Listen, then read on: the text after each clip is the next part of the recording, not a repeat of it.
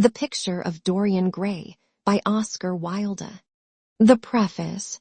The artist is the creator of beautiful things. To reveal art and conceal the artist is art's aim. The critic is he who can translate into another manner or a new material his impression of beautiful things. The highest as the lowest form of criticism is a mode of autobiography. Those who find ugly meanings in beautiful things are corrupt without being charming. This is a fault. Those who find beautiful meanings in beautiful things are the cultivated. For these there is hope. They are the elect to whom beautiful things mean only beauty. There is no such thing as a moral or an immoral book. Books are well written or badly written. That is all. The 19th century dislike of realism is the rage of Caliban seeing his own face in a glass. The 19th century dislike of romanticism is the rage of Caliban not seeing his own face in a glass. The moral life of man forms part of the subject matter of the artist, but the morality of art consists in the perfect use of an imperfect medium. No artist desires to prove anything. Even things that are true can be proved. No artist has ethical sympathies. An ethical sympathy in an artist is an unpardonable mannerism of style. No artist is ever morbid. The artist can express everything. Thought and language are to the artist instruments of an art. Vice and virtue are to the artist materials for an art. From the point of view of form, the type of all the arts is the art of the musician. From the point of view of feeling, the actor's craft is the type. All art is at once surface and symbol. Those who go beneath the surface do so at their peril. Those who read the symbol do so at their peril. It is the spectator, and not life, that art really mirrors. Diversity of opinion about a work of art shows that the work is new, complex, and vital. When critics disagree, the artist is in accord with himself. We can forgive a man for making a useful thing as long as he does not admire it. The only excuse for making a useless thing is that one admires it intensely. All art is quite useless. Oscar Wilde. Chapter 1. The studio was filled with the rich odor of roses, and when the light summer wind stirred amidst the trees of the garden, there came through the open door the heavy scent of the lilac, or the more delicate perfume of the pink flowering thorn. From the corner of the divan of Persian saddlebags on which he was lying, smoking, as was his custom, innumerable cigarettes, Lord Henry Wotton could just catch the gleam of the honey-sweet and honey-colored blossoms of a laburnum, whose tremulous branches seemed hardly able to bear the burden of a beauty so flame-like as theirs. And now and then the fantastic shadows of birds in flight flitted across the long tussore silk curtains that were stretched in front of the huge window, producing a kind of momentary Japanese effect, and making him think of those pallid, jade-faced painters of Tokyo who, through the medium of an art that is necessarily immobile, seek to convey the sense of swiftness and motion. The sullen murmur of the bees shouldering their way through the long unmown grass, or circling with monotonous insistence round the dusty gilt horns of the straggling woodbine, seemed to make the stillness more oppressive. The dim roar of London was like the burdened note of a distant organ. In the center of the room, clamped to an upright easel, stood the full-length portrait of a young man of extraordinary personal beauty, and in front of it, some little distance away, was sitting the artist himself, Basil Hallward, whose sudden disappearance some years ago caused, at the time, such public excitement and gave rise to so many strange conjectures. As the painter looked at the gracious and comely form he had so skillfully mirrored in his art, a smile of pleasure passed across his face, and seemed about to linger there. But he suddenly started up, and closing his eyes, placed his fingers upon the lids, as though he sought to imprison within his brain some curious dream from which he feared he might awake. "It is your best work, Basil, the best thing you have ever done," said Lord Henry languidly. "You must certainly send it next year to the Grosvenor. The Academy is too large and too vulgar. Whenever I have gone there, there have been either so many people that I have not been able to see the pictures, which was dreadful, or so many pictures that I have not been able to see the people, which was worse. The Grosvenor is really the only place. I don't think I shall send it anywhere," he answered, tossing his head back in that odd way that used to make his friends laugh at him at Oxford. "No, I won't send it anywhere." Lord Henry elevated his eyebrows and looked at him in amazement through the thin blue wreaths of smoke that curled up in such fanciful whorls from his heavy, opium-tainted cigarette. "Not send it anywhere? My dear fellow, why? Have you any reason? What odd chaps you painters are. You do anything in the world to gain a reputation. As soon as you have one, you seem to want to throw it away. It is silly of you, for there is only one thing in the world worse than being talked about, and that is not being talked about. A portrait like this would set you far above all the young men in England, and make the old men quite jealous, if old men are ever capable of any emotion." "I know you will laugh at me," he replied, "but I really can't exhibit it. I have put too much of myself into it." Lord Henry stretched himself out on the divan and laughed. "Yes, I knew you would, but it is quite true all the same. Too much of yourself in it. Upon my word, Basil, I didn't know you were so vain, and I really can't see any resemblance between you, with your rugged, strong face and your coal-black hair, and this young Adonis, who looks as if he was made out of ivory and rose leaves.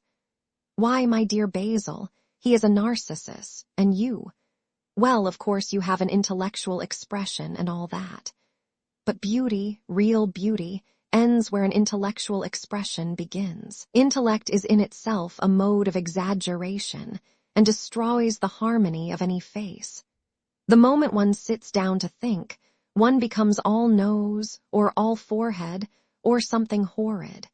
Look at the successful men in any of the learned professions. How perfectly hideous they are. Except, of course, in the church. But then in the church they don't think. A bishop keeps on saying at the age of 80 what he was told to say when he was a boy of 18, and as a natural consequence he always looks absolutely delightful. Your mysterious young friend, whose name you have never told me, but whose picture really fascinates me, never thinks. I feel quite sure of that. He is some brainless, beautiful creature who should be always here in winter when we have no flowers to look at, and always here in summer when we want something to chill our intelligence. Don't flatter yourself, Basil. You are not in the least like him." "You don't understand me, Harry," answered the artist. "Of course I am not like him.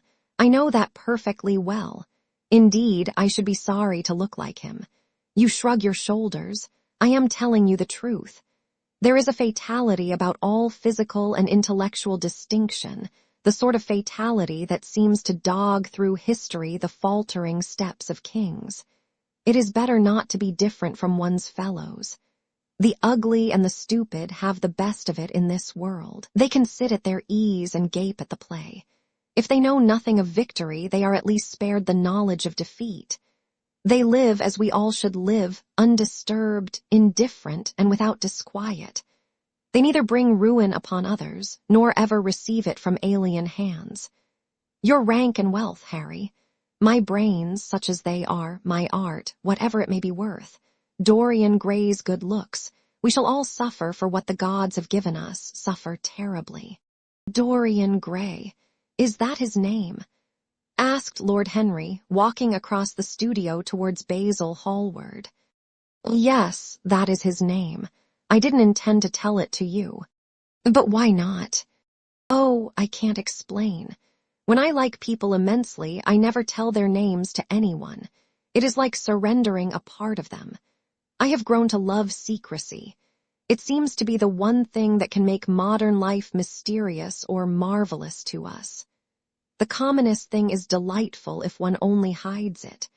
When I leave town now, I never tell my people where I am going. If I did, I would lose all my pleasure.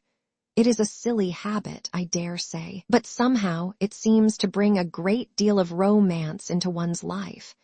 I suppose you think me awfully foolish about it. Not at all, answered Lord Henry. Not at all, my dear Basil.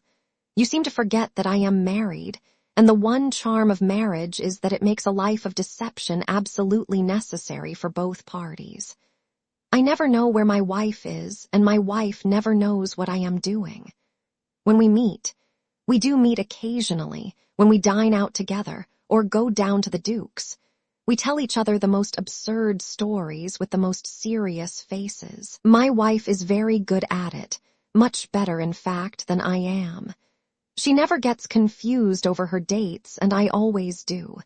But when she does find me out, she makes no row at all. I sometimes wish she would, but she merely laughs at me. I hate the way you talk about your married life, Harry, said Basil Hallward, strolling towards the door that led into the garden. I believe that you are really a very good husband, but that you are thoroughly ashamed of your own virtues. You are an extraordinary fellow. You never say a moral thing, and you never do a wrong thing. Your cynicism is simply a pose. Being natural is simply a pose, and the most irritating pose I know, cried Lord Henry, laughing, and the two young men went out into the garden together and ensconced themselves on a long bamboo seat that stood in the shade of a tall laurel bush. The sunlight slipped over the polished leaves. In the grass, white daisies were tremulous. After a pause, Lord Henry pulled out his watch. I am afraid I must be going, Basil, he murmured, and before I go, I insist on your answering a question I put to you some time ago. What is that? Said the painter, keeping his eyes fixed on the ground. You know quite well. I do not, Harry. Well, I will tell you what it is. I want you to explain to me why you won't exhibit Dorian Gray's picture. I want the real reason. I told you the real reason.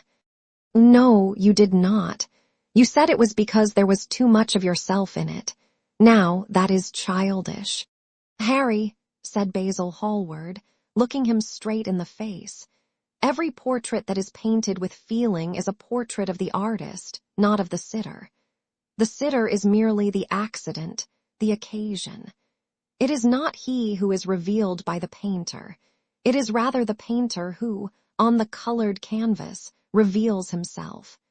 The reason I will not exhibit this picture is that I am afraid that I have shown in it the secret of my own soul. Lord Henry laughed. And what is that? He asked. I will tell you, said Hallward, but an expression of perplexity came over his face. I am all expectation, Basil, continued his companion, glancing at him. Oh, there is really very little to tell, Harry, answered the painter, and I am afraid you will hardly understand it. Perhaps you will hardly believe it. Lord Henry smiled, and leaning down, plucked a pink-petalled daisy from the grass and examined it. I am quite sure I shall understand it, he replied, gazing intently at the little golden, white-feathered disk. And as for believing things, I can believe anything, provided that it is quite incredible. The wind shook some blossoms from the trees, and the heavy lilac blooms, with their clustering stars, moved to and fro in the languid air. A grasshopper began to cheer up by the wall, and like a blue thread a long, thin dragonfly floated past on its brown gauze wings. Lord Henry felt as if he could hear Basil Hallward's heart beating, and wondered what was coming. The story is simply this, said the painter after some time. 2 months ago I went to a crush at Lady Brandon's. You know we poor artists have to show ourselves in society from time to time, just to remind the public that we are not savages. With an evening coat and a white tie, as you told me once, anybody, even a stockbroker, can gain a reputation for being civilized. Well, after I had been in the room about 10 minutes, talking to huge overdressed dowagers and tedious academicians, I suddenly became conscious that someone was looking at me. I turned halfway round and saw Dorian Gray for the first time. When our eyes met, I felt that I was growing pale. A curious sensation of terror came over me. I knew that I had come face to face with someone whose mere personality was so fascinating that, if I allowed it to do so, it would absorb my whole nature, my whole soul, my very art itself. I did not want any external influence in my life. You know yourself, Harry, how independent I am by nature. I have always been my own master, had at least always been so, till I met Dorian Gray. Then, but I don't know how to explain it to you, something seemed to tell me that I was on the verge of a terrible crisis in my life. I had a strange feeling that fate had in store for me exquisite joys and exquisite sorrows. I grew afraid and turned to quit the room. It was not conscience that made me do so. It was a sort of cowardice. I take no credit to myself for trying to escape. Conscience and cowardice are really the same things, Basil. Conscience is the trade name of the firm. That is all. I don't believe that, Harry, and I don't believe you do either. However, whatever was my motive, and it may have been pride, for I used to be very proud, I certainly struggled to the door. There, of course, I stumbled against Lady Brandon. You are not going to run away so soon, Mr. Hallward, she screamed out. You know her curiously shrill voice. Yes, she is a peacock in everything but beauty, said Lord Henry, pulling the daisy to bits with his long, nervous fingers. I could not get rid of her.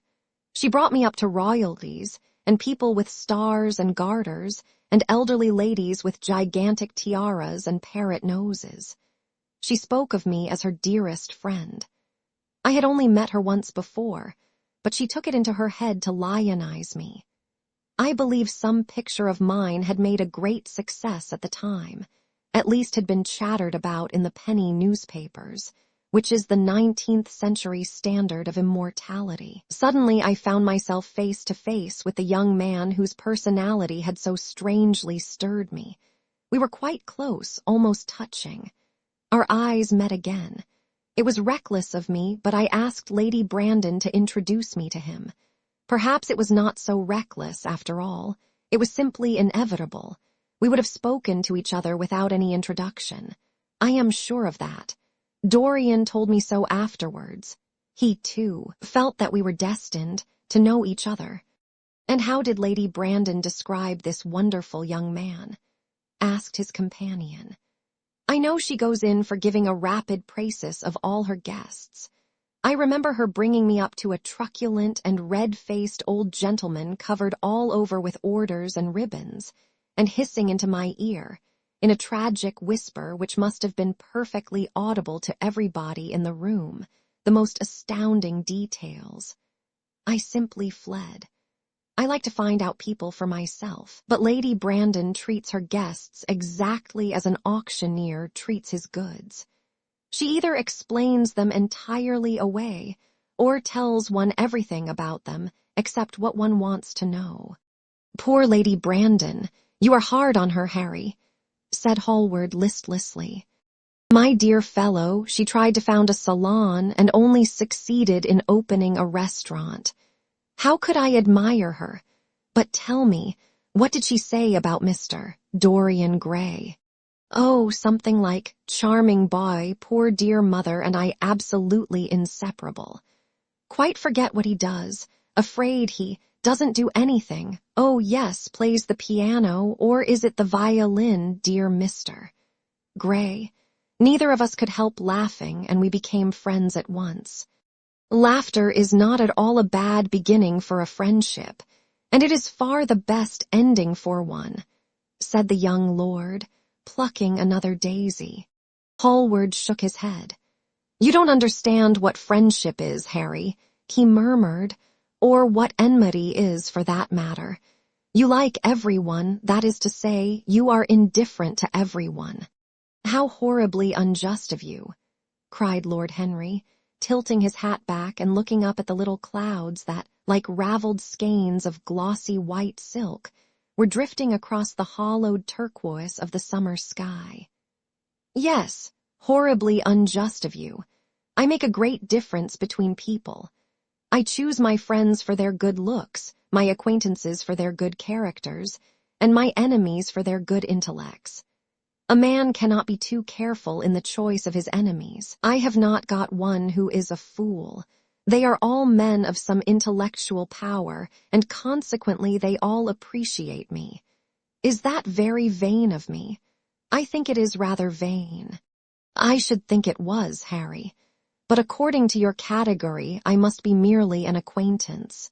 "My dear old Basil, you are much more than an acquaintance, and much less than a friend. A sort of brother, I suppose." "Oh, brothers. I don't care for brothers.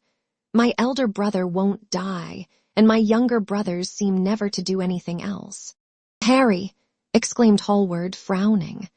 "My dear fellow, I am not quite serious, but I can't help detesting my relations. I suppose it comes from the fact that none of us can stand other people having the same faults as ourselves. I quite sympathize with the rage of the English democracy against what they call the vices of the upper orders. The masses feel that drunkenness, stupidity, and immorality should be their own special property, and that if any one of us makes an ass of himself, he is poaching on their preserves. When poor Southwark got into the divorce court, their indignation was quite magnificent. And yet I don't suppose that 10% of the proletariat live correctly. I don't agree with a single word that you have said, and, what is more, Harry, I feel sure you don't either." Lord Henry stroked his pointed brown beard and tapped the toe of his patent leather boot with a tasseled ebony cane. "How English you are, Basil. That is the second time you have made that observation. If one puts forward an idea to a true Englishman, always a rash thing to do, he never dreams of considering whether the idea is right or wrong. The only thing he considers of any importance is whether one believes it oneself. Now, the value of an idea has nothing whatsoever to do with the sincerity of the man who expresses it.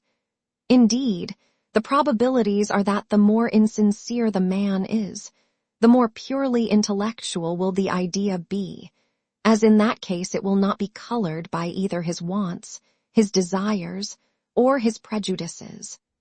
However, I don't propose to discuss politics, sociology, or metaphysics with you.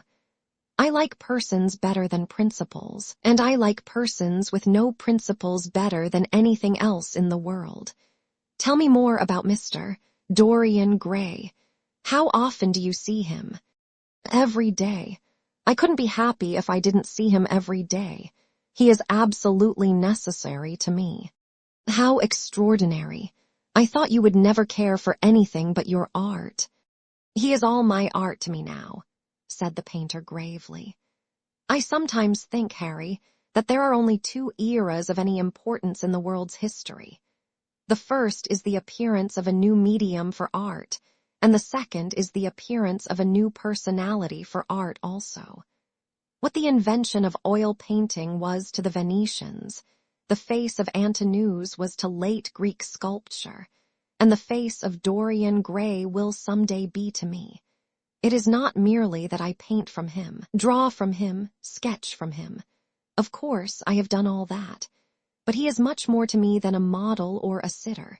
I won't tell you that I am dissatisfied with what I have done of him, or that his beauty is such that art cannot express it. There is nothing that art cannot express, and I know that the work I have done since I met Dorian Gray is good work, is the best work of my life. But in some curious way, I wonder will you understand me? His personality has suggested to me an entirely new manner in art, an entirely new mode of style. I see things differently. I think of them differently. I can now recreate life in a way that was hidden from me before. A dream of form in days of thought. Who is it who says that? I forget. But it is what Dorian Gray has been to me. The merely visible presence of this lad, for he seems to me little more than a lad, though he is really over 20. His merely visible presence. I wonder, can you realize all that that means?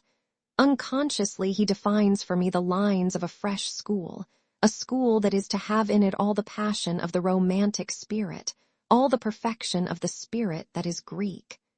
The harmony of soul and body, how much that is. We in our madness have separated the two, and have invented a realism that is vulgar, an ideality that is void. Harry, if you only knew what Dorian Gray is to me. You remember that landscape of mine, for which Agnew offered me such a huge price, but which I would not part with. It is one of the best things I have ever done. And why is it so? Because, while I was painting it, Dorian Gray sat beside me. Some subtle influence passed from him to me, and for the first time in my life I saw in the plain woodland the wonder I had always looked for and always missed. Basil, this is extraordinary. I must see Dorian Gray. Hallward got up from the seat and walked up and down the garden. After some time he came back.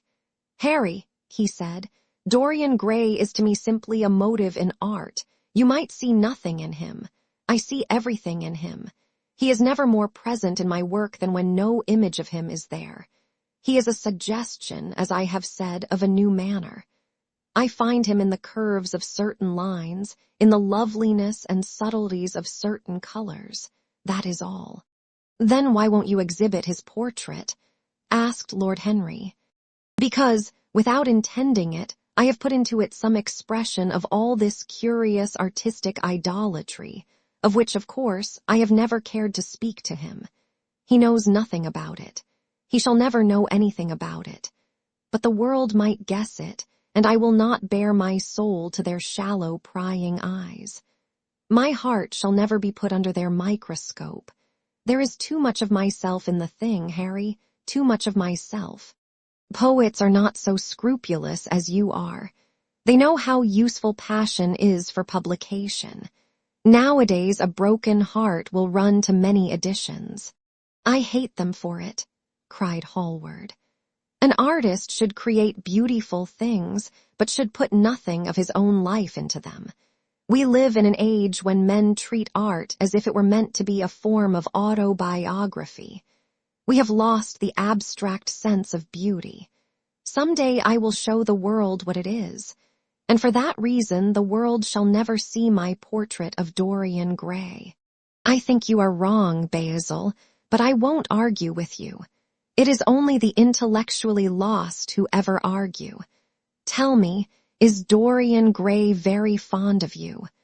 The painter considered for a few moments. He likes me, he answered after a pause. I know he likes me. Of course I flatter him dreadfully. I find a strange pleasure in saying things to him that I know I shall be sorry for having said. As a rule, he is charming to me, and we sit in the studio and talk of 1,000 things. Now and then, however, he is horribly thoughtless and seems to take a real delight in giving me pain. Then I feel, Harry, that I have given away my whole soul to someone who treats it as if it were a flower to put in his coat, a bit of decoration to charm his vanity, an ornament for a summer's day. Days in summer, Basil, are apt to linger, murmured Lord Henry. Perhaps you will tire sooner than he will. It is a sad thing to think of, but there is no doubt that genius lasts longer than beauty. That accounts for the fact that we all take such pains to overeducate ourselves. In the wild struggle for existence, we want to have something that endures, and so we fill our minds with rubbish and facts, in the silly hope of keeping our place. The thoroughly well-informed man, that is the modern ideal. And the mind of the thoroughly well-informed man is a dreadful thing. It is like a bric-a-brac shop, all monsters and dust, with everything priced above its proper value. I think you will tire first, all the same. Someday you will look at your friend, and he will seem to you to be a little out of drawing, or you won't like his tone of color, or something. You will bitterly reproach him in your own heart, and seriously think that he has behaved very badly to you. The next time he calls, you will be perfectly cold and indifferent. It will be a great pity, for it will alter you. What you have told me is quite a romance of art one might call it, and the worst of having a romance of any kind is that it leaves one so unromantic. Harry, don't talk like that. As long as I live, the personality of Dorian Gray will dominate me. You can't feel what I feel. You change too often. Ah, my dear Basil, that is exactly why I can feel it. Those who are faithful know only the trivial side of love. It is the faithless who know love's tragedies. And Lord Henry struck a light on a dainty silver case and began to smoke a cigarette with a self-conscious and satisfied air, as if he had summed up the world in a phrase. There was a rustle of chirruping sparrows in the green lacquer leaves of the ivy, and the blue cloud shadows chased themselves across the grass like swallows. How pleasant it was in the garden, and how delightful other people's emotions were. Much more delightful than their ideas, it seemed to him. One's own soul and the passions of one's friends, those were the fascinating things in life. He pictured to himself with silent amusement the tedious luncheon that he had missed by staying so long with Basil Hallward. Had he gone to his aunt's, he would have been sure to have met Lord Goodbody there, and the whole conversation would have been about the feeding of the poor and the necessity for model lodging houses. Each class would have preached the importance of those virtues, for whose exercise there was no necessity in their own lives. The rich would have spoken on the value of thrift, and the idle grown eloquent over the dignity of labor. It was charming to have escaped all that. As he thought of his aunt, an idea seemed to strike him. He turned to Hallward and said, "My dear fellow, I have just remembered." "Remembered what, Harry?" "Where I heard the name of Dorian Gray." "Where was it?" asked Hallward with a slight frown.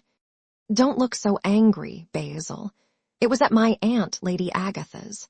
She told me she had discovered a wonderful young man who was going to help her in the East End, and that his name was Dorian Gray. I am bound to state that she never told me he was good-looking. Women have no appreciation of good looks. At least, good women have not. She said that he was very earnest and had a beautiful nature. I at once pictured to myself a creature with spectacles and lank hair, horribly freckled, and tramping about on huge feet. I wish I had known it was your friend. I am very glad you didn't, Harry." "Why?" "I don't want you to meet him." "You don't want me to meet him?" "And no." "Mr. Dorian Gray is in the studio, sir," said the butler, coming into the garden. "You must introduce me now," cried Lord Henry, laughing. The painter turned to his servant, who stood blinking in the sunlight. "Ask Mr. Gray to wait, Parker. I shall be in a few moments." The man bowed and went up the walk. Then he looked at Lord Henry. "Dorian Gray is my dearest friend," he said. "He has a simple and a beautiful nature. Your aunt was quite right in what she said of him. Don't spoil him. Don't try to influence him. Your influence would be bad. The world is wide and has many marvelous people in it. Don't take away from me the one person who gives to my art whatever charm it possesses. My life as an artist depends on him. Mind, Harry, I trust you." He spoke very slowly, and the words seemed wrung out of him almost against his will.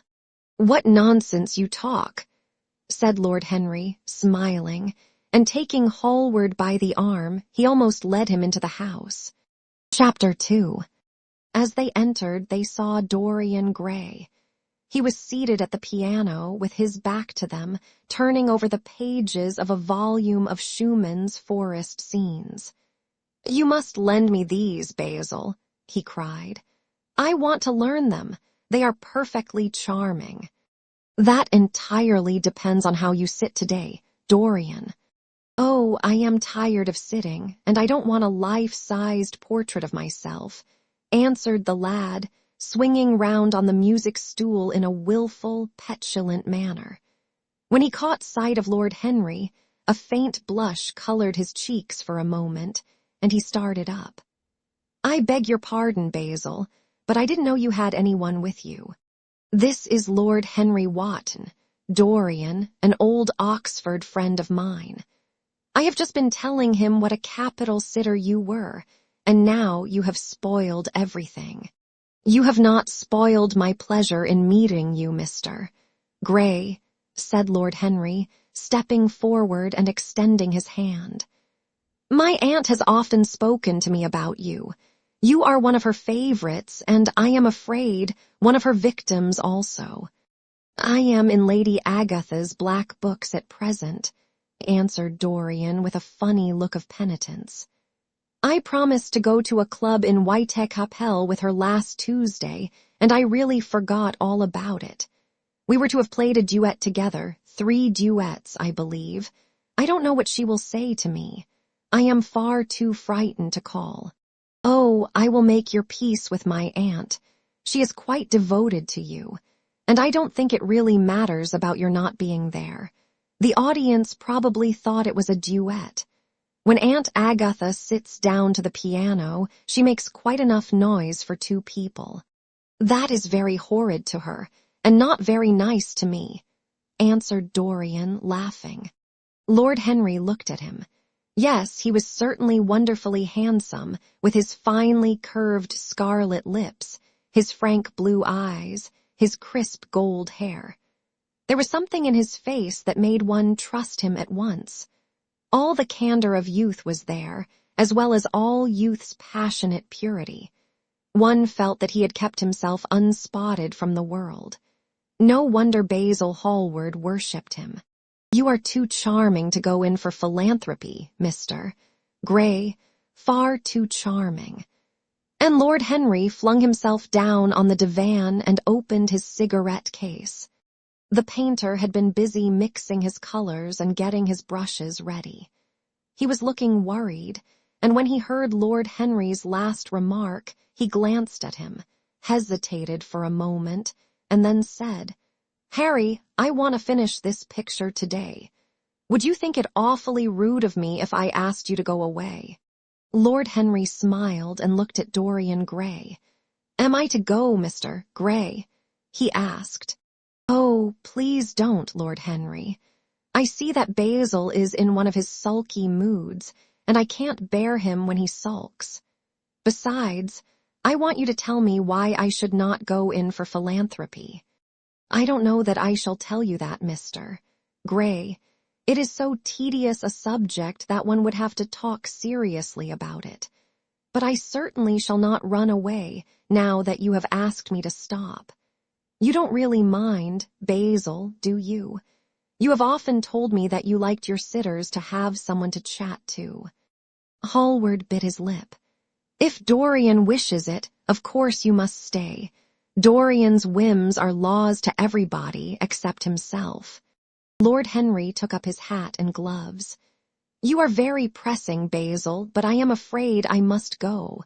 I have promised to meet a man at the Orleans. Goodbye, Mr. Gray. Come and see me some afternoon in Curzon Street. I am nearly always at home at 5 o'clock. Write to me when you are coming. I should be sorry to miss you. Basil, cried Dorian Gray, if Lord Henry Wotton goes, I shall go too. You never open your lips while you are painting, and it is horribly dull standing on a platform and trying to look pleasant. Ask him to stay. I insist upon it.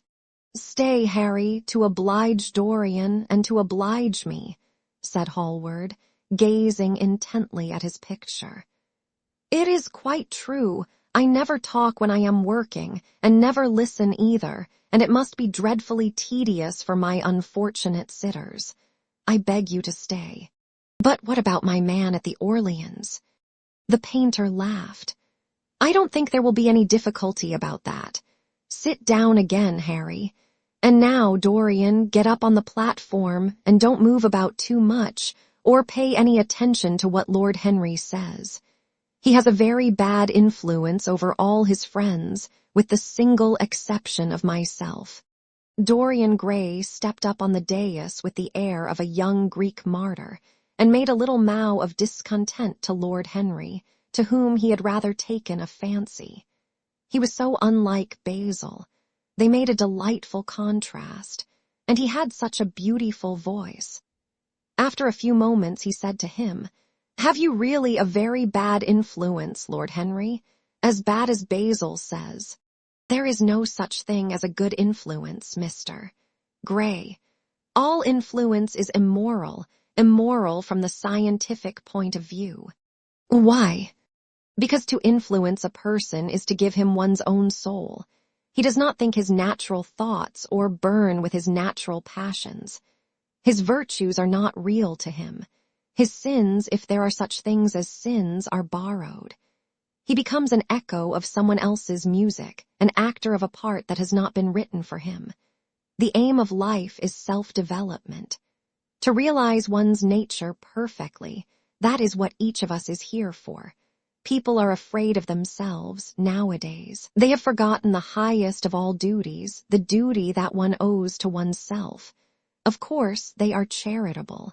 They feed the hungry and clothe the beggar, but their own souls starve and are naked. Courage has gone out of our race. Perhaps we never really had it. The terror of society, which is the basis of morals, the terror of God, which is the secret of religion, these are the two things that govern us. And yet, just turn your head a little more to the right, Dorian, like a good boy," said the painter, deep in his work and conscious only that a look had come into the lad's face that he had never seen there before.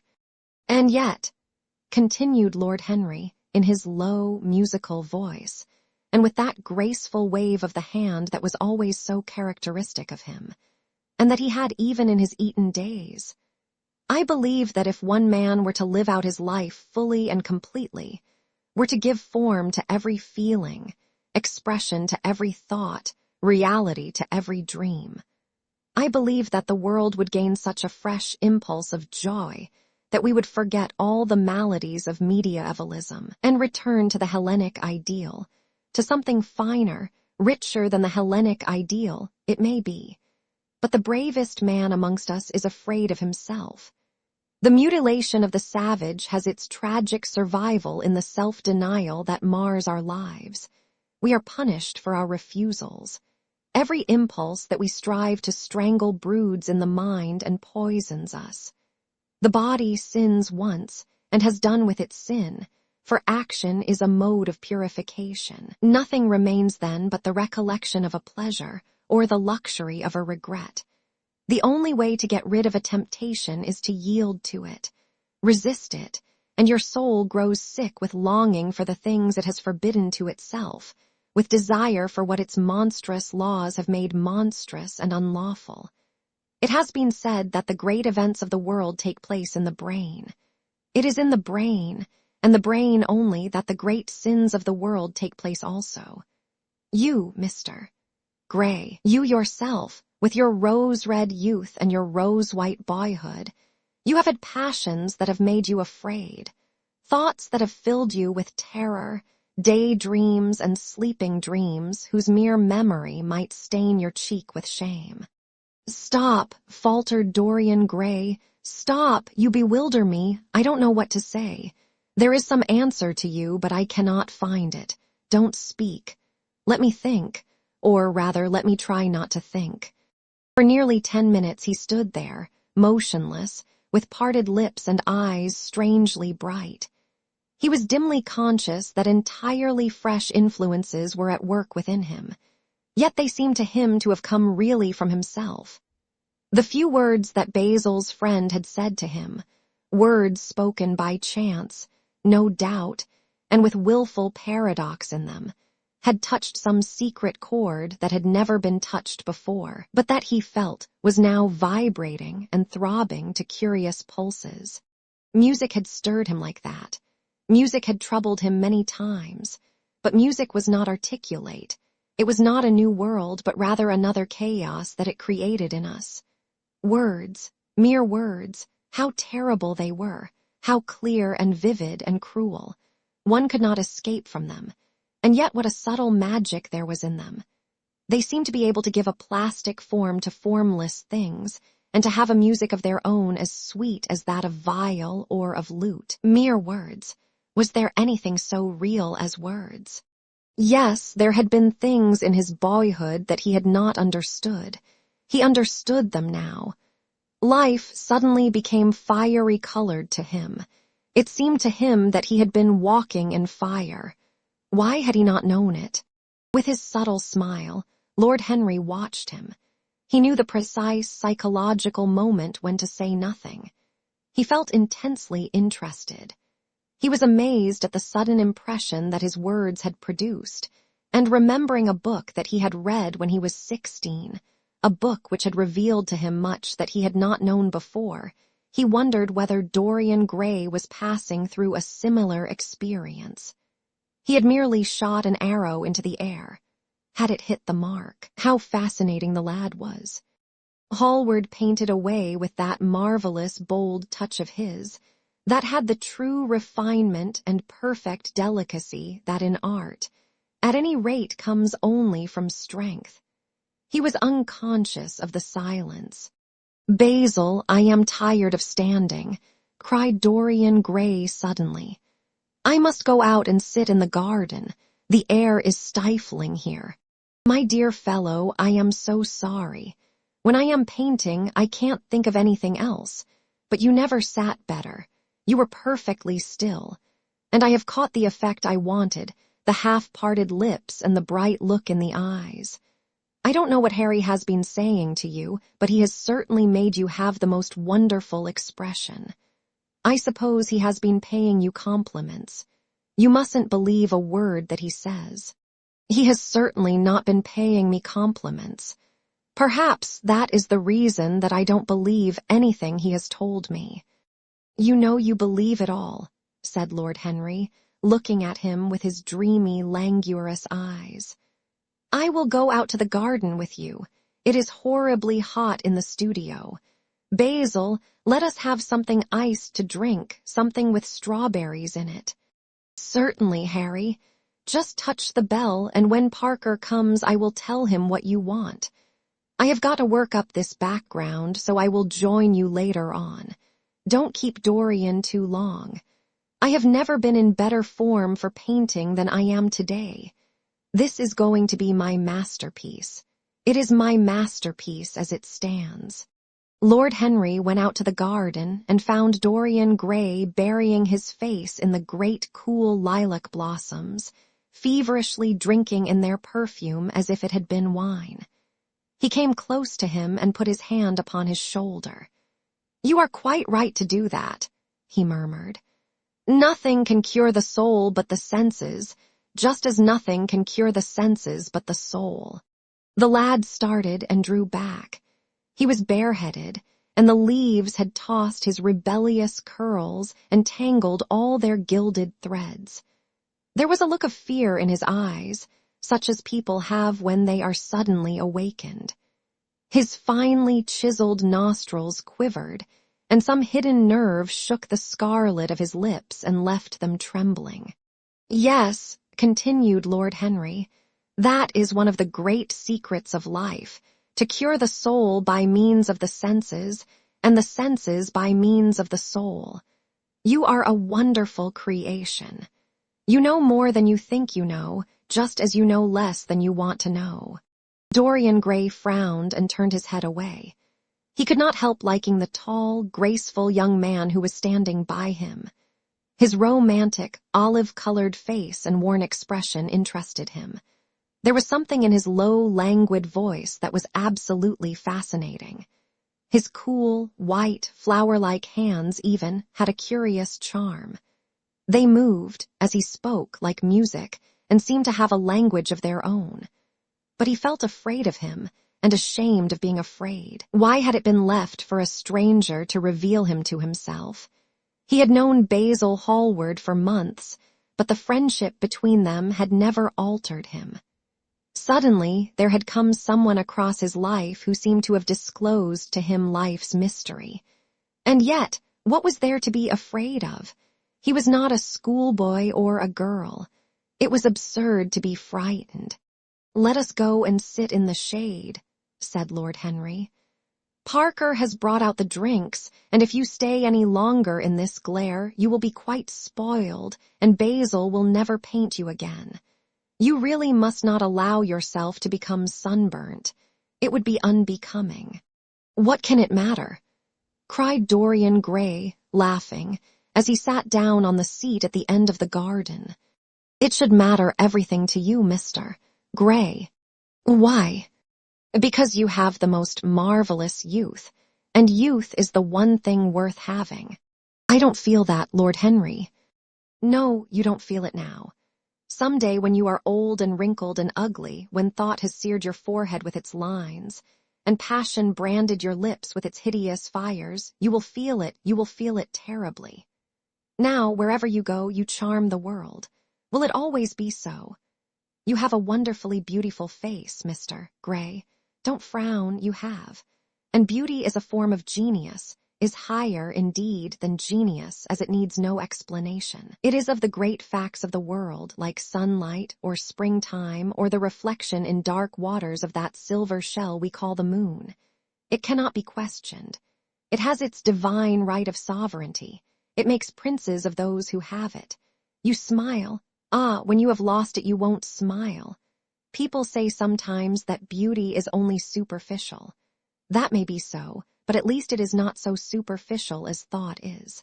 To me, beauty is the wonder of wonders. It is only shallow people who do not judge by appearances. The true mystery of the world is the visible, not the invisible. Yes, Mr. Gray, the gods have been good to you, but what the gods give they quickly take away. You have only a few years in which to live really, perfectly, and fully. When your youth goes, your beauty will go with it, and then you will suddenly discover that there are no triumphs left for you, or have to content yourself with those mean triumphs that the memory of your past will make more bitter than defeats. Every month as it wanes brings you nearer to something dreadful. Time is jealous of you and wars against your lilies and your roses.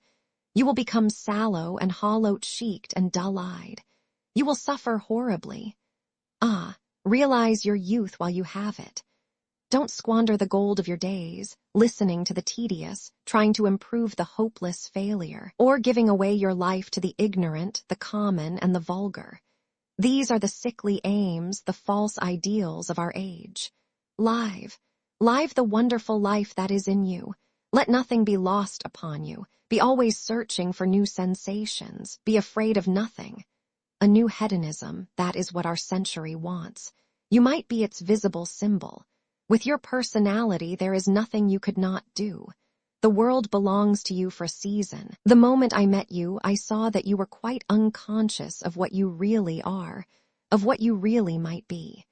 There was so much in you that charmed me that I felt I must tell you something about yourself. I thought how tragic it would be if you were wasted. For there is such a little time that your youth will last, such a little time. The common hill flowers wither, but they blossom again.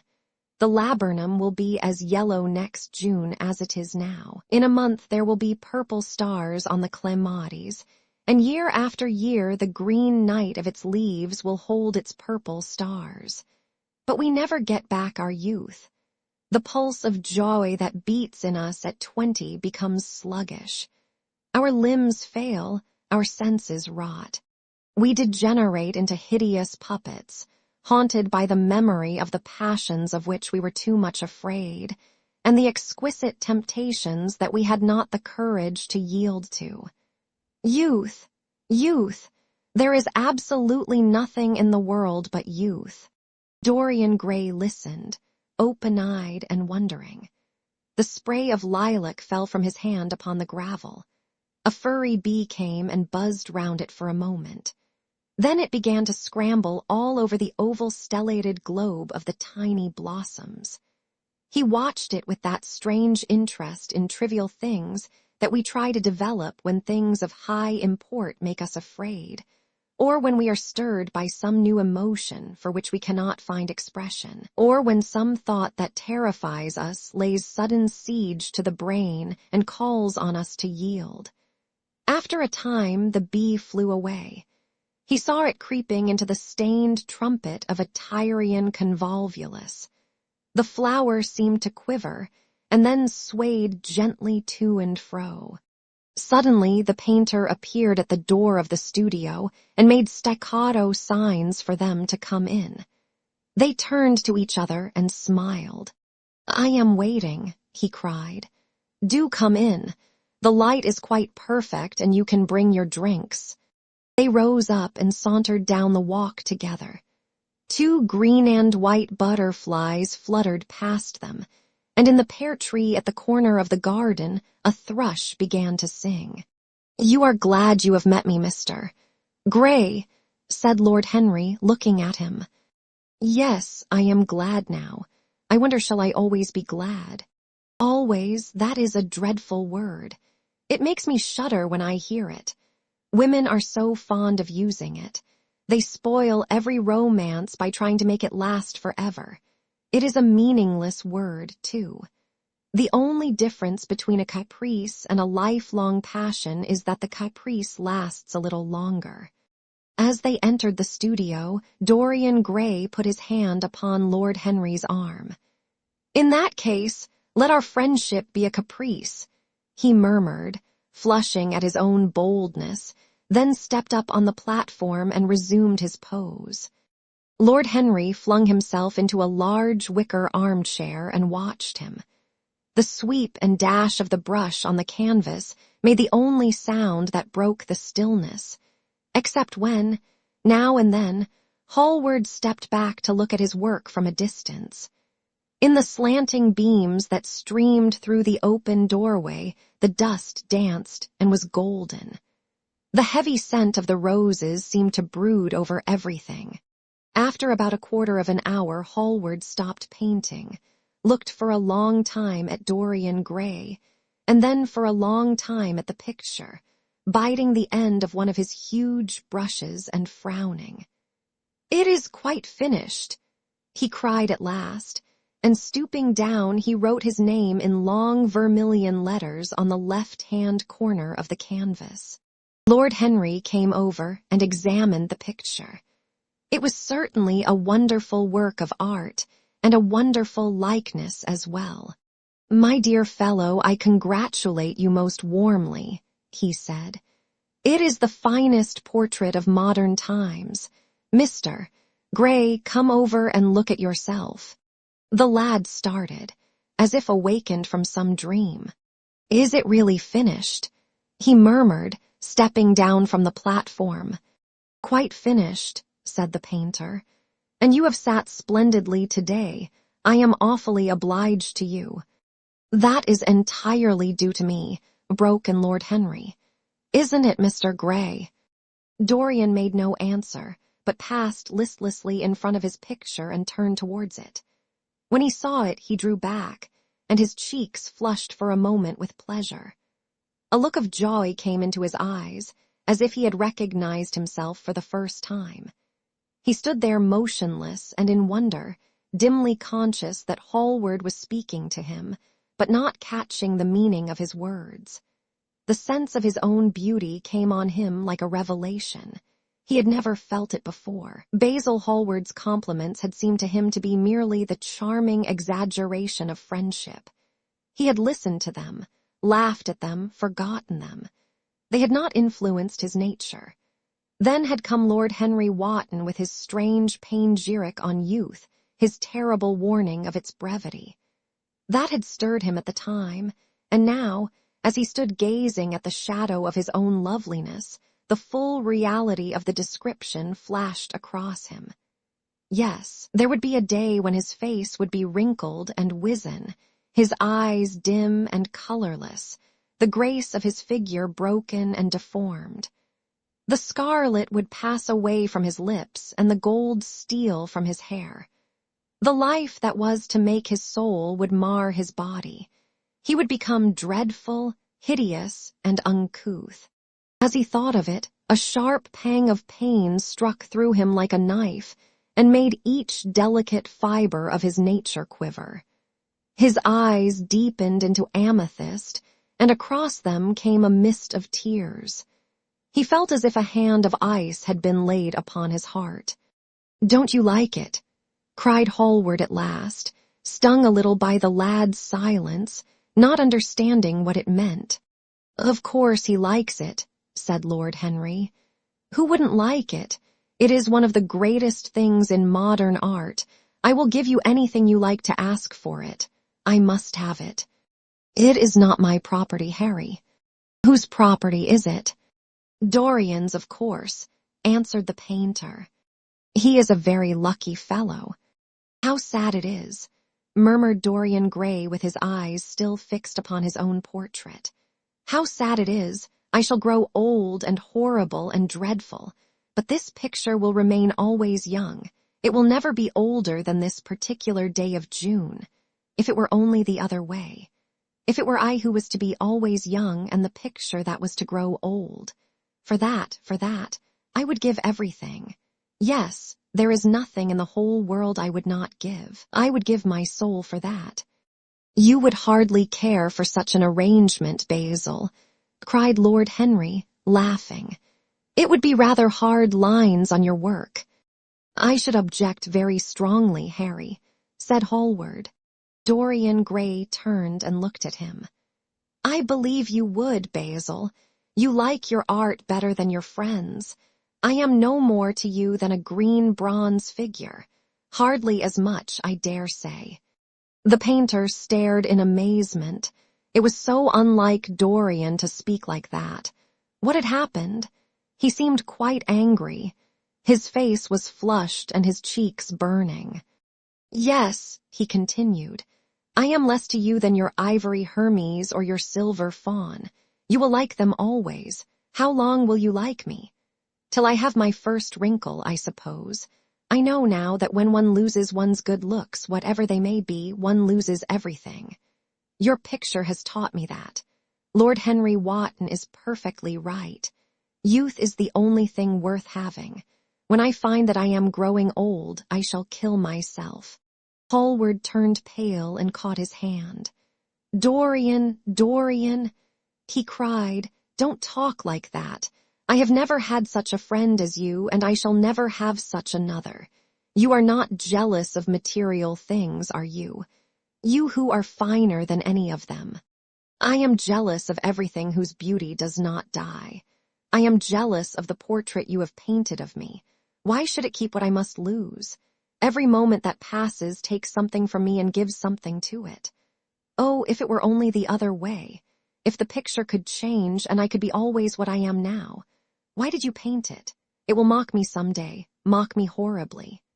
The hot tears welled into his eyes. He tore his hand away and, flinging himself on the divan, he buried his face in the cushions, as though he was praying. "This is your doing, Harry," said the painter bitterly. Lord Henry shrugged his shoulders. "It is the real Dorian Gray, that is all." "It is not." "If it is not, what have I to do with it? You should have gone away when I asked you," he muttered. "I stayed when you asked me," was Lord Henry's answer. "Harry, I can't quarrel with my two best friends at once, but between you both you have made me hate the finest piece of work I have ever done, and I will destroy it. What is it but canvas and color? I will not let it come across our 3 lives and mar them."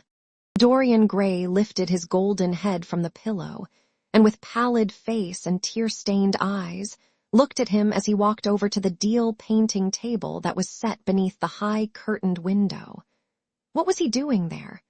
His fingers were straying about among the litter of tin tubes and dry brushes, seeking for something. Yes, it was for the long palette knife with its thin blade of lithe steel. He had found it at last. He was going to rip up the canvas. With a stifled sob, the lad leaped from the couch and, rushing over to Hallward, tore the knife out of his hand and flung it to the end of the studio. "Don't, Basil, don't," he cried. "It would be murder." "I am glad you appreciate my work at last, Dorian," said the painter coldly when he had recovered from his surprise. "I never thought you would. Appreciate it. I am in love with it, Basil. It is part of myself, I feel that. Well, as soon as you are dry, you shall be varnished and framed and sent home. Then you can do what you like with yourself." And he walked across the room and rang the bell for tea. "You will have tea, of course, Dorian, and so will you, Harry. Or do you object to such simple pleasures?" "I adore simple pleasures," said Lord Henry. "They are the last refuge of the complex, but I don't like scenes except on the stage. What absurd fellows you are, both of you. I wonder who it was defined man as a rational animal. It was the most premature definition ever given. Man is many things, but he is not rational. I am glad he is not, after all, though I wish you chaps would not squabble over the picture. You had much better let me have it, Basil. This silly boy doesn't really want it, and I really do. If you let anyone have it but me, Basil, I shall never forgive you," cried Dorian Gray, "and I don't allow people to call me a silly boy. You know the picture is yours, Dorian. I gave it to you before it existed. And you know you have been a little silly, Mr. Gray, and that you don't really object to being reminded that you are extremely young. I should have objected very strongly this morning, Lord Henry. Ah, this morning. You have lived since then." There came a knock at the door, and the butler entered with a laden tea tray and set it down upon a small Japanese table. There was a rattle of cups and saucers, and the hissing of a fluted Georgian urn. 2 globe-shaped china dishes were brought in by a page. Dorian Gray went over and poured out the tea.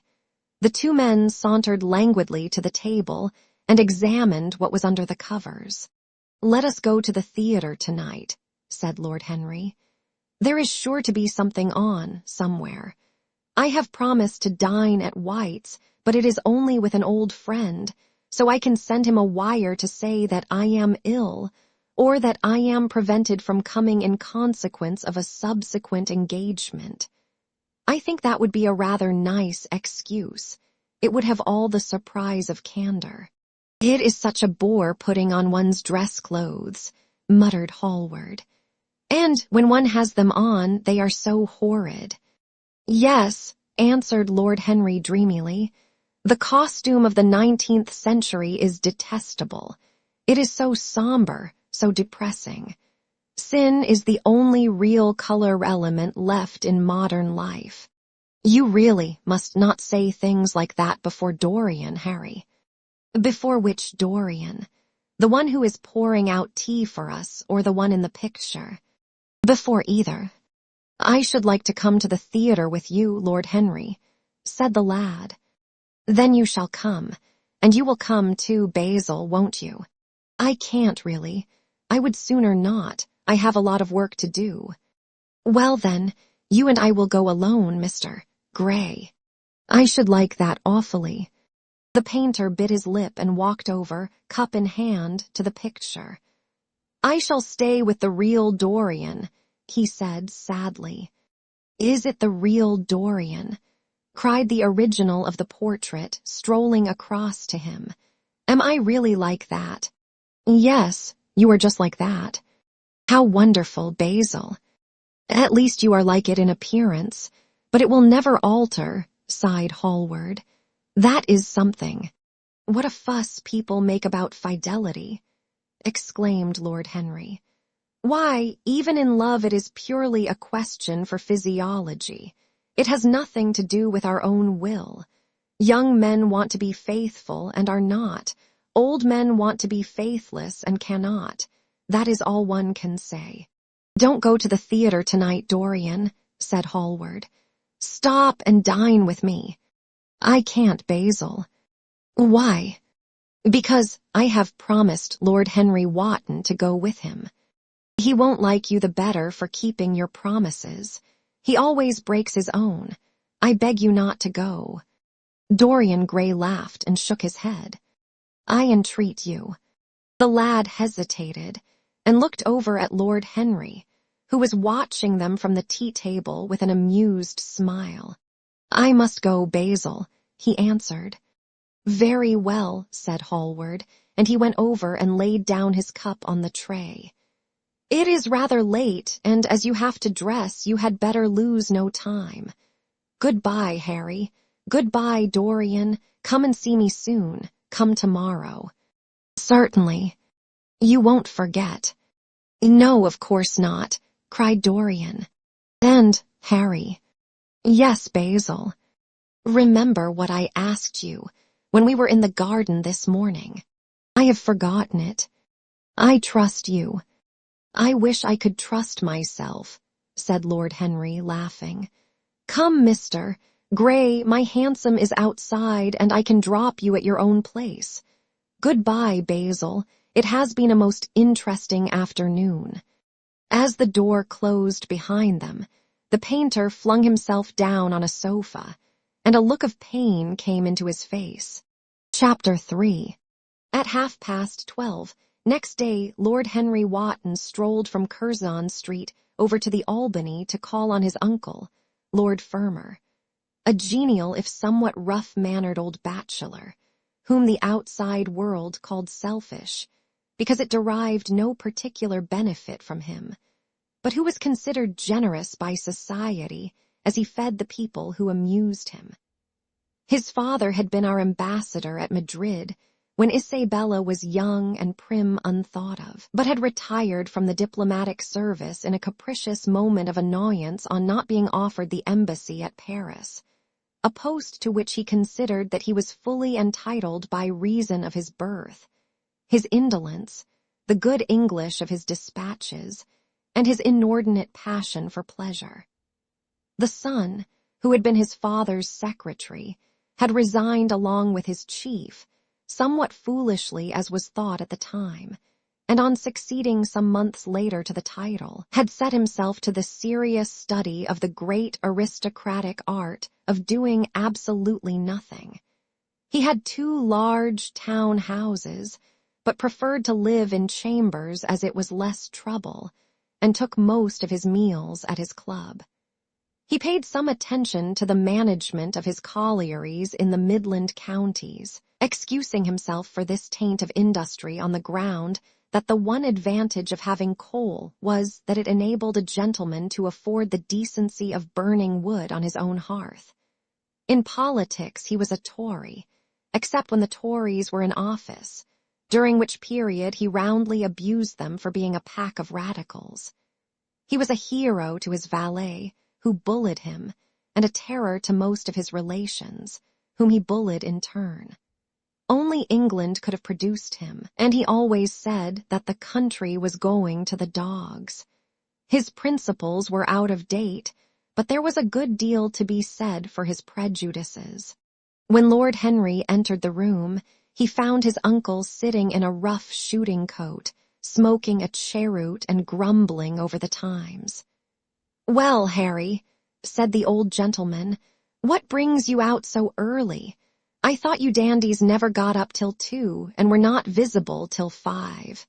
Pure family affection, I assure you, Uncle George. I want to get something out of you." "Money, I suppose," said Lord Fermor, making a wry face. "Well, sit down and tell me all about it. Young people nowadays imagine that money is everything." "Yes," murmured Lord Henry, settling his buttonhole in his coat, "and when they grow older they know it. But I don't want money. It is only people who pay their bills who want that, Uncle George, and I never pay mine. Credit is the capital of a younger son, and one lives charmingly upon it. Besides, I always deal with Dartmoor's tradesmen, and consequently they never bother me. What I want is information. Not useful information, of course, useless information. Well, I can tell you anything that is in an English blue book, Harry, although those fellows nowadays write a lot of nonsense. When I was in the diplomatic, things were much better. but I hear they let them in now by examination. What can you expect? Examinations, sir, are pure humbug from beginning to end. If a man is a gentleman, he knows quite enough, and if he is not a gentleman, whatever he knows is bad for him. Mr. Dorian Gray does not belong to blue books, Uncle George, said Lord Henry languidly. Mr. Dorian Gray, who is he?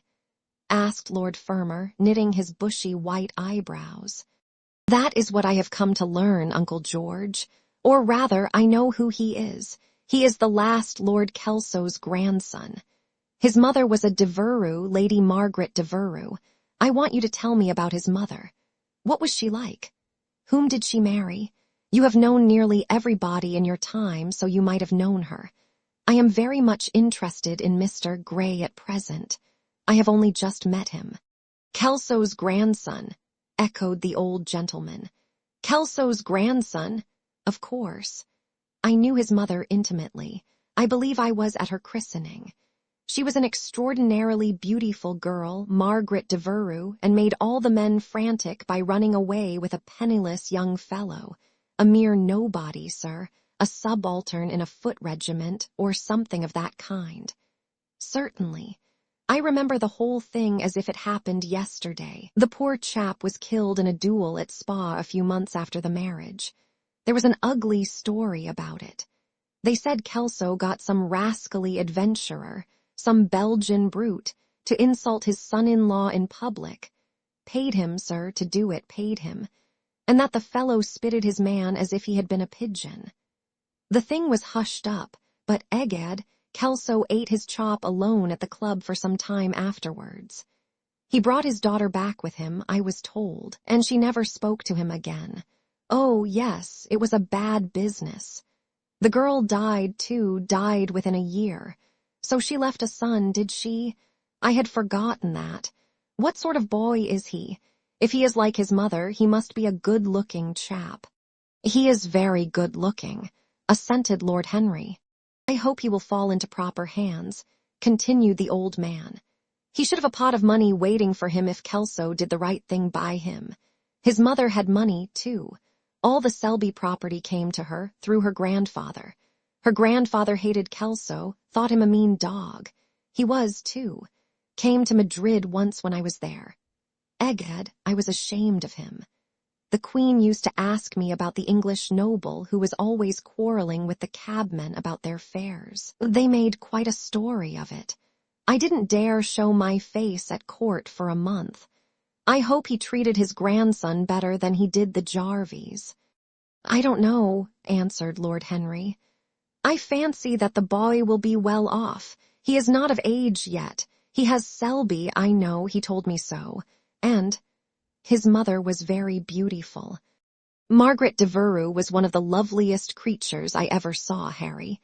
What on earth induced her to behave as she did, I never could understand. She could have married anybody she chose. Carlington was mad after her. She was romantic, though. All the women of that family were. The men were a poor lot, but egad, the women were wonderful. Carlington went on his knees to her, told me so himself. She laughed at him, and there wasn't a girl in London at the time who wasn't after him. And by the way, Harry, talking about silly marriages, what is this humbug your father tells me about Dartmoor wanting to marry an American? Ain't English girls good enough for him?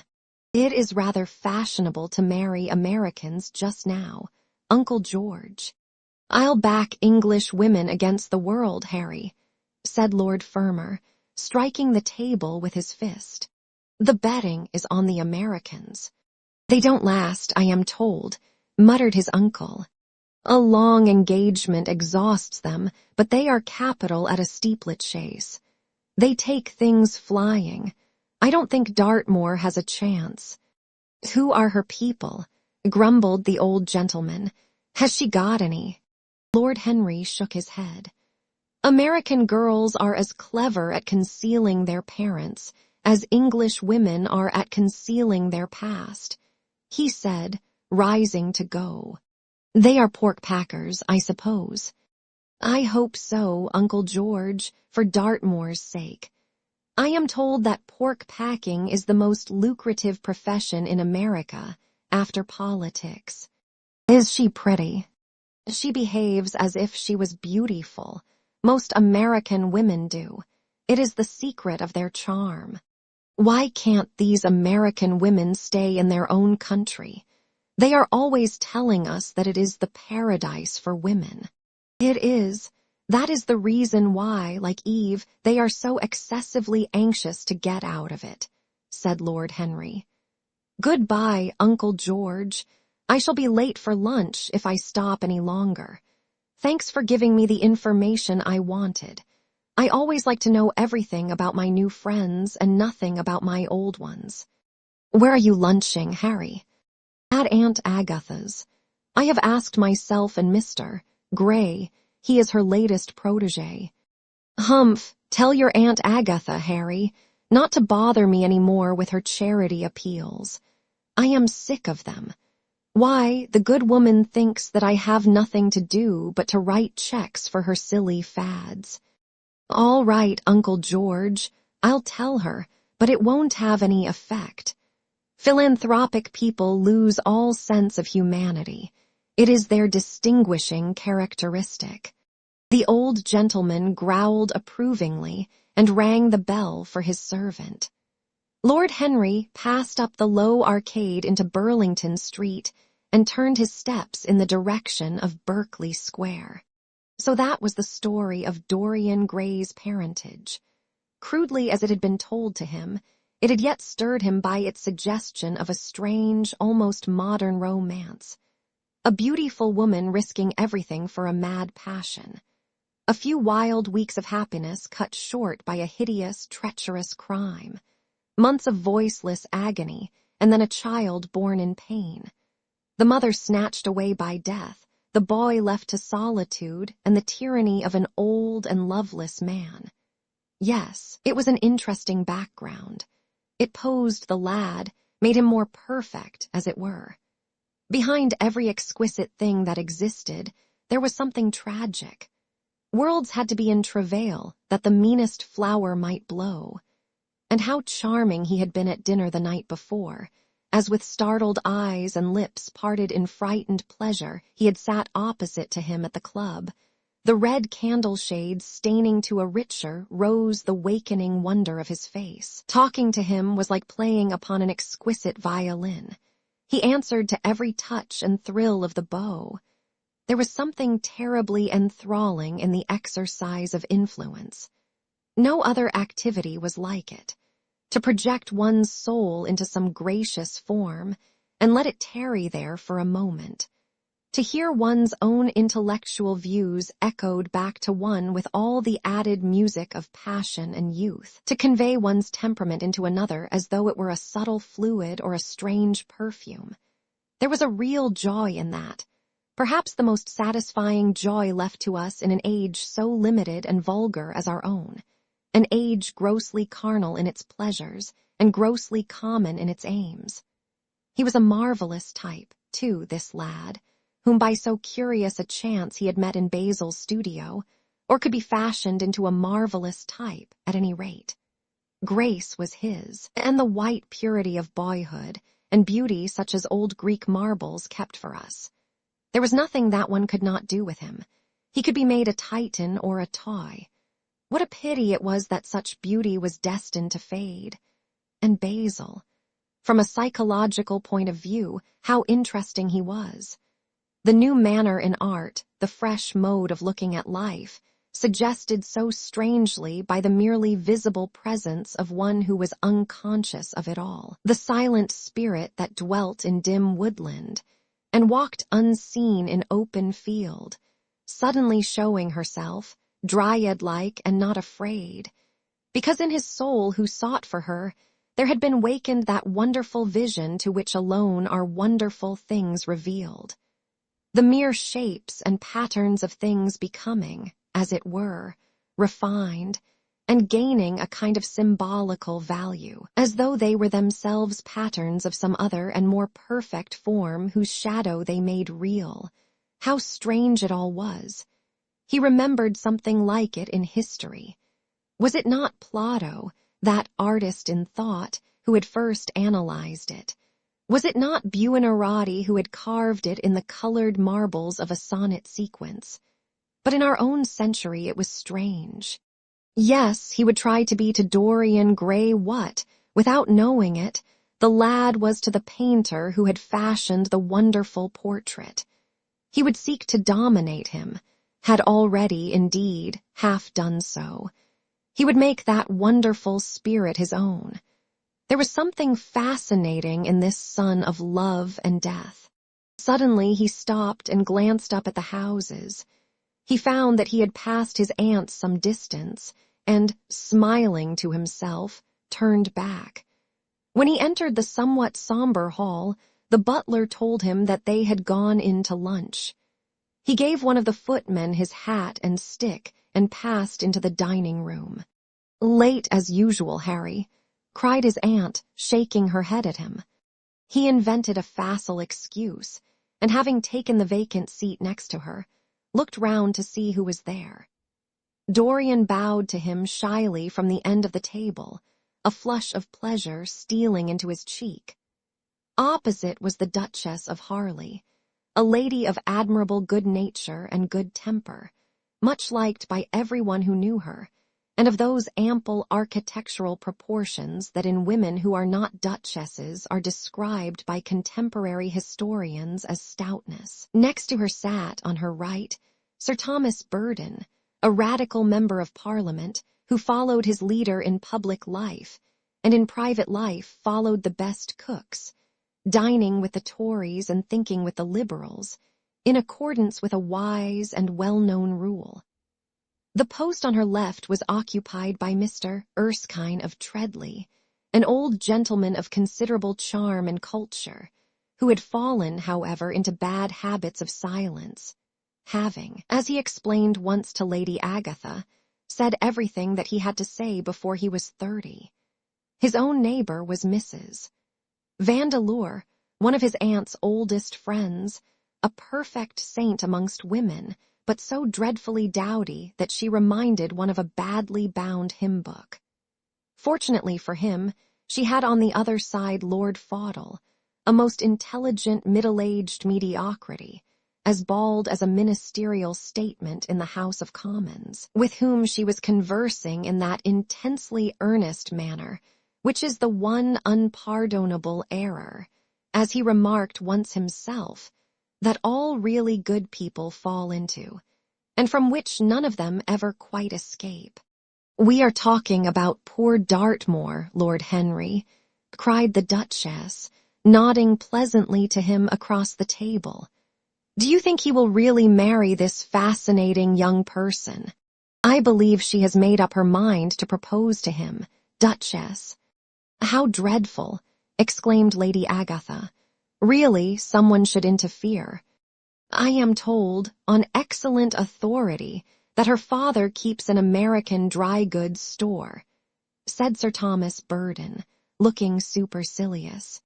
"My uncle has already suggested pork packing, Sir Thomas." "Dry goods? What are American dry goods?" asked the Duchess, raising her large hands in wonder and accentuating the verb. "American novels," answered Lord Henry, helping himself to some quail. The Duchess looked puzzled. "Don't mind him, my dear," whispered Lady Agatha. "He never means anything that he says." "When America was discovered," said the Radical member, and he began to give some wearisome facts. Like all people who try to exhaust a subject, he exhausted his listeners. The Duchess sighed and exercised her privilege of interruption. "I wish to goodness it never had been discovered at all," she exclaimed. "Really, our girls have no chance nowadays. It is most unfair. Perhaps, after all, America never has been discovered," said Mr. Erskine. "I myself would say that it had merely been detected." "Oh, but I have seen specimens of the inhabitants," answered the Duchess vaguely. "I must confess that most of them are extremely pretty, and they dress well, too. They get all their dresses in Paris. I wish I could afford to do the same. They say that when good Americans die, they go to Paris," chuckled Sir Thomas, who had a large wardrobe of Humour's cast-off clothes. "Really? And where do bad Americans go to when they die?" inquired the Duchess. "They go to America," murmured Lord Henry. Sir Thomas frowned. "I am afraid that your nephew is prejudiced against that great country," he said to Lady Agatha. "I have travelled all over it in cars provided by the directors, who, in such matters, are extremely civil. I assure you that it is an education to visit it." "But must we really see Chicago in order to be educated?" asked Mr. Erskine plaintively. "I don't feel up to the journey." Sir Thomas waved his hand. "Mr. Erskine of Treadley has the world on his shelves. We practical men like to see things, not to read about them. The Americans are an extremely interesting people. They are absolutely reasonable.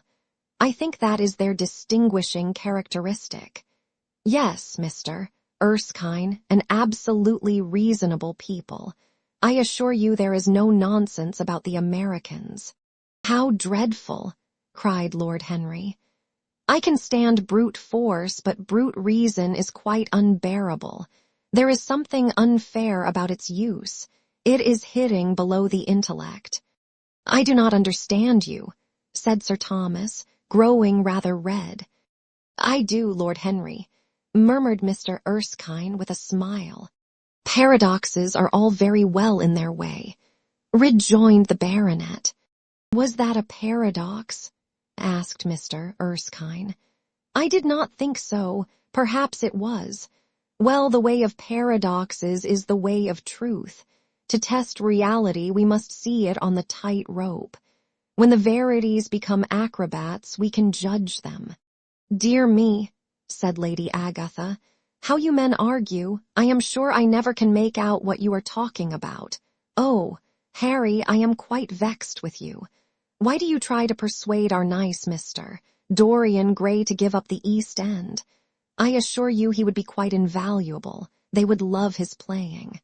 "I want him to play to me," cried Lord Henry, smiling, and he looked down the table and caught a bright answering glance. "But they are so unhappy in Whitechapel," continued Lady Agatha. "I can sympathize with everything except suffering," said Lord Henry, shrugging his shoulders. "I cannot sympathize with that. It is too ugly, too horrible, too distressing. There is something terribly morbid in the modern sympathy with pain. One should sympathize with the color, the beauty, the joy of life. The less said about life's sores, the better. Still, the East End is a very important problem," remarked Sir Thomas with a grave shake of the head. "Quite so," answered the young lord. "It is the problem of slavery, and we try to solve it by amusing the slaves." The politician looked at him keenly. "What change do you propose, then?" he asked. Lord Henry laughed. "I don't desire to change anything in England except the weather," he answered. "I am quite content with philosophic contemplation. But as the 19th century has gone bankrupt through an over-expenditure of sympathy, I would suggest that we should appeal to science to put us straight. The advantage of the emotions is that they lead us astray, and the advantage of science is that it is not emotional." "But we have such grave responsibilities," ventured Mrs. Vandeleur timidly. "Terribly grave," echoed Lady Agatha. Lord Henry looked over at Mr. Erskine. "Humanity takes itself too seriously. It is the world's original sin. If the cavemen had known how to laugh, history would have been different." "You are really very comforting," warbled the Duchess. "I have always felt rather guilty when I came to see your dear aunt, for I take no interest at all in the East End. For the future, I shall be able to look her in the face without a blush." "A blush is very becoming, Duchess," remarked Lord Henry. "Only when one is young," she answered. When an old woman like myself blushes, it is a very bad sign. Ah, Lord Henry, I wish you would tell me how to become young again. He thought for a moment. Can you remember any great error that you committed in your early days, Duchess? He asked, looking at her across the table. A great many, I fear, she cried. Then commit them over again, he said gravely. To get back one's youth, one has merely to repeat one's follies. A delightful theory, she exclaimed. I must put it into practice. A dangerous theory, came from Sir Thomas's tight lips. Lady Agatha shook her head, but could not help being amused. Mr. Erskine listened. Yes, he continued, that is one of the great secrets of life. Nowadays, most people die of a sort of creeping common sense, and discover when it is too late that the only things one never regrets are one's mistakes. A laugh ran round the table. He played with the idea and grew willful, tossed it into the air and transformed it, let it escape and recaptured it, made it iridescent with fancy and winged it with paradox. The praise of folly, as he went on, soared into a philosophy, and philosophy herself became young, and catching the mad music of pleasure, wearing, one might fancy, her wine-stained robe and wreath of ivy, danced like a bacchante over the hills of life, and mocked the slow silence for being sober. Facts fled before her like frightened forest things. Her white feet trod the huge press at which wise Omar sits, till the seething grape juice rose round her bare limbs in waves of purple bubbles, or crawled in red foam over the vat's black, dripping, sloping sides. It was an extraordinary improvisation. He felt that the eyes of Dorian Gray were fixed on him, and the consciousness that amongst his audience there was one whose temperament he wished to fascinate seemed to give his wit keenness and to lend color to his imagination. He was brilliant, fantastic, irresponsible. He charmed his listeners out of themselves, and they followed his pipe, laughing. Dorian Gray never took his gaze off him, but sat like one under a spell, smiles chasing each other over his lips and wonder growing grave in his darkening eyes. At last, liveried in the costume of the age, reality entered the room in the shape of a servant to tell the Duchess that her carriage was waiting. She wrung her hands in mock despair. How annoying! She cried. I must go. I have to call for my husband at the club to take him to some absurd meeting at Willis's rooms where he is going to be in the chair. If I am late, he is sure to be furious, and I couldn't have a scene in this bonnet. It is far too fragile. A harsh word would ruin it. No, I must go, dear Agatha. Goodbye, Lord Henry, you are quite delightful and dreadfully demoralizing. I am sure I don't know what to say about your views. You must come and dine with us some night. Tuesday. Are you disengaged Tuesday? For you I would throw over anybody, Duchess, said Lord Henry with a bow. Ah, that is very nice and very wrong of you, she cried. So mind you come. And she swept out of the room, followed by Lady Agatha and the other ladies. When Lord Henry had sat down again, Mr. Erskine moved round, and taking a chair close to him, placed his hand upon his arm. You talk books away, he said. Why don't you write one? I am too fond of reading books to care to write them, Mr. Erskine. I should like to write a novel, certainly, a novel that would be as lovely as a Persian carpet and as unreal. But there is no literary public in England for anything except newspapers, primers, and encyclopedias. Of all people in the world, the English have the least sense of the beauty of literature. I fear you are right, answered Mr. Erskine. I myself used to have literary ambitions, but I gave them up long ago. And now, my dear young friend, if you will allow me to call you so, may I ask if you really meant all that you said to us at lunch? I quite forget what I said, smiled Lord Henry. Was it all very bad? Very bad indeed. In fact, I consider you extremely dangerous, and if anything happens to our good Duchess, we shall all look on you as being primarily responsible. But I should like to talk to you about life. The generation into which I was born was tedious. Some day, when you are tired of London, come down to Treadley and expound to me your philosophy of pleasure over some admirable Burgundy I am fortunate enough to possess. I shall be charmed. A visit to Treadley would be a great privilege. It has a perfect host and a perfect library. You will complete it, answered the old gentleman with a courteous bow. And now I must bid good-bye to your excellent aunt. I am due at the Athenaeum. It is the hour when we sleep there. All of you, Mr. Erskine. 40 of us, in 40 armchairs. We are practicing for an English Academy of Letters. Lord Henry laughed and rose. I am going to the park, he cried. As he was passing out of the door, Dorian Gray touched him on the arm. Let me come with you, he murmured. But I thought you had promised Basil Hallward to go and see him, answered Lord Henry. I would sooner come with you. Yes, I feel I must come with you. Do let me. And you will promise to talk to me all the time. No one talks so wonderfully as you do. Ah, I have talked quite enough for today, said Lord Henry, smiling. All I want now is to look at life. You may come and look at it with me if you care to. Chapter 4. One afternoon, a month later, Dorian Gray was reclining in a luxurious armchair in the little library of Lord Henry's house in Mayfair.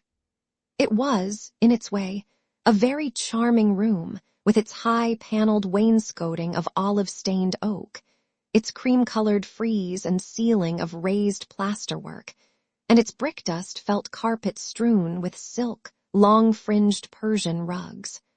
On a tiny satinwood table stood a statuette by Clodion, and beside it lay a copy of Les Cent Nouvelles, bound for Margaret of Valois by Clovis Eve, and powdered with the gilt daisies that Queen had selected for her device. Some large blue china jars and parrot tulips were ranged on the mantel-shelf, and through the small leaded panes of the window streamed the apricot-colored light of a summer day in London. Lord Henry had not yet come in. He was always late on principle, his principle being that punctuality is the thief of time.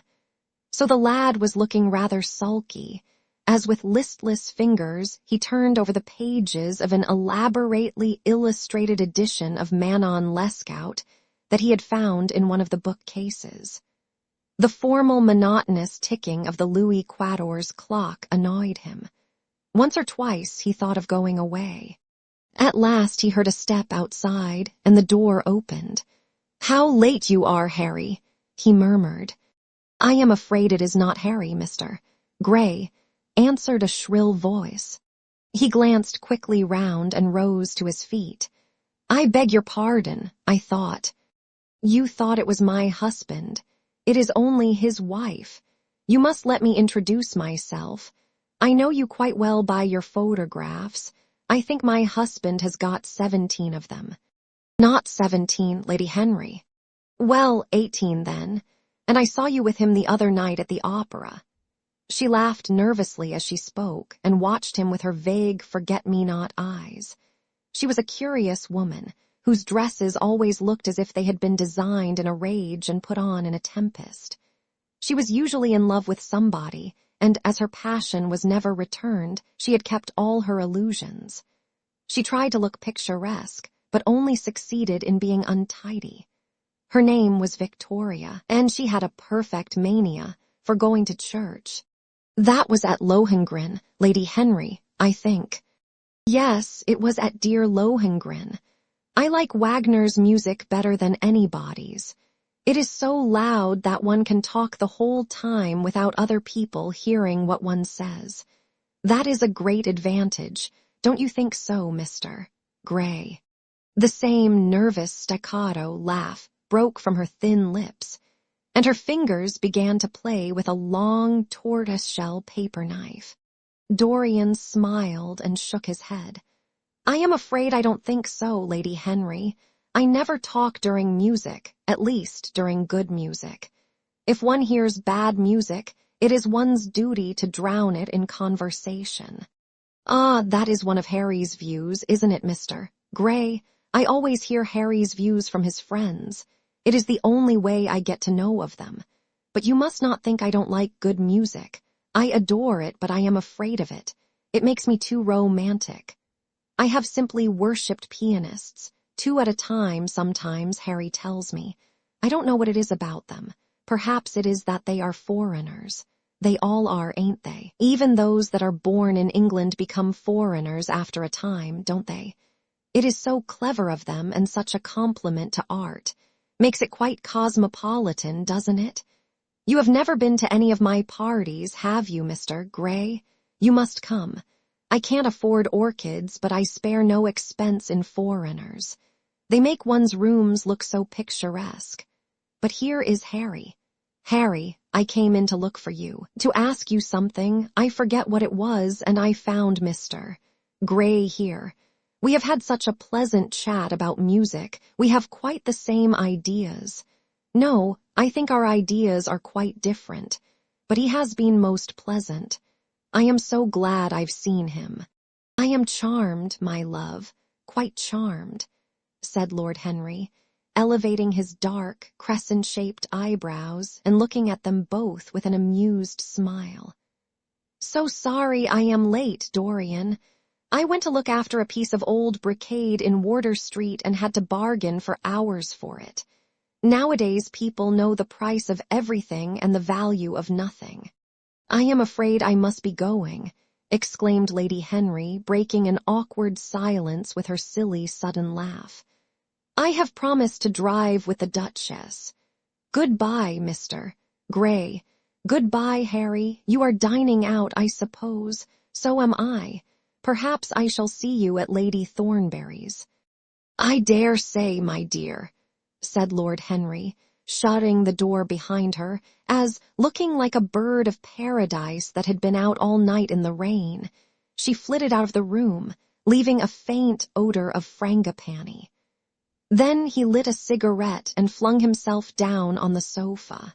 Never marry a woman with straw-colored hair, Dorian, he said after a few puffs. Why, Harry? Because they are so sentimental. But I like sentimental people. Never marry at all, Dorian. Men marry because they are tired. Women because they are curious. Both are disappointed. I don't think I am likely to marry, Harry. I am too much in love. That is one of your aphorisms. I am putting it into practice, as I do everything that you say. Who are you in love with? Asked Lord Henry after a pause. With an actress, said Dorian Gray, blushing. Lord Henry shrugged his shoulders. That is a rather commonplace debut. You would not say so if you saw her, Harry. Who is she? Her name is Sybil Vane. Never heard of her. No one has. People will someday, however. She is a genius. My dear boy, no woman is a genius. Women are a decorative sex. They never have anything to say, but they say it charmingly. Women represent the triumph of matter over mind, just as men represent the triumph of mind over morals. Harry, how can you? My dear Dorian, it is quite true. I am analyzing women at present, so I ought to know. The subject is not so abstruse as I thought it was. I find that, ultimately, there are only 2 kinds of women, the plain and the colored. The plain women are very useful. If you want to gain a reputation for respectability, you have merely to take them down to supper. The other women are very charming. They commit one mistake, however. They paint in order to try and look young. Our grandmothers painted in order to try and talk brilliantly. Rouge and esprit used to go together. That is all over now. As long as a woman can look 10 years younger than her own daughter, she is perfectly satisfied. As for conversation, there are only 5 women in London worth talking to, and 2 of these can't be admitted into decent society. However, tell me about your genius. How long have you known her? Harry, your views terrify me. Never mind that. How long have you known her? About 3 weeks. And where did you come across her? I will tell you, Harry, but you mustn't be unsympathetic about it. After all, it never would have happened if I had not met you. You filled me with a wild desire to know everything about life. For days after I met you, something seemed to throb in my veins. As I lounged in the park or strolled down Piccadilly, I used to look at everyone who passed me and wonder, with a mad curiosity, what sort of lives they led. Some of them fascinated me. Others filled me with terror. There was an exquisite poison in the air. I had a passion for sensations. Well, one evening about 7 o'clock, I determined to go out in search of some adventure. I felt that this grey, monstrous London of ours, with its myriads of people, its sordid sinners, and its splendid sins, as you once phrased it, must have something in store for me. I fancied 1,000 things. The mere danger gave me a sense of delight. I remembered what you had said to me on that wonderful evening when we first dined together, about the search for beauty being the real secret of life. I don't know what I expected, but I went out and wandered eastward, soon losing my way in a labyrinth of grimy streets and black grassless squares. About 8:30, I passed by an absurd little theater, with great flaring gas jets and gaudy playbills. A hideous Jew, in the most amazing waistcoat I ever beheld in my life, was standing at the entrance, smoking a vile cigar. He had greasy ringlets, and an enormous diamond blazed in the center of a soiled shirt. "Have a box, my lord," he said when he saw me, and he took off his hat with an air of gorgeous servility. There was something about him, Harry, that amused me. He was such a monster. You will laugh at me, I know, but I really went in and paid a whole guinea for the stage box. To the present day I can't make out why I did so, and yet if I hadn't, my dear Harry, if I hadn't, I should have missed the greatest romance of my life. I see you are laughing. It is horrid of you. I am not laughing, Dorian, at least I am not laughing at you. But you should not say the greatest romance of your life. You should say the first romance of your life. You will always be loved, and you will always be in love with love. A grand passion is the privilege of people who have nothing to do. That is the one use of the idle classes of a country. Don't be afraid. There are exquisite things in store for you. This is merely the beginning. Do you think my nature so shallow? Cried Dorian Gray angrily. No, I think your nature so deep. How do you mean? My dear boy, the people who love only once in their lives are really the shallow people. What they call their loyalty and their fidelity, I call either the lethargy of custom or their lack of imagination. Faithfulness is to the emotional life what consistency is to the life of the intellect, simply a confession of failure. Faithfulness. I must analyze it someday. The passion for property is in it. There are many things that we would throw away if we were not afraid that others might pick them up. But I don't want to interrupt you. Go on with your story. Well, I found myself seated in a horrid little private box, with a vulgar drop scene staring me in the face. I looked out from behind the curtain and surveyed the house. It was a tawdry affair, all cupids and cornucopias, like a third-rate wedding cake. The gallery and pit were fairly full, but the 2 rows of dingy stalls were quite empty, and there was hardly a person in what I suppose they called the dress circle. Women went about with oranges and ginger beer, and there was a terrible consumption of nuts going on. It must have been just like the palmy days of the British drama. Just like, I should fancy, and very depressing. I began to wonder what on earth I should do when I caught sight of the playbill. What do you think the play was, Harry? I should think The Idiot Boy, or Dumb but Innocent. Our fathers used to like that sort of piece, I believe. The longer I live, Dorian, the more keenly I feel that whatever was good enough for our fathers is not good enough for us. In art, as in politics, les grandpères ont toujours tort. This play was good enough for us, Harry. It was Romeo and Juliet. I must admit that I was rather annoyed at the idea of seeing Shakespeare done in such a wretched hole of a place. Still, I felt interested, in a sort of way. At any rate, I determined to wait for the first act. There was a dreadful orchestra, presided over by a young Hebrew who sat at a cracked piano, that nearly drove me away, but at last the drop scene was drawn up and the play began. Romeo was a stout elderly gentleman, with corked eyebrows, a husky tragedy voice, and a figure like a beer barrel.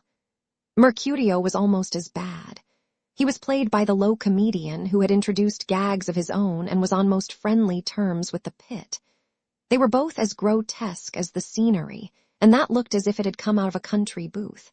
But Juliet, Harry, imagine a girl, hardly 17 years of age, with a little flower-like face, a small Greek head with plaited coils of dark brown hair, eyes that were violet wells of passion, lips that were like the petals of a rose.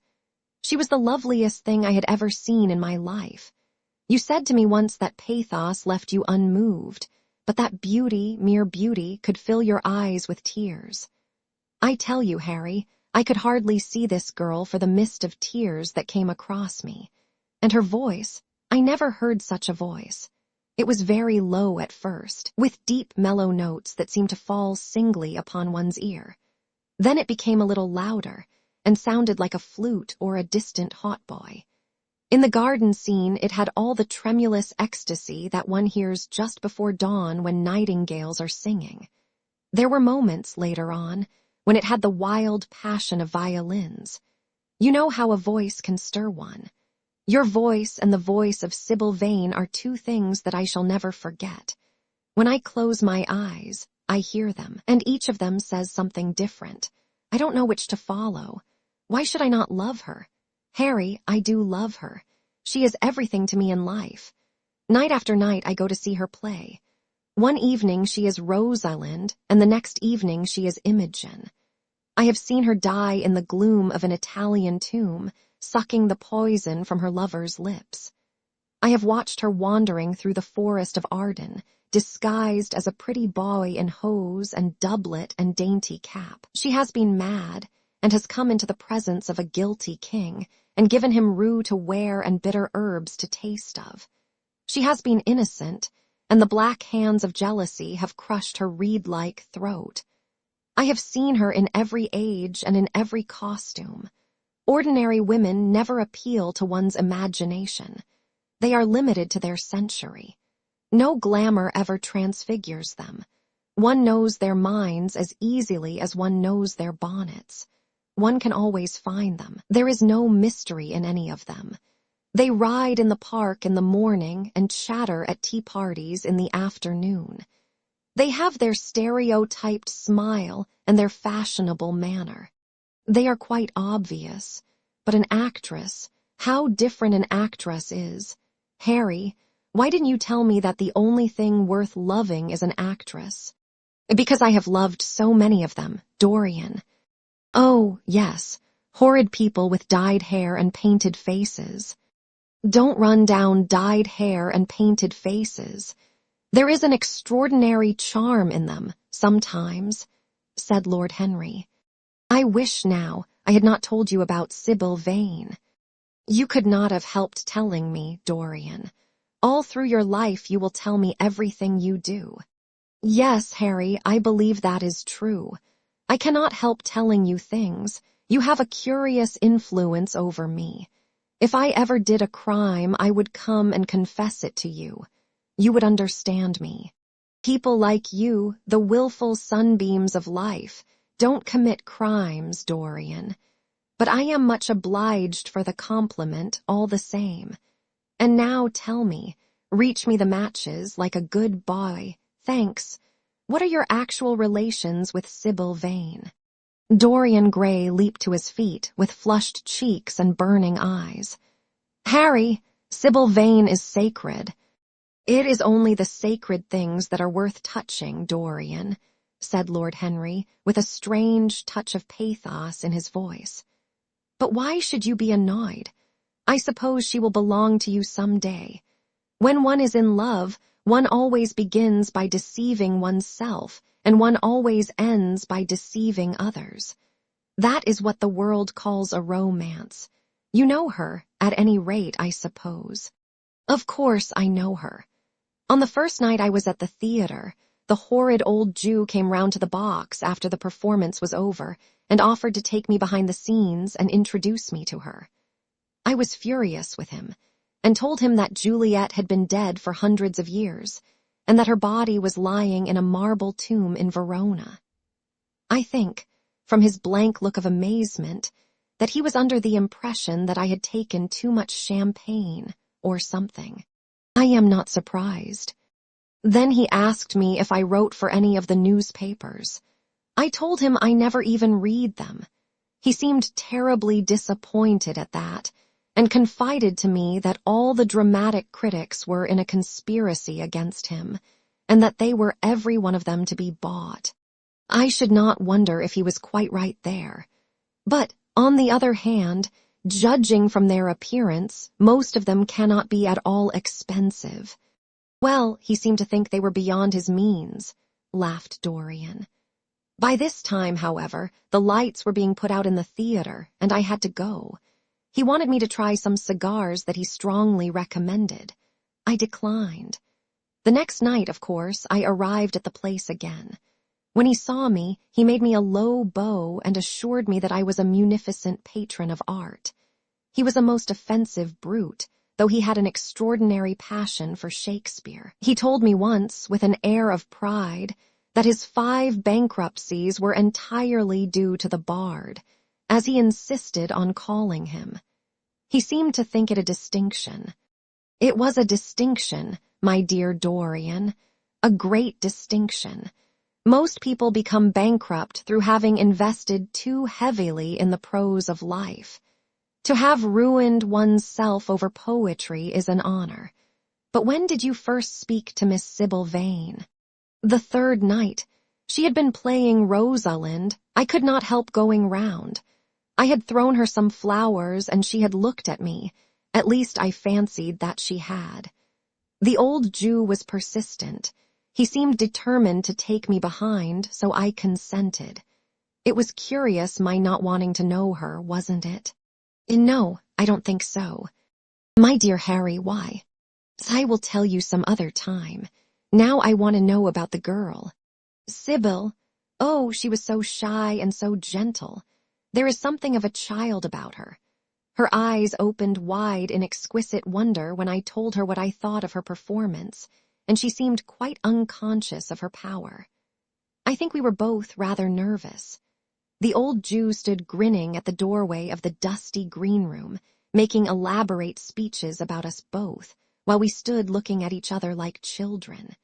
He would insist on calling me my lord, so I had to assure Sybil that I was not anything of the kind. She said quite simply to me, "You look more like a prince. I must call you Prince Charming." Upon my word, Dorian, Miss Sybil knows how to pay compliments. You don't understand her, Harry. She regarded me merely as a person in a play. She knows nothing of life. She lives with her mother, a faded, tired woman who played Lady Capulet in a sort of magenta dressing wrapper on the first night, and looks as if she had seen better days. I know that look. It depresses me, murmured Lord Henry, examining his rings. The Jew wanted to tell me her history, but I said it did not interest me. You were quite right. There is always something infinitely mean about other people's tragedies. Sybil is the only thing I care about. What is it to me where she came from? From her little head to her little feet, she is absolutely and entirely divine. Every night of my life I go to see her act, and every night she is more marvelous. That is the reason, I suppose, that you never dine with me now. I thought you must have some curious romance on hand. You have, but it is not quite what I expected. My dear Harry, we either lunch or sup together every day, and I have been to the opera with you several times," said Dorian, opening his blue eyes in wonder. "You always come dreadfully late."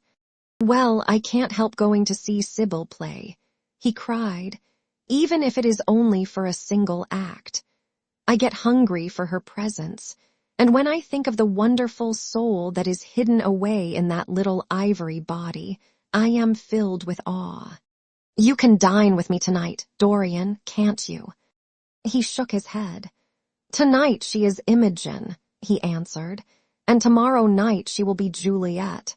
When is she Sybil Vane?" "Never." "I congratulate you. How horrid you are. She is all the great heroines of the world in one. She is more than an individual. You laugh, but I tell you she has genius. I love her, and I must make her love me. You, who know all the secrets of life, tell me how to charm Sybil Vane to love me. I want to make Romeo jealous.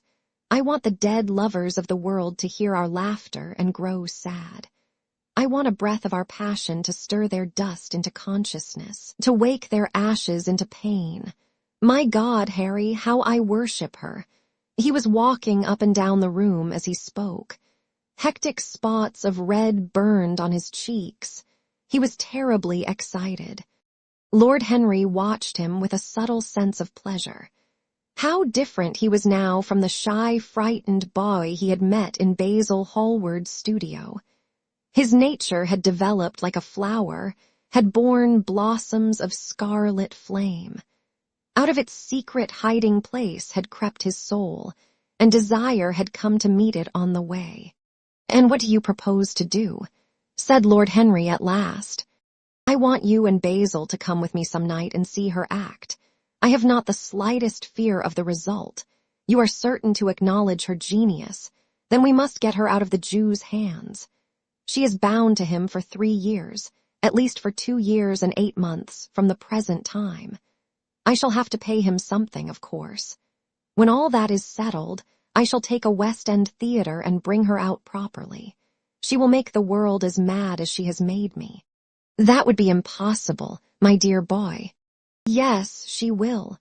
She has not merely consummate art instinct in her, but she has personality also.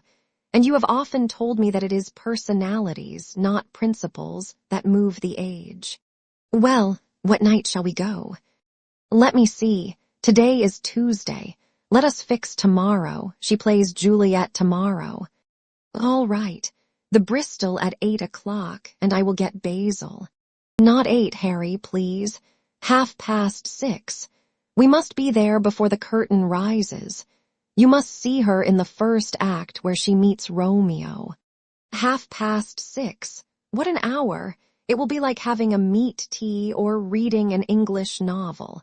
It must be 7. No gentleman dines before 7.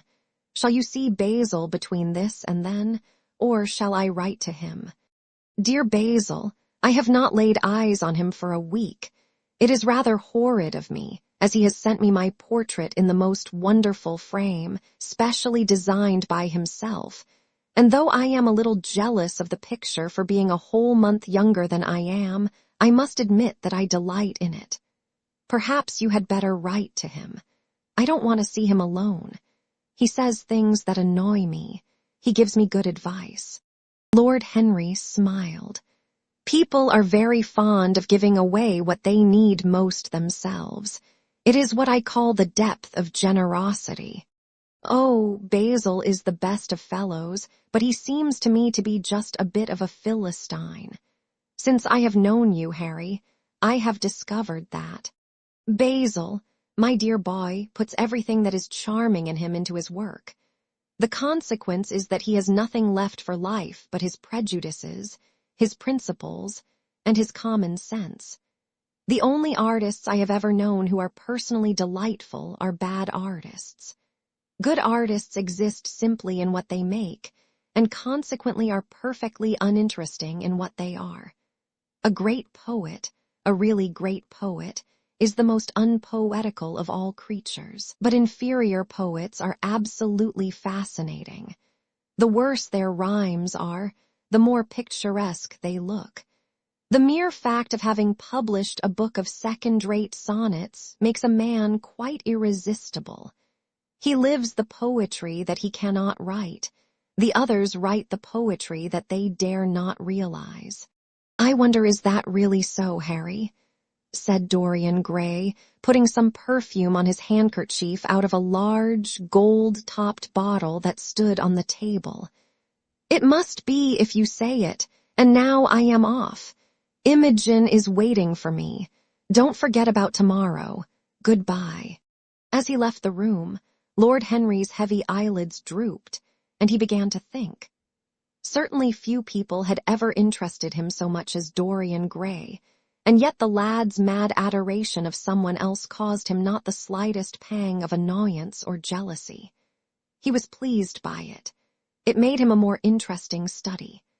He had been always enthralled by the methods of natural science, but the ordinary subject matter of that science had seemed to him trivial and of no import, and so he had begun by vivisecting himself, as he had ended by vivisecting others.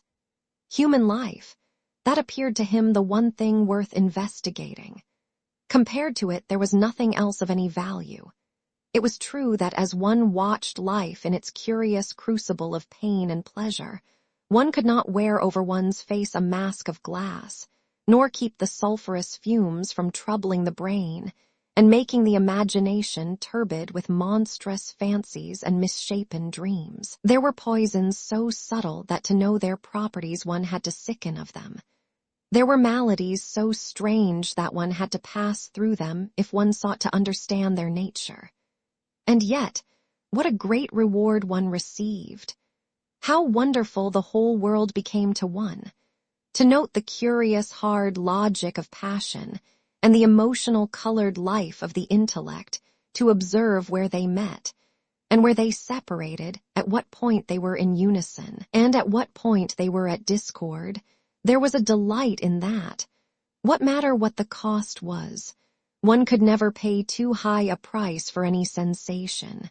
He was conscious, and the thought brought a gleam of pleasure into his brown agate eyes, that it was through certain words of his, musical words said with musical utterance, that Dorian Gray's soul had turned to this white girl and bowed in worship before her. To a large extent the lad was his own creation. He had made him premature. That was something. Ordinary people waited till life disclosed to them its secrets, but to the few, to the elect, the mysteries of life were revealed before the veil was drawn away. Sometimes this was the effect of art, and chiefly of the art of literature, which dealt immediately with the passions and the intellect. But now and then a complex personality took the place and assumed the office of art, was indeed, in its way, a real work of art, life having its elaborate masterpieces, just as poetry has, or sculpture, or painting. Yes, the lad was premature. He was gathering his harvest while it was yet spring. The pulse and passion of youth were in him, but he was becoming self-conscious. It was delightful to watch him. With his beautiful face and his beautiful soul, he was a thing to wonder at. It was no matter how it all ended, or was destined to end.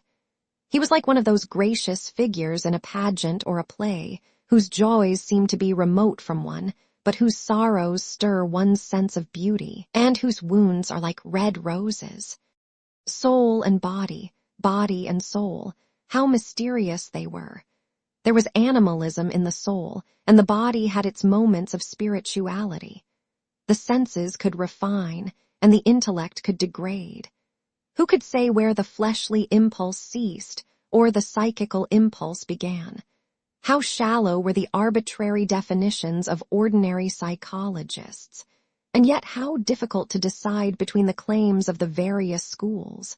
Was the soul a shadow seated in the house of sin, or was the body really in the soul, as Giordano Bruno thought?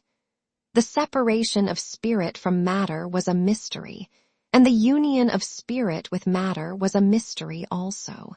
He began to wonder whether we could ever make psychology so absolute a science that each little spring of life would be revealed to us. As it was, we always misunderstood ourselves and rarely understood others. Experience was of no ethical value. It was merely the name men gave to their mistakes. Moralists had, as a rule, regarded it as a mode of warning, had claimed for it a certain ethical efficacy in the formation of character, had praised it as something that taught us what to follow and showed us what to avoid. But there was no motive power in experience. It was as little of an active cause as conscience itself. All that it really demonstrated was that our future would be the same as our past, and that the sin we had done once, and with loathing, we would do many times and with joy. It was clear to him that the experimental method was the only method by which one could arrive at any scientific analysis of the passions. And certainly, Dorian Gray was a subject made to his hand, and seemed to promise rich and fruitful results. His sudden mad love for Sybil Vane was a psychological phenomenon of no small interest. There was no doubt that curiosity had much to do with it, curiosity and the desire for new experiences, yet it was not a simple, but rather a very complex passion. What there was in it of the purely sensuous instinct of boyhood had been transformed by the workings of the imagination, changed into something that seemed to the lad himself to be remote from sense, and was for that very reason all the more dangerous. It was the passions about whose origin we deceived ourselves that tyrannized most strongly over us. Our weakest motives were those of whose nature we were conscious. It often happened that, when we thought we were experimenting on others, we were really experimenting on ourselves. While Lord Henry sat dreaming on these things, a knock came to the door, and his valet entered and reminded him it was time to dress for dinner. He got up and looked out into the street. The sunset had smitten into scarlet gold the upper windows of the houses opposite. The panes glowed like plates of heated metal. The sky above was like a faded rose. He thought of his friend's young, fiery-colored life and wondered how it was all going to end. When he arrived home, about 12:30 o'clock, he saw a telegram lying on the hall table. He opened it and found it was from Dorian Gray. It was to tell him that he was engaged to be married to Sybil Vane. Chapter 5.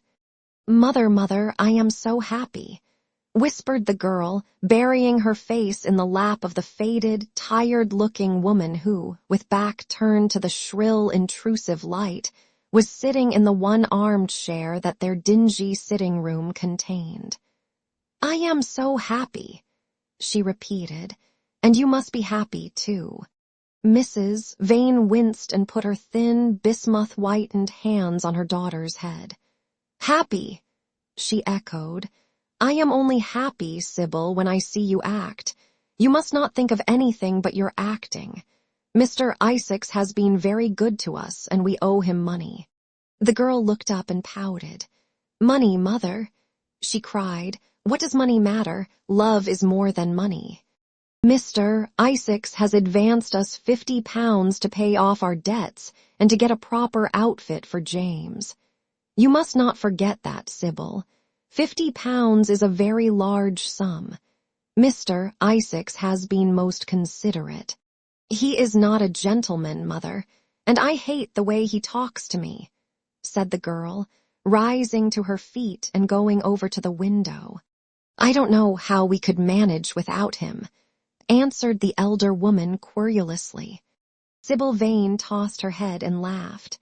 "We don't want him any more, mother. Prince Charming rules life for us now." Then she paused. A rose shook in her blood and shadowed her cheeks. Quick breath parted the petals of her lips. They trembled. Some southern wind of passion swept over her and stirred the dainty folds of her dress. "I love him," she said simply. "Foolish child, foolish child," was the parrot phrase flung in answer. The waving of crooked, false-jeweled fingers gave grotesqueness to the words. The girl laughed again. The joy of a caged bird was in her voice. Her eyes caught the melody and echoed it in radiance, then closed for a moment, as though to hide their secret. When they opened, the mist of a dream had passed across them. Thin-lipped wisdom spoke at her from the worn chair, hinted at prudence, quoted from that book of cowardice whose author apes the name of common sense. She did not listen. She was free in her prison of passion. Her prince, Prince Charming, was with her. She had called on memory to remake him. She had sent her soul to search for him, and it had brought him back. His kiss burned again upon her mouth. Her eyelids were warm with his breath. Then wisdom altered its method and spoke of espial and discovery. This young man might be rich. If so, marriage should be thought of. Against the shell of her ear broke the waves of worldly cunning. The arrows of craft shot by her. She saw the thin lips moving and smiled. Suddenly she felt the need to speak. The wordy silence troubled her. "Mother, mother," she cried, "why does he love me so much? I know why I love him. I love him because he is like what love himself should be. But what does he see in me? I am not worthy of him. And yet, why, I cannot tell, though I feel so much beneath him, I don't feel humble. I feel proud, terribly proud. Mother, did you love my father as I love Prince Charming?" The elder woman grew pale beneath the coarse powder that daubed her cheeks, and her dry lips twitched with a spasm of pain. Sybil rushed to her, flung her arms round her neck, and kissed her. "Forgive me, mother. I know it pains you to talk about our father, but it only pains you because you loved him so much. Don't look so sad. I am as happy today as you were 20 years ago. Ah, let me be happy forever. My child, you are far too young to think of falling in love. Besides, what do you know of this young man? You don't even know his name. The whole thing is most inconvenient, and really, when James is going away to Australia, and I have so much to think of, I must say that you should have shown more consideration. However, as I said before, if he is rich." "Ah, mother, let me be happy." "Mrs." Vane glanced at her, and with one of those false theatrical gestures that so often become a mode of second nature to a stage player, clasped her in her arms. At this moment, the door opened, and a young lad with rough brown hair came into the room. He was thick-set of figure, and his hands and feet were large and somewhat clumsy in movement. He was not so finely bred as his sister. One would hardly have guessed the close relationship that existed between them. Mrs. Vane fixed her eyes on him and intensified her smile. She mentally elevated her son to the dignity of an audience. She felt sure that the tableau was interesting. "You might keep some of your kisses for me, Sybil, I think," said the lad with a good-natured grumble. "Ah, but you don't like being kissed, Jim," she cried. "You are a dreadful old bear." And she ran across the room and hugged him. James Vane looked into his sister's face with tenderness. "I want you to come out with me for a walk, Sybil. I don't suppose I shall ever see this horrid London again. I am sure I don't want to." "My son, don't say such dreadful things," murmured Mrs. Vane, taking up a tawdry theatrical dress with a sigh and beginning to patch it. She felt a little disappointed that he had not joined the group. It would have increased the theatrical picturesqueness of the situation. "Why not, mother? I mean it. You pain me, my son. I trust you will return from Australia in a position of affluence. I believe there is no society of any kind in the colonies, nothing that I would call society. So when you have made your fortune, you must come back and assert yourself in London." "Society," muttered the lad. "I don't want to know anything about that. I should like to make some money to take you and Sybil off the stage. I hate it." "Oh, Jim," said Sybil, laughing, "how unkind of you. But are you really going for a walk with me? That will be nice. I was afraid you were going to say goodbye to some of your friends, to Tom Hardy, who gave you that hideous pipe, or Ned Langton, who makes fun of you for smoking it. It is very sweet of you to let me have your last afternoon. Where shall we go? Let us go to the park. I am too shabby, he answered, frowning. Only swell people go to the park. Nonsense, Jim, she whispered, stroking the sleeve of his coat. He hesitated for a moment. Very well, he said at last, but don't be too long dressing. She danced out of the door. One could hear her singing as she ran upstairs. Her little feet pattered overhead. He walked up and down the room 2 or 3 times. Then he turned to the still figure in the chair. Mother, are my things ready? He asked. Quite ready, James, she answered, keeping her eyes on her work. For some months past she had felt ill at ease when she was alone with this rough, stern son of hers. Her shallow, secret nature was troubled when their eyes met. She used to wonder if he suspected anything. The silence, for he made no other observation, became intolerable to her. She began to complain. Women defend themselves by attacking, just as they attack by sudden and strange surrenders. I hope you will be contented, James, with your seafaring life, she said. You must remember that it is your own choice. You might have entered a solicitor's office. Solicitors are a very respectable class, and in the country often dine with the best families. I hate offices and I hate clerks, he replied. But you are quite right. I have chosen my own life. All I say is watch over Sybil.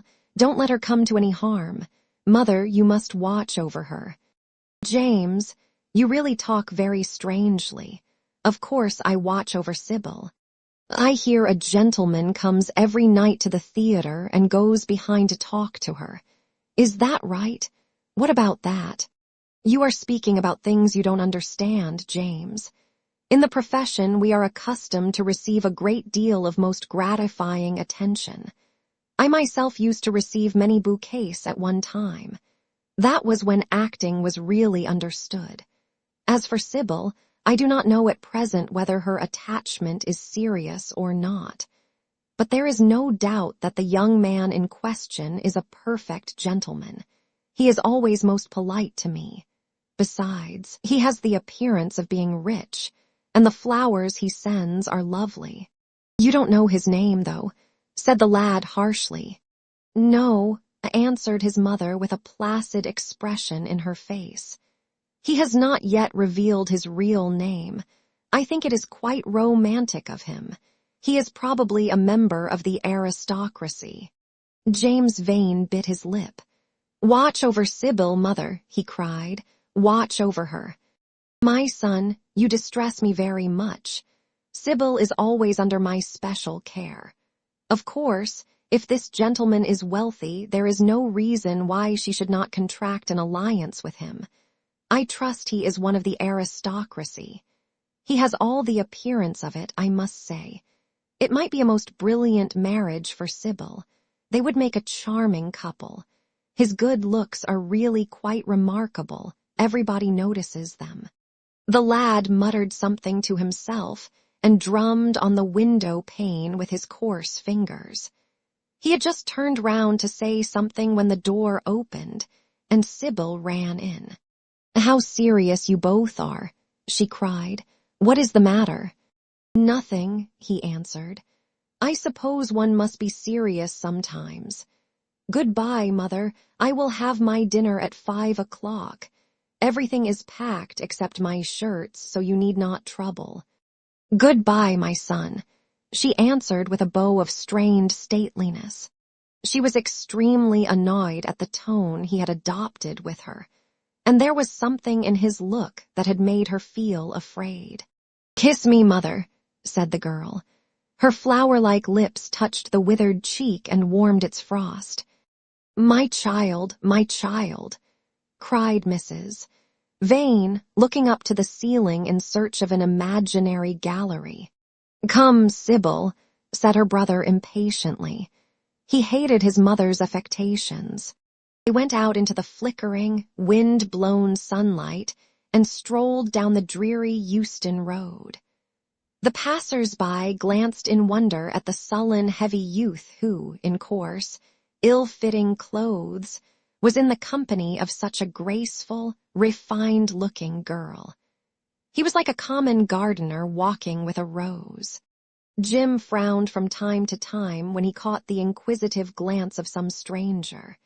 He had that dislike of being stared at, which comes on geniuses late in life and never leaves the commonplace. Sybil, however, was quite unconscious of the effect she was producing. Her love was trembling in laughter on her lips. She was thinking of Prince Charming, and that she might think of him all the more, she did not talk of him, but prattled on about the ship in which Jim was going to sail, about the gold he was certain to find, about the wonderful heiress whose life he was to save from the wicked, red-shirted bushrangers. For he was not to remain a sailor, or a supercargo, or whatever he was going to be. Oh, no, a sailor's existence was dreadful. Fancy being cooped up in a horrid ship, with the hoarse, hump-backed waves trying to get in, and a black wind blowing the masts down and tearing the sails into long, screaming ribands.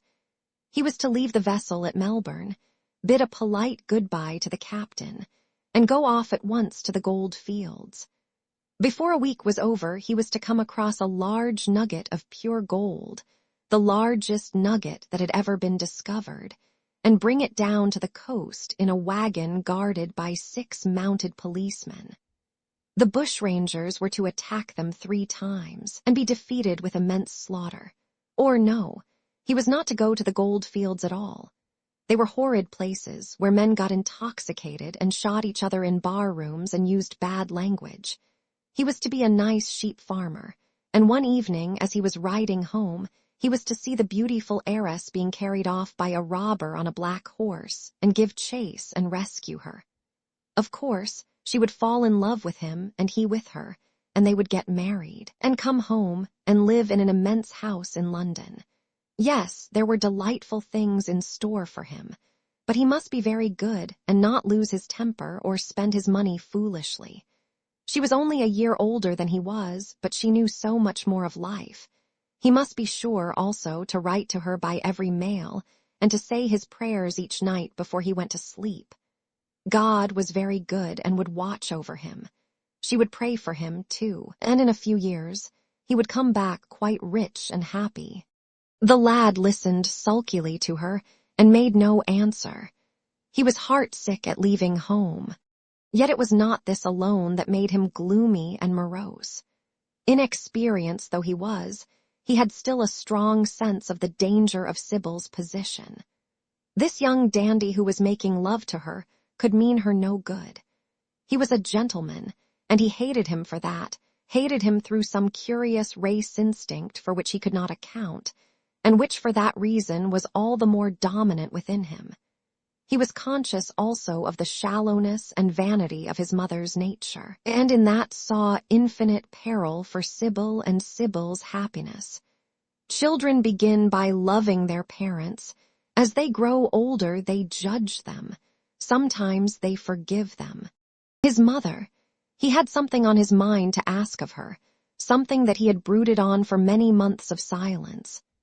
A chance phrase that he had heard at the theater, a whispered sneer that had reached his ears one night as he waited at the stage door, had set loose a train of horrible thoughts. He remembered it as if it had been the lash of a hunting crop across his face. His brows knit together into a wedge-like furrow, and with a twitch of pain he bit his underlip. "You are not listening to a word I am saying, Jim," cried Sybil, "and I am making the most delightful plans for your future. Do say something." "What do you want me to say?" "Oh, that you will be a good boy and not forget us," she answered, smiling at him. He shrugged his shoulders. "You are more likely to forget me than I am to forget you, Sybil." She flushed. "What do you mean, Jim?" she asked. "You have a new friend, I hear. Who is he? Why have you not told me about him? He means you no good." "Stop, Jim," she exclaimed. "You must not say anything against him. I love him." "Why, you don't even know his name," answered the lad. "Who is he? I have a right to know." "He is called Prince Charming. Don't you like the name? Oh, you silly boy, you should never forget it. If you only saw him, you would think him the most wonderful person in the world. Someday you will meet him when you come back from Australia. You will like him so much. Everybody likes him, and I love him. I wish you could come to the theater tonight. He is going to be there, and I am to play Juliet. Oh, how I shall play it. Fancy Jim to be in love and play Juliet. To have him sitting there, to play for his delight. I am afraid I may frighten the company, frighten or enthrall them. To be in love is to surpass oneself. Poor dreadful mister. Isaacs will be shouting genius to his loafers at the bar. He has preached me as a dogma. Tonight he will announce me as a revelation. I feel it. And it is all his only, Prince Charming, my wonderful lover, my God of graces. But I am poor beside him. Poor. What does that matter? When poverty creeps in at the door, love flies in through the window. Our proverbs want rewriting. They were made in winter, and it is summer now. Springtime for me, I think. A very dance of blossoms in blue skies. "He is a gentleman," said the lad sullenly. "A prince," she cried musically. "What more do you want?" "He wants to enslave you." I shudder at the thought of being free. "I want you to beware of him. To see him is to worship him. To know him is to trust him. Sybil, you are mad about him." She laughed and took his arm.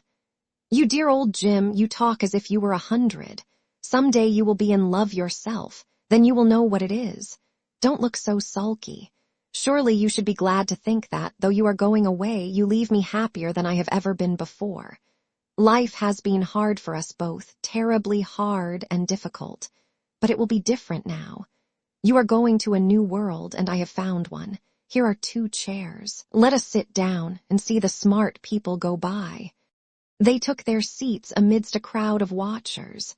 The tulip beds across the road flamed like throbbing rings of fire. A white dust, tremulous cloud of orris root it seemed, hung in the panting air. The brightly colored parasols danced and dipped like monstrous butterflies. She made her brother talk of himself, his hopes, his prospects. He spoke slowly and with effort. They passed words to each other as players at a game pass counters. Sybil felt oppressed. She could not communicate her joy. A faint smile curving that sullen mouth was all the echo she could win. After some time she became silent. Suddenly she caught a glimpse of golden hair and laughing lips, and in an open carriage with 2 ladies Dorian Gray drove past. She started to her feet. "There he is," she cried. "Who?" said Jim Vane. "Prince Charming," she answered, looking after the Victoria. He jumped up and seized her roughly by the arm. "Show him to me. Which is he? Point him out. I must see him," he exclaimed. But at that moment the Duke of Berwick's 4-in-hand came between, and when it had left the space clear, the carriage had swept out of the park. "He is gone," murmured Sybil sadly. "I wish you had seen him. I wish I had. For as sure as there is a God in heaven, if he ever does you any wrong, I shall kill him." She looked at him in horror. He repeated his words. They cut the air like a dagger. The people round began to gape. A lady standing close to her tittered. "Come away, Jim, come away," she whispered. He followed her doggedly as she passed through the crowd. He felt glad at what he had said. When they reached the Achilles statue, she turned round. There was pity in her eyes that became laughter on her lips. She shook her head at him. "You are foolish, Jim, utterly foolish. A bad-tempered boy, that is all. How can you say such horrible things? You don't know what you are talking about. You are simply jealous and unkind. Ah, I wish you would fall in love. Love makes people good, and what you said was wicked." I am 16, he answered, and I know what I am about. Mother is no help to you. She doesn't understand how to look after you. I wish now that I was not going to Australia at all. I have a great mind to chuck the whole thing up. I would if my articles hadn't been signed. Oh, don't be so serious, Jim. You are like one of the heroes of those silly melodramas Mother used to be so fond of acting in. I am not going to quarrel with you. I have seen him, and oh, to see him is perfect happiness. We won't quarrel. I know you would never harm anyone I love, would you? Not as long as you love him, I suppose, was the sullen answer. I shall love him forever, she cried. And he. Forever, too. He had better. She shrank from him. Then she laughed and put her hand on his arm. He was merely a boy.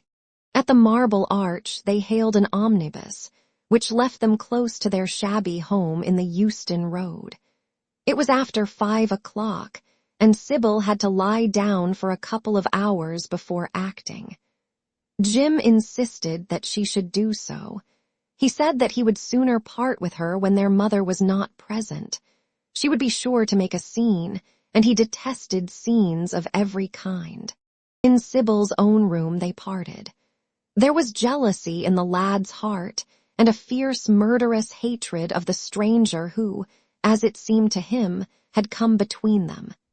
Yet, when her arms were flung round his neck, and her fingers strayed through his hair, he softened and kissed her with real affection.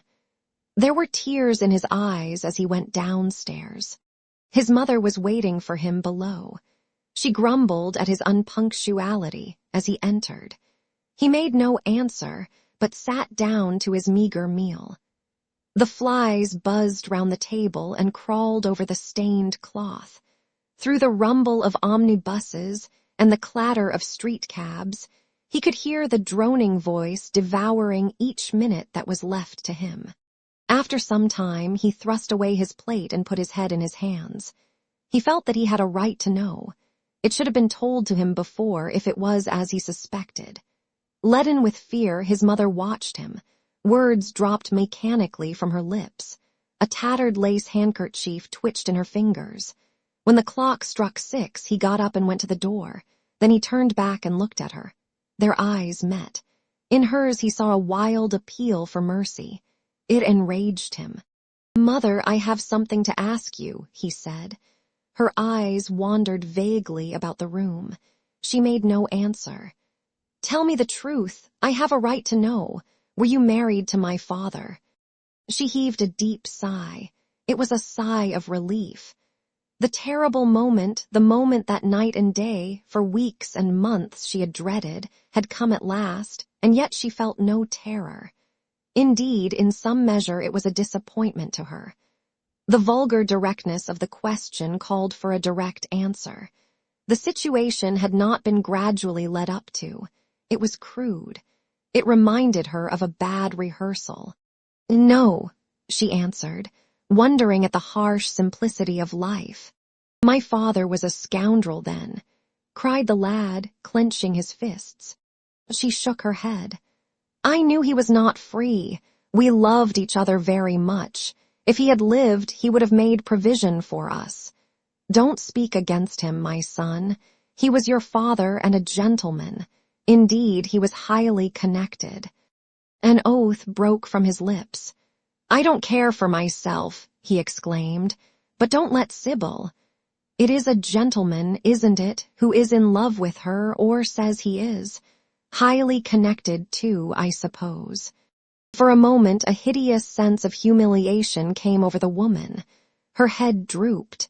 She wiped her eyes with shaking hands. "Sybil has a mother," she murmured. "I had none." The lad was touched. He went towards her and, stooping down, he kissed her. "I am sorry if I have pained you by asking about my father," he said, "but I could not help it. I must go now. Goodbye.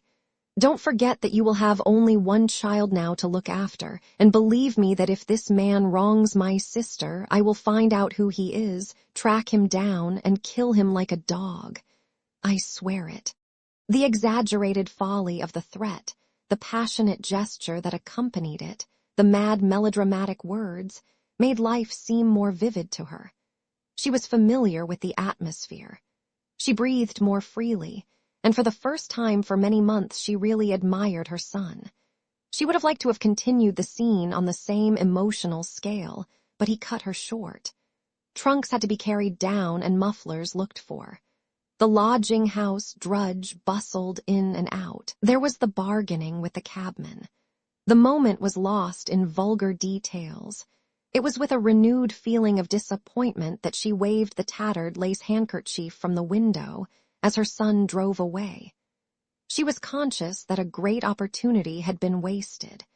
She consoled herself by telling Sybil how desolate she felt her life would be, now that she had only one child to look after. She remembered the phrase. It had pleased her. Of the threat she said nothing. It was vividly and dramatically expressed. She felt that they would all laugh at it some day. Chapter 6. I suppose you have heard the news, Basil, said Lord Henry that evening, as Hallward was shown into a little private room at the Bristol, where dinner had been laid for 3. No, Harry, answered the artist, giving his hat and coat to the bowing waiter. What is it? Nothing about politics, I hope. They don't interest me.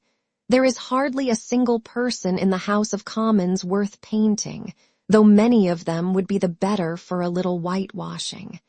Dorian Gray is engaged to be married, said Lord Henry, watching him as he spoke. Hallward started and then frowned. Dorian engaged to be married, he cried. Impossible. It is perfectly true. To whom? To some little actress or other. I can't believe it. Dorian is far too sensible. Dorian is far too wise not to do foolish things now and then. My dear Basil, marriage is hardly a thing that one can do now and then, Harry. Except in America, rejoined Lord Henry languidly. But I didn't say he was married. I said he was engaged to be married. There is a great difference. I have a distinct remembrance of being married, but I have no recollection at all of being engaged. I am inclined to think that I never was engaged. But think of Dorian's birth, and position, and wealth. It would be absurd for him to marry so much beneath him. If you want to make him marry this girl, tell him that, Basil. He is sure to do it then. Whenever a man does a thoroughly stupid thing, it is always from the noblest motives. I hope the girl is good, Harry. I don't want to see Dorian tied to some vile creature who might degrade his nature and ruin his intellect. Oh, she is better than good. She is beautiful, murmured Lord Henry, sipping a glass of vermouth and orange bitters. Dorian says she is beautiful, and he is not often wrong about things of that kind. Your portrait of him has quickened his appreciation of the personal appearance of other people.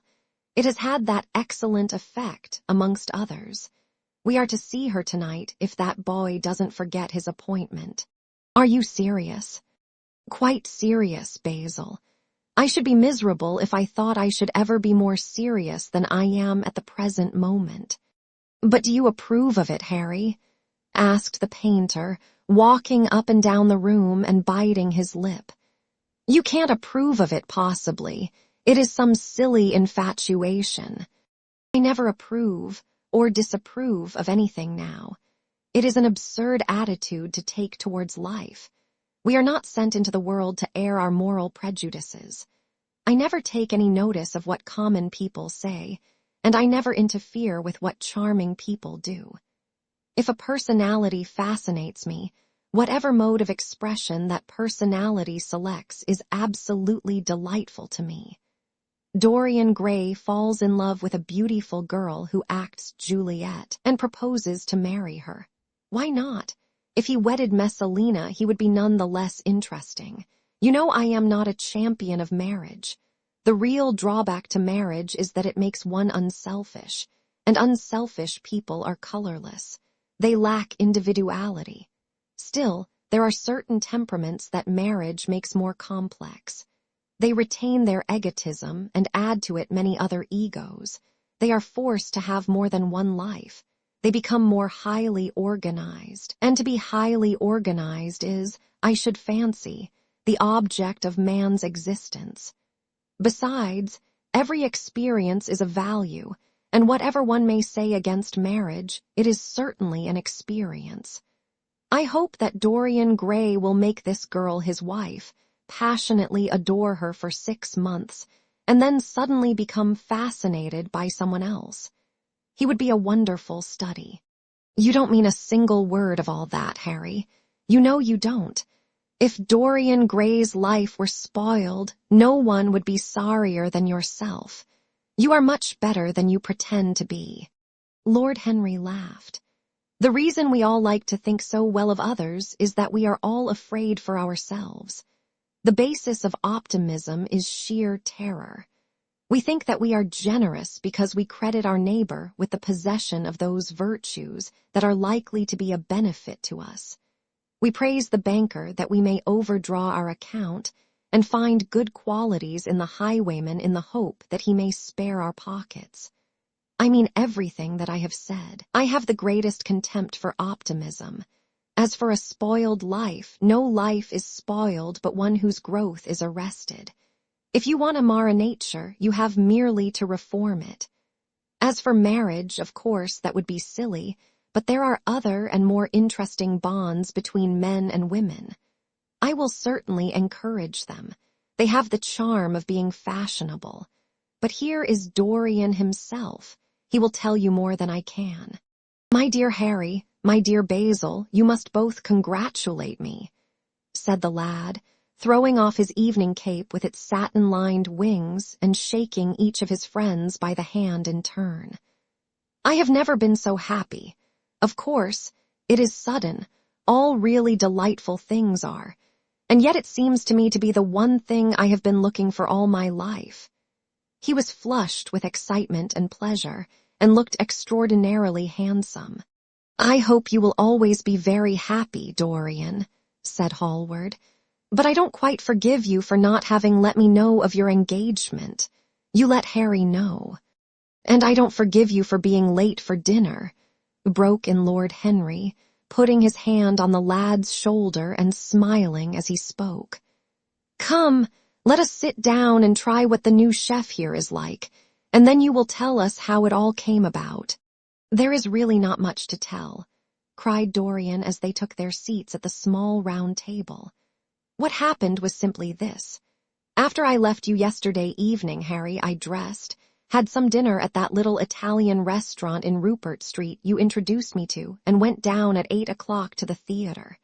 Sybil was playing Rosalind. Of course, the scenery was dreadful and the Orlando absurd. But Sybil, you should have seen her.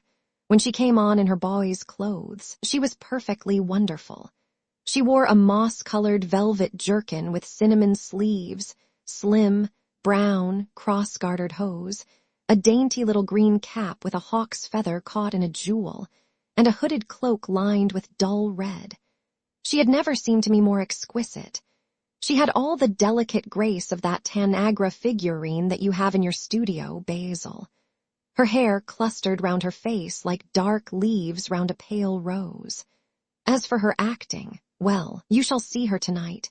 She is simply a born artist. I sat in the dingy box absolutely enthralled. I forgot that I was in London and in the 19th century. I was away with my love in a forest that no man had ever seen. After the performance was over, I went behind and spoke to her. As we were sitting together, suddenly there came into her eyes a look that I had never seen there before. My lips moved towards hers. We kissed each other. I can't describe to you what I felt at that moment.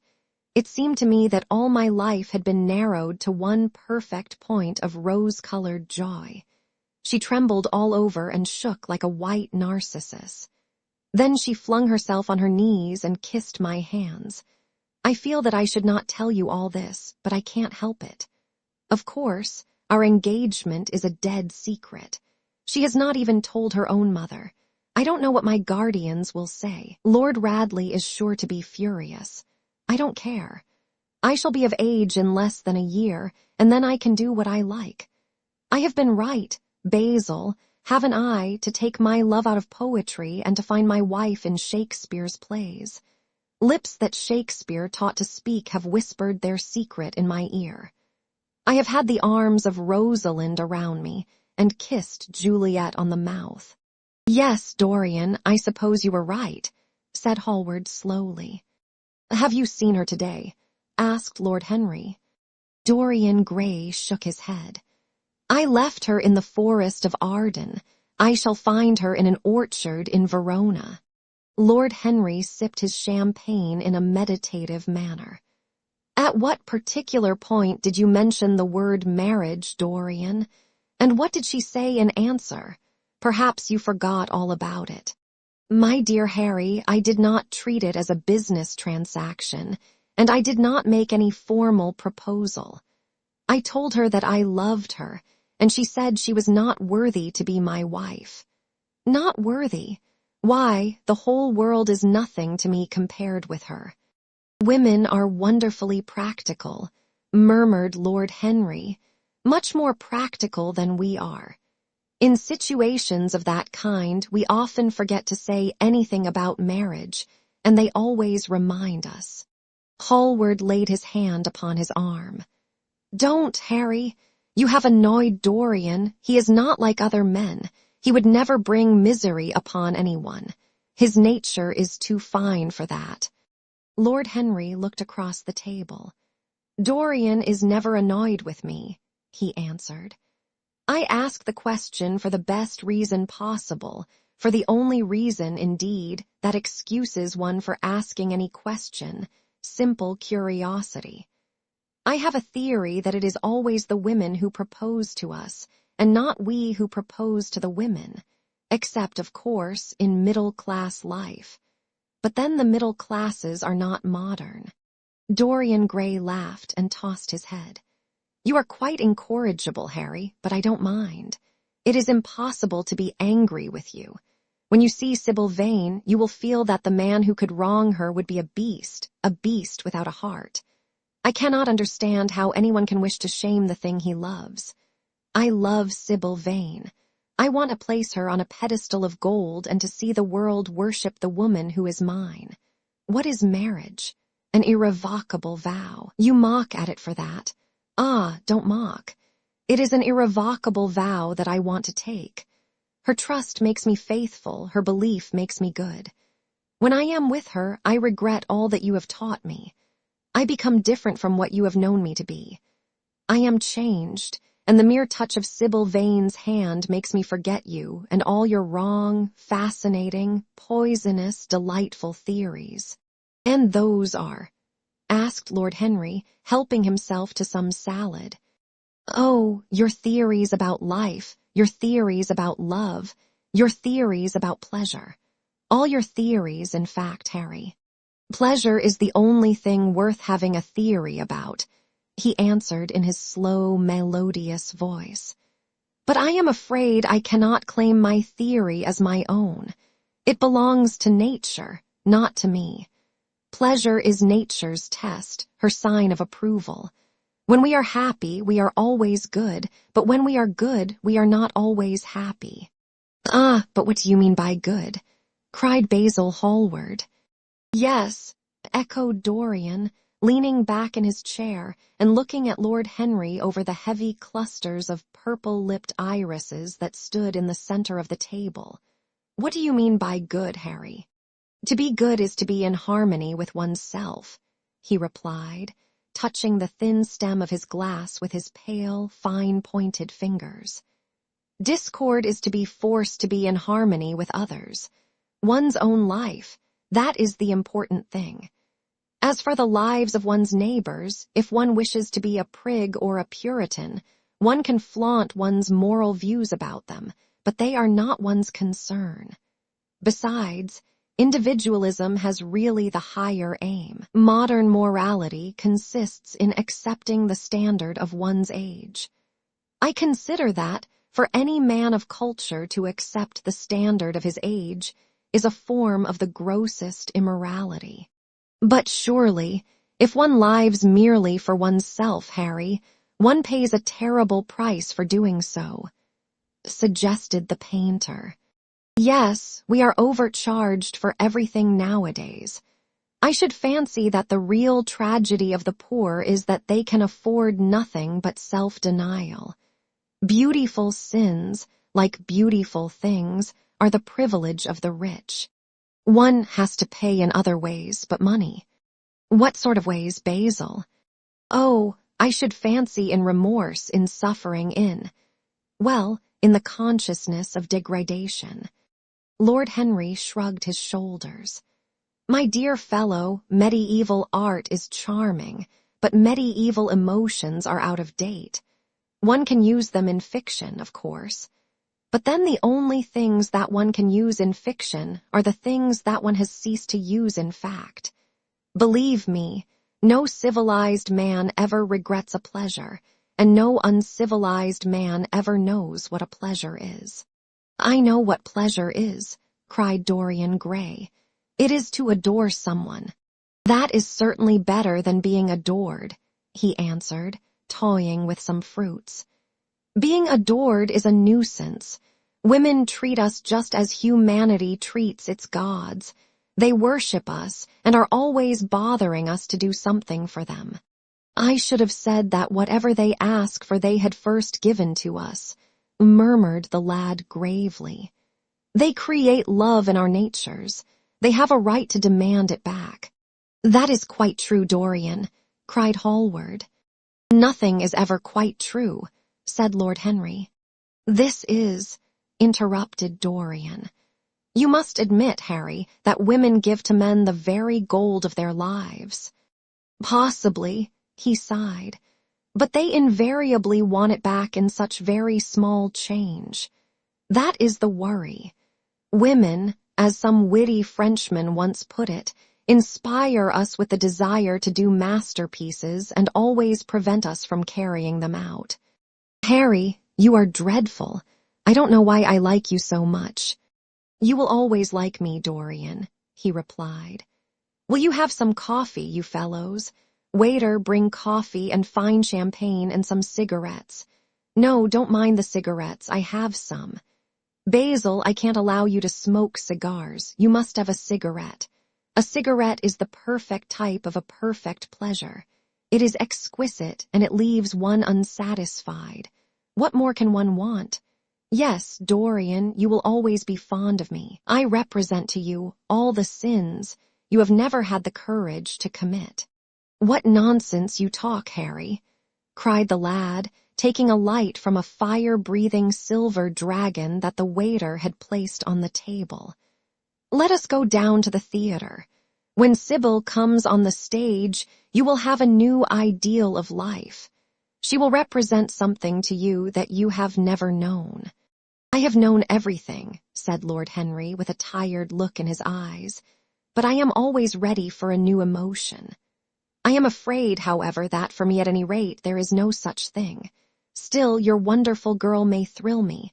I love acting. It is so much more real than life. Let us go. Dorian, you will come with me. I am so sorry, Basil, but there is only room for 2 in the brougham. You must follow us in a hansom. They got up and put on their coats, sipping their coffee standing. The painter was silent and preoccupied.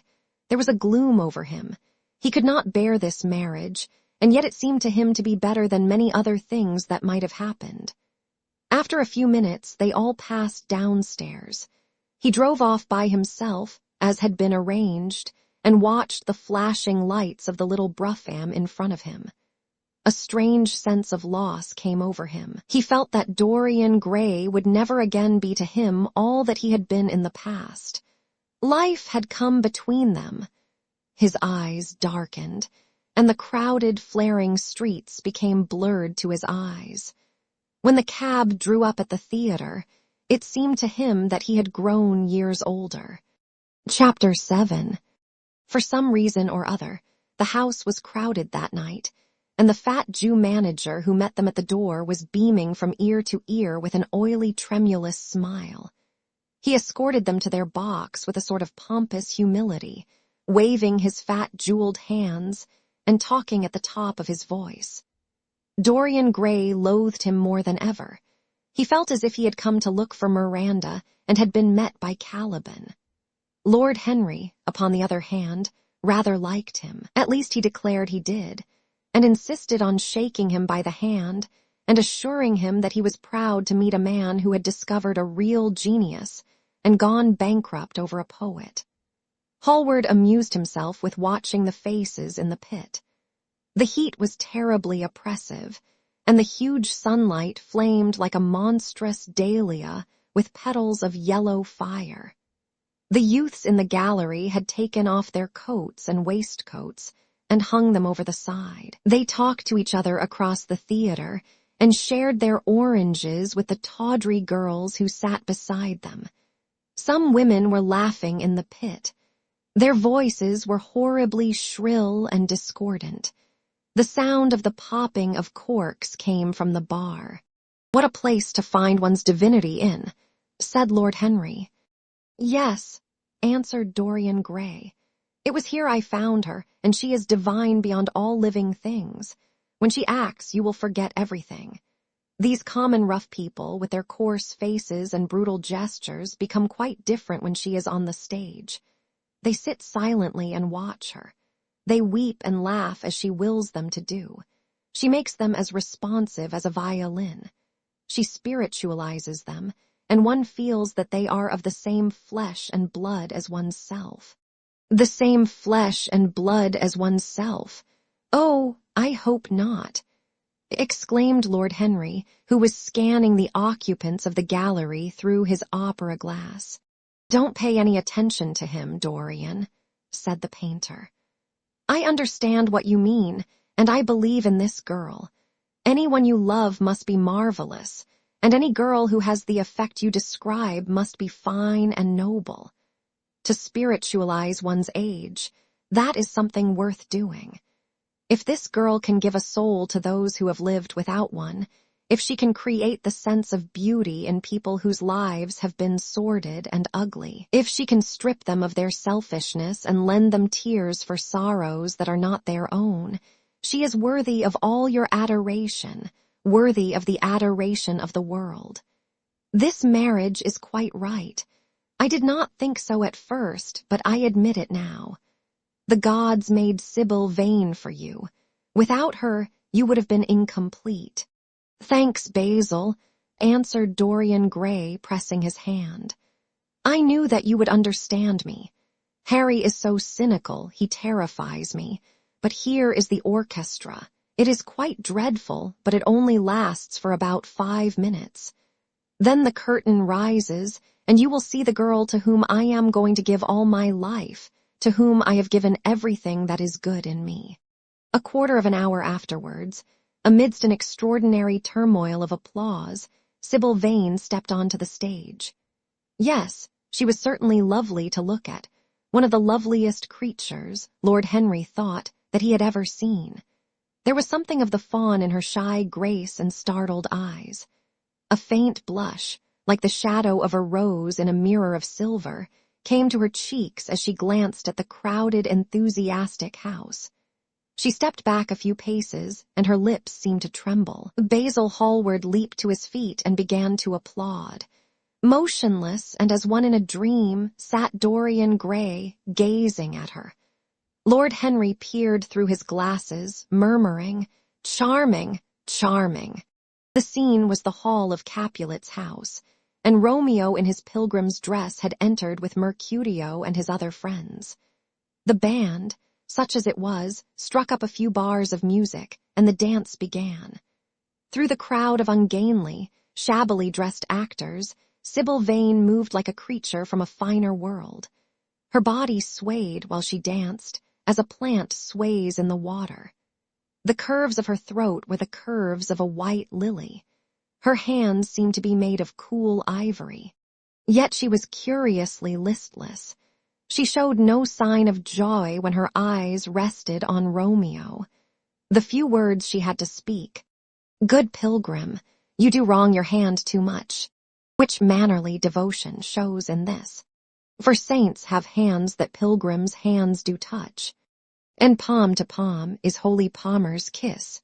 With the brief dialogue that follows, were spoken in a thoroughly artificial manner. The voice was exquisite, but from the point of view of tone, it was absolutely false. It was wrong in color. It took away all the life from the verse. It made the passion unreal. Dorian Gray grew pale as he watched her. He was puzzled and anxious. Neither of his friends dared to say anything to him. She seemed to them to be absolutely incompetent. They were horribly disappointed. Yet they felt that the true test of any Juliet is the balcony scene of the second act. They waited for that. If she failed there was nothing in her. She looked charming as she came out in the moonlight. That could not be denied. But the staginess of her acting was unbearable and grew worse as she went on. Her gestures became absurdly artificial. She overemphasized everything that she had to say. The beautiful passage, "Thou knowest the mask of night is on my face. Else would a maiden blush bepaint my cheek. For that which thou hast heard me speak tonight," was declaimed with the painful precision of a schoolgirl who has been taught to recite by some second-rate professor of elocution. When she leaned over the balcony and came to those wonderful lines, "Although I joy in thee, I have no joy of this contract tonight. It is too rash, too unadvised, too sudden, too like the lightning, which doth cease to be, ere one can say, it lightens. Sweet good night. This bud of love, by summer's ripening breath, may prove a beauteous flower when next we meet." She spoke the words as though they conveyed no meaning to her. It was not nervousness.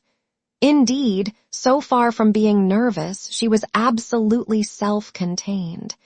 It was simply bad art. She was a complete failure.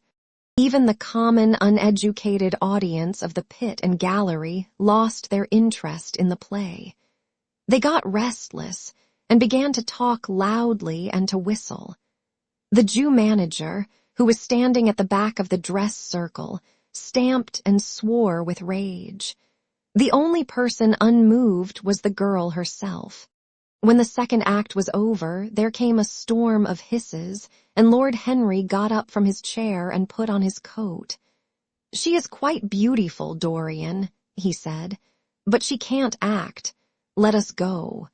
"I am going to see the play through," answered the lad in a hard, bitter voice. "I am awfully sorry that I have made you waste an evening, Harry. I apologize to you both." "My dear Dorian, I should think Miss Vane was ill," interrupted Hallward. "We will come some other night." "I wish she were ill," he rejoined. "But she seems to me to be simply callous and cold. She has entirely altered. Last night she was a great artist. This evening she is merely a commonplace, mediocre actress." "Don't talk like that about anyone you love, Dorian. Love is a more wonderful thing than art. They are both simply forms of imitation," remarked Lord Henry. "But do let us go. Dorian, you must not stay here any longer. It is not good for one's morals to see bad acting. Besides, I don't suppose you will want your wife to act, so what does it matter if she plays Juliet like a wooden doll? She is very lovely, and if she knows as little about life as she does about acting, she will be a delightful experience. There are only two kinds of people who are really fascinating: people who know absolutely everything and people who know absolutely nothing. Good heavens, my dear boy, don't look so tragic. The secret of remaining young is never to have an emotion that is unbecoming. Come to the club with Basil and myself. We will smoke cigarettes and drink to the beauty of Sybil Vane. She is beautiful. What more can you want?" "Go away, Harry," cried the lad. I want to be alone. Basil, you must go. Ah, can't you see that my heart is breaking? The hot tears came to his eyes. His lips trembled, and rushing to the back of the box, he leaned up against the wall, hiding his face in his hands. "Let us go, Basil," said Lord Henry with a strange tenderness in his voice, and the two young men passed out together. A few moments afterwards, the footlights flared up and the curtain rose on the third act. Dorian Gray went back to his seat. He looked pale and proud and indifferent. The play dragged on and seemed interminable. Half of the audience went out, tramping in heavy boots and laughing. The whole thing was a fiasco. The last act was played to almost empty benches. The curtain went down on a titter and some groans. As soon as it was over, Dorian Gray rushed behind the scenes into the green room. The girl was standing there alone, with a look of triumph on her face. Her eyes were lit with an exquisite fire. There was a radiance about her. Her parted lips were smiling over some secret of their own. When he entered, she looked at him, and an expression of infinite joy came over her. "How badly I acted tonight, Dorian," she cried. "Horribly," he answered, gazing at her in amazement. "Horribly, it was dreadful. Are you ill? You have no idea what it was. You have no idea what I suffered." The girl smiled. "Dorian," she answered, lingering over his name with long-drawn music in her voice, as though it were sweeter than honey to the red petals of her mouth. "Dorian, you should have understood. But you understand now, don't you?" "Understand what?" he asked angrily. "Why I was so bad tonight. Why I shall always be bad. Why I shall never act well again." He shrugged his shoulders. "You are ill, I suppose. When you are ill, you shouldn't act. You make yourself ridiculous. My friends were bored. I was bored." She seemed not to listen to him. She was transfigured with joy. An ecstasy of happiness dominated her. "Dorian, Dorian," she cried, "before I knew you, acting was the one reality of my life. It was only in the theater that I lived. I thought that it was all true. I was Rosalind one night and Portia the other. The joy of Beatrice was my joy, and the sorrows of Cordelia were mine also. I believed in everything. The common people who acted with me seemed to me to be godlike. The painted scenes were my world. I knew nothing but shadows, and I thought them real. You came, oh, my beautiful love. And you freed my soul from prison. You taught me what reality really is. Tonight, for the first time in my life, I saw through the hollowness, the sham, the silliness of the empty pageant in which I had always played. Tonight, for the first time, I became conscious that the Romeo was hideous, and old and painted, that the moonlight in the orchard was false, that the scenery was vulgar, and that the words I had to speak were unreal, were not my words, were not what I wanted to say. You had brought me something higher, something of which all art is but a reflection. You had made me understand what love really is. My love, Prince Charming, Prince of Life, I have grown sick of shadows. You are more to me than all art can ever be. What have I to do with the puppets of a play? When I came on tonight, I could not understand how it was that everything had gone from me. I thought that I was going to be wonderful. I found that I could do nothing. Suddenly it dawned on my soul what it all meant. The knowledge was exquisite to me. I heard them hissing, and I smiled. What could they know of love such as ours? Take me away, Dorian. Take me away with you where we can be quite alone. I hate the stage. I might mimic a passion that I do not feel, but I cannot mimic one that burns me like fire. Oh, Dorian, Dorian, you understand now what it signifies. Even if I could do it, it would be profanation for me to play at being in love. You have made me see that. He flung himself down on the sofa and turned away his face. You have killed my love, he muttered. She looked at him in wonder and laughed. He made no answer. She came across to him and with her little fingers stroked his hair. She knelt down and pressed his hands to her lips. He drew them away, and a shudder ran through him. Then he leaped up and went to the door. "Yes," he cried, "you have killed my love. You used to stir my imagination. Now you don't even stir my curiosity. You simply produce no effect. I loved you because you were marvelous, because you had genius and intellect, because you realized the dreams of great poets and gave shape and substance to the shadows of art. You have thrown it all away. You are shallow and stupid. My God, how mad I was to love you. What a fool I have been. You are nothing to me now. I will never see you again. I will never think of you. I will never mention your name. You don't know what you were to me once." "Why once? Oh, I can't bear to think of it. I wish I had never laid eyes upon you. You have spoiled the romance of my life. How little you can know of love if you say it mars your art. Without your art, you are nothing. I would have made you famous, splendid, magnificent. The world would have worshipped you, and you would have borne my name. What are you now? A third-rate actress with a pretty face." The girl grew white and trembled. She clenched her hands together, and her voice seemed to catch in her throat. "You are not serious, Dorian," she murmured. "You are acting." "Acting? I leave that to you. You do it so well," he answered bitterly. She rose from her knees and, with a piteous expression of pain in her face, came across the room to him. She put her hand upon his arm and looked into his eyes. He thrust her back. "Don't touch me!" he cried. A low moan broke from her, and she flung herself at his feet and lay there like a trampled flower.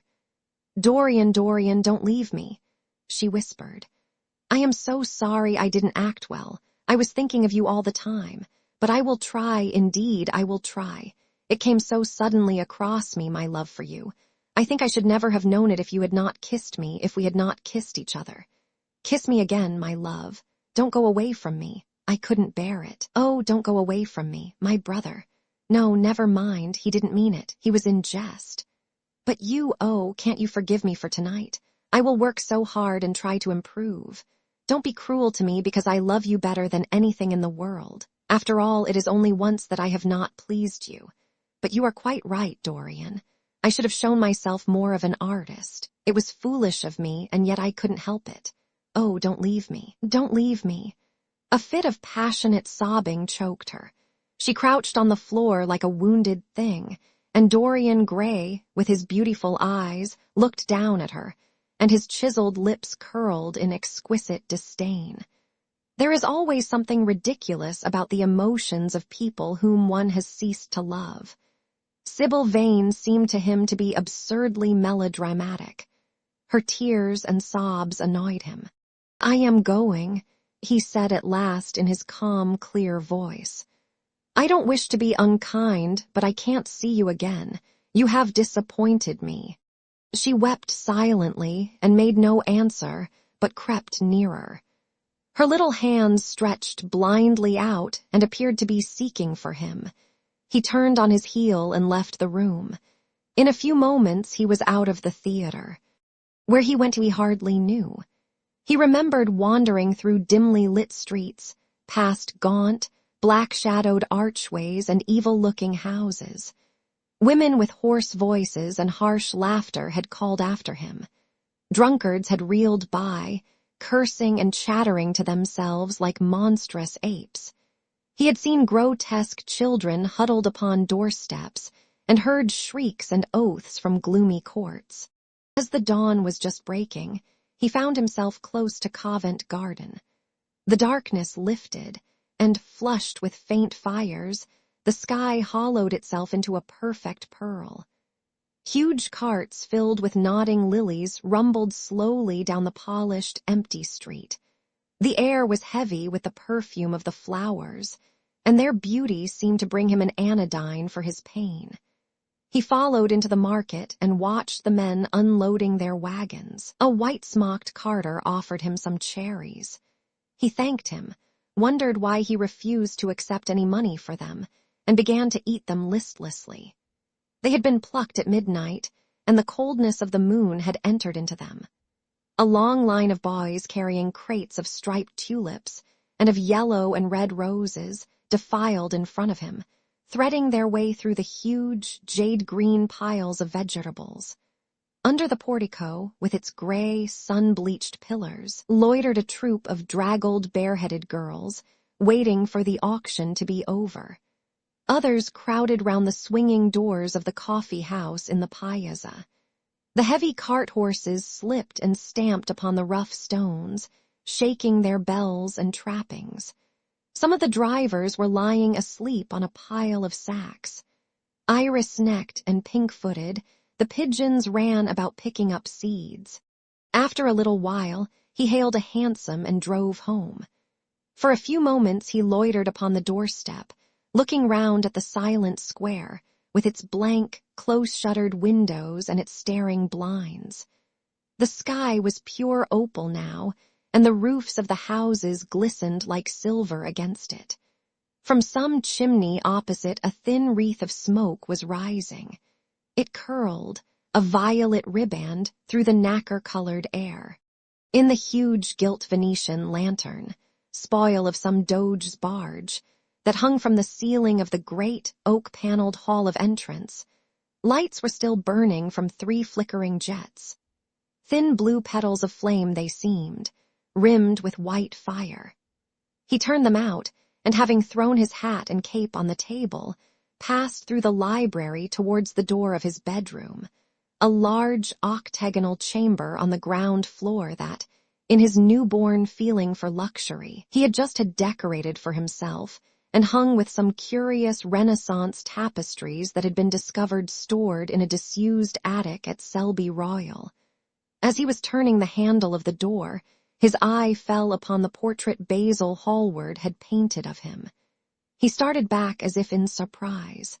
Then he went on into his own room, looking somewhat puzzled. After he had taken the buttonhole out of his coat, he seemed to hesitate. Finally, he came back, went over to the picture, and examined it. In the dim, arrested light that struggled through the cream-colored silk blinds, the face appeared to him to be a little changed. The expression looked different. One would have said that there was a touch of cruelty in the mouth. It was certainly strange. He turned round and, walking to the window, drew up the blind. The bright dawn flooded the room and swept the fantastic shadows into dusky corners, where they lay shuddering. But the strange expression that he had noticed in the face of the portrait seemed to linger there, to be more intensified even. The quivering ardent sunlight showed him the lines of cruelty round the mouth as clearly as if he had been looking into a mirror after he had done some dreadful thing. He winced and, taking up from the table an oval glass framed in ivory cupids, one of Lord Henry's many presents to him, glanced hurriedly into its polished depths. No line like that warped his red lips. What did it mean? He rubbed his eyes and came close to the picture and examined it again. There were no signs of any change when he looked into the actual painting, and yet there was no doubt that the whole expression had altered. It was not a mere fancy of his own. The thing was horribly apparent. He threw himself into a chair and began to think. Suddenly there flashed across his mind what he had said in Basil Hallward's studio the day the picture had been finished. Yes, he remembered it perfectly. He had uttered a mad wish that he himself might remain young, and the portrait grow old, that his own beauty might be untarnished, and the face on the canvas bear the burden of his passions and his sins, that the painted image might be seared with the lines of suffering and thought, and that he might keep all the delicate bloom and loveliness of his then just conscious boyhood. Surely his wish had not been fulfilled. Such things were impossible. It seemed monstrous even to think of them. And yet, there was the picture before him, with the touch of cruelty in the mouth. Cruelty, had he been cruel? It was the girl's fault, not his. He had dreamed of her as a great artist, had given his love to her because he had thought her great. Then she had disappointed him. She had been shallow and unworthy. And yet, a feeling of infinite regret came over him, as he thought of her lying at his feet sobbing like a little child. He remembered with what callousness he had watched her. Why had he been made like that? Why had such a soul been given to him? But he had suffered also. During the 3 terrible hours that the play had lasted, he had lived centuries of pain, eon upon eon of torture. His life was well worth hers. She had marred him for a moment if he had wounded her for an age. Besides, women were better suited to bear sorrow than men. They lived on their emotions. They only thought of their emotions. When they took lovers, it was merely to have someone with whom they could have scenes. Lord Henry had told him that, and Lord Henry knew what women were. Why should he trouble about Sybil Vane? She was nothing to him now. But the picture, what was he to say of that? It held the secret of his life and told his story. It had taught him to love his own beauty. Would it teach him to loathe his own soul? Would he ever look at it again? No, it was merely an illusion wrought on the troubled senses. The horrible night that he had passed had left phantoms behind it. Suddenly, there had fallen upon his brain that tiny scarlet speck that makes men mad. The picture had not changed. It was folly to think so. Yet it was watching him, with its beautiful marred face and its cruel smile. Its bright hair gleamed in the early sunlight. Its blue eyes met his own. A sense of infinite pity, not for himself, but for the painted image of himself, came over him. It had altered already and would alter more. Its gold would wither into gray. Its red and white roses would die. For every sin that he committed, a stain would fleck and wreck its fairness. But he would not sin. The picture, changed or unchanged, would be to him the visible emblem of conscience. He would resist temptation. He would not see Lord Henry any more, would not, at any rate, listen to those subtle poisonous theories that in Basil Hallward's garden had first stirred within him the passion for impossible things. He would go back to Sybil Vane, make her amends, marry her, try to love her again. Yes, it was his duty to do so. She must have suffered more than he had. Poor child, he had been selfish and cruel to her. The fascination that she had exercised over him would return. They would be happy together. His life with her would be beautiful and pure. He got up from his chair and drew a large screen right in front of the portrait, shuddering as he glanced at it. How horrible! He murmured to himself, and he walked across to the window and opened it. When he stepped out onto the grass, he drew a deep breath. The fresh morning air seemed to drive away all his somber passions. He thought only of Sybil. A faint echo of his love came back to him. He repeated her name over and over again. The birds that were singing in the dew-drenched garden seemed to be telling the flowers about her. Chapter 8. It was long past noon when he awoke. His valet had crept several times on tiptoe into the room to see if he was stirring, and had wondered what made his young master sleep so late. Finally, his bell sounded, and Victor came in softly with a cup of tea and a pile of letters on a small tray of old Sevres china, and drew back the olive satin curtains with their shimmering blue lining that hung in front of the 3 tall windows. "Monsieur has well slept this morning," he said, smiling. "What o'clock is it, Victor?" asked Dorian Gray drowsily. 1 hour and a quarter, monsieur." How late it was. He sat up and, having sipped some tea, turned over his letters. One of them was from Lord Henry and had been brought by hand that morning. He hesitated for a moment and then put it aside. The others he opened listlessly. They contained the usual collection of cards, invitations to dinner, tickets for private views, programs of charity concerts, and the like that are showered on fashionable young men every morning during the season. There was a rather heavy bill for a chaste silver Louis Quinze toilet set that he had not yet had the courage to send on to his guardians, who were extremely old-fashioned people, and did not realize that we live in an age when unnecessary things are our only necessities.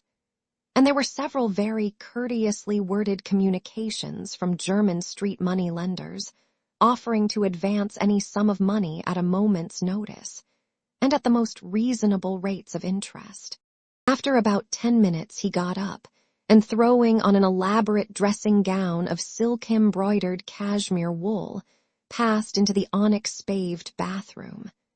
The cool water refreshed him after his long sleep. He seemed to have forgotten all that he had gone through. A dim sense of having taken part in some strange tragedy came to him once or twice, but there was the unreality of a dream about it. As soon as he was dressed, he went into the library and sat down to a light French breakfast that had been laid out for him on a small round table close to the open window. It was an exquisite day. The warm air seemed laden with spices. A bee flew in and buzzed round the blue dragon bowl that, filled with sulphur-yellow roses, stood before him. He felt perfectly happy. Suddenly, his eye fell on the screen that he had placed in front of the portrait, and he started. "Too cold for monsieur?" asked his valet, putting an omelette on the table. "I shut the window." Dorian shook his head. "I am not cold," he murmured. Was it all true? Had the portrait really changed? Or had it been simply his own imagination that had made him see a look of evil where there had been a look of joy? Surely a painted canvas could not alter. The thing was absurd. It would serve as a tale to tell Basil someday. It would make him smile. And yet, how vivid was his recollection of the whole thing. First in the dim twilight, and then in the bright dawn, he had seen the touch of cruelty round the warped lips. He almost dreaded his valet leaving the room. He knew that when he was alone he would have to examine the portrait. He was afraid of certainty. When the coffee and cigarettes had been brought and the man turned to go, he felt a wild desire to tell him to remain. As the door was closing behind him, he called him back. The man stood waiting for his orders. Dorian looked at him for a moment. "I am not at home to anyone, Victor," he said with a sigh. The man bowed and retired. Then he rose from the table, lit a cigarette, and flung himself down on a luxuriously cushioned couch that stood facing the screen. The screen was an old one, of gilt Spanish leather, stamped and wrought with a rather florid Louis Quatorze pattern. He scanned it curiously, wondering if ever before it had concealed the secret of a man's life. Should he move it aside, after all? Why not let it stay there? What was the use of knowing? If the thing was true, it was terrible. If it was not true, why trouble about it? But what if, by some fate or deadlier chance, eyes other than his spied behind and saw the horrible change? What should he do if Basil Hallward came and asked to look at his own picture? Basil would be sure to do that. No, the thing had to be examined, and at once. Anything would be better than this dreadful state of doubt. He got up and locked both doors. At least he would be alone when he looked upon the mask of his shame. Then he drew the screen aside and saw himself face to face. It was perfectly true. The portrait had altered. As he often remembered afterwards, and always with no small wonder, he found himself at first gazing at the portrait with a feeling of almost scientific interest. That such a change should have taken place was incredible to him. And yet it was a fact. Was there some subtle affinity between the chemical atoms that shaped themselves into form and color on the canvas and the soul that was within him? Could it be that what that soul thought they realized? That what it dreamed they made true? Or was there some other, more terrible reason?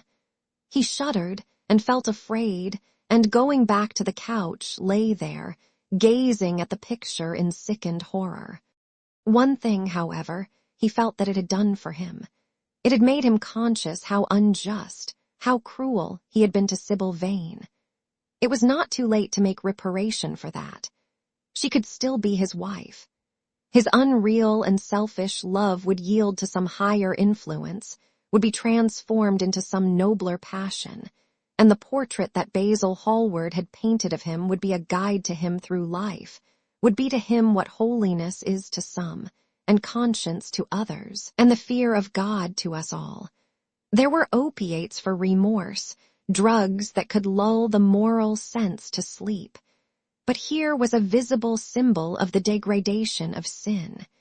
Here was an ever-present sign of the ruin men brought upon their souls. 3 o'clock struck, and 4, and the half-hour rang its double chime, but Dorian Gray did not stir. He was trying to gather up the scarlet threads of life and to weave them into a pattern, to find his way through the sanguine labyrinth of passion through which he was wandering. He did not know what to do, or what to think. Finally, he went over to the table and wrote a passionate letter to the girl he had loved, imploring her forgiveness and accusing himself of madness. He covered page after page with wild words of sorrow and wilder words of pain. There is a luxury in self-reproach. When we blame ourselves, we feel that no one else has a right to blame us. It is the confession, not the priest, that gives us absolution. When Dorian had finished the letter, he felt that he had been forgiven. Suddenly there came a knock to the door, and he heard Lord Henry's voice outside. "My dear boy, I must see you. Let me in at once. I can't bear your shutting yourself up like this." He made no answer at first, but remained quite still.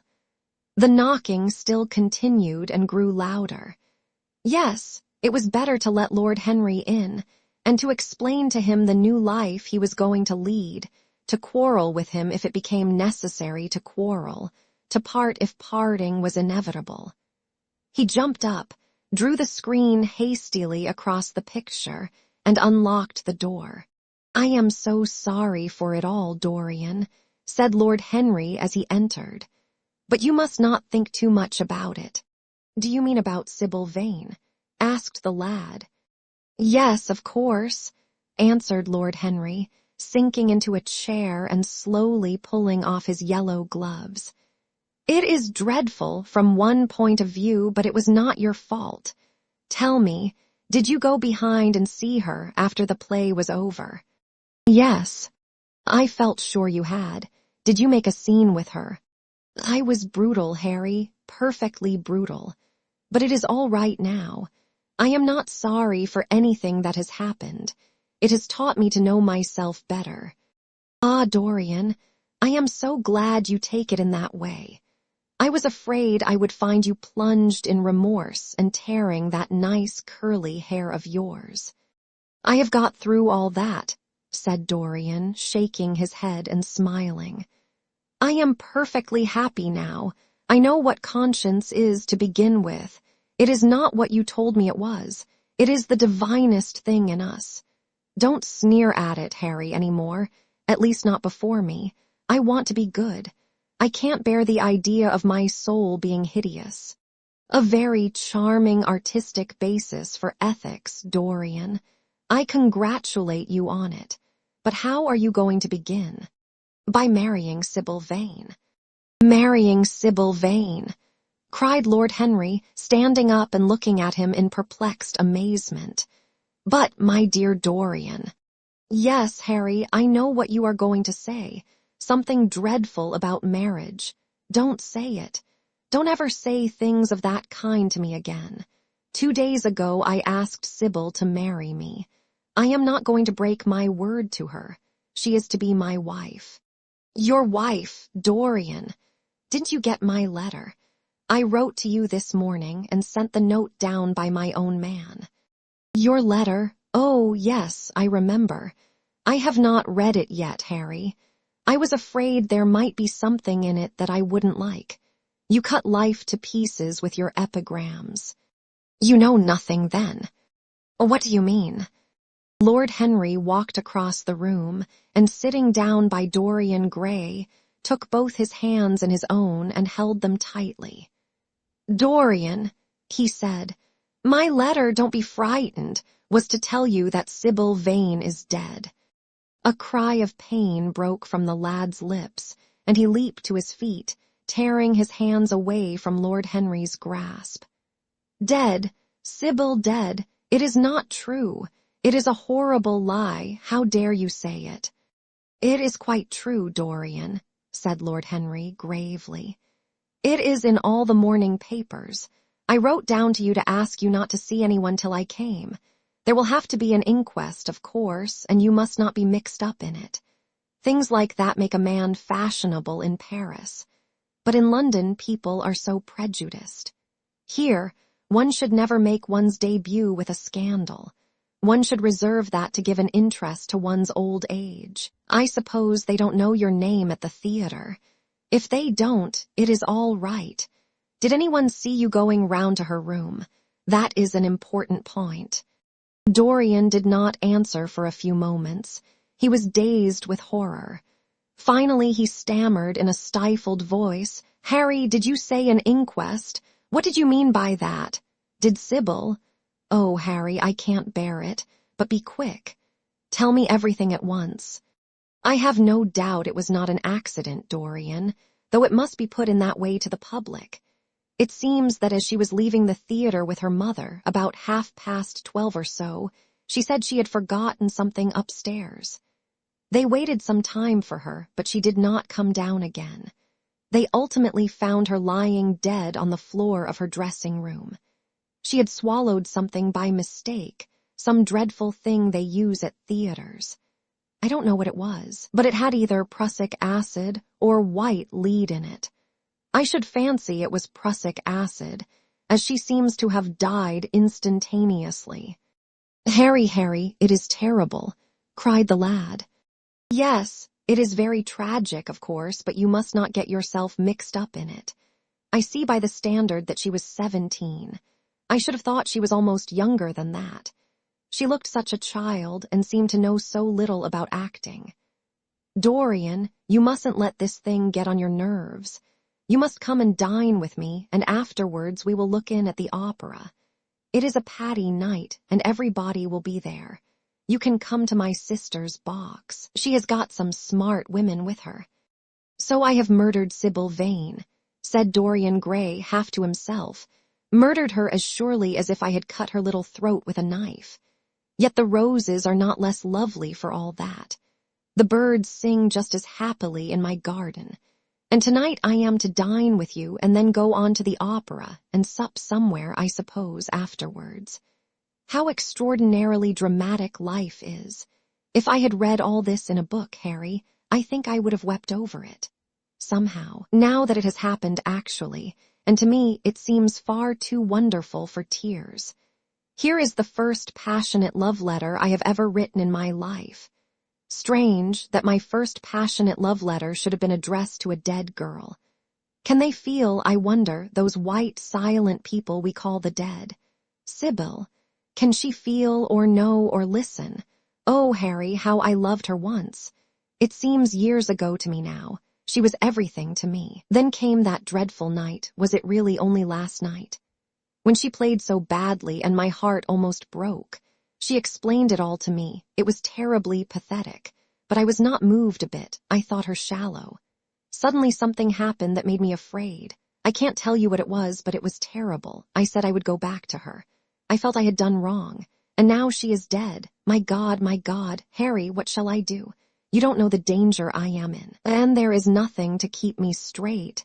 She would have done that for me. She had no right to kill herself. It was selfish of her.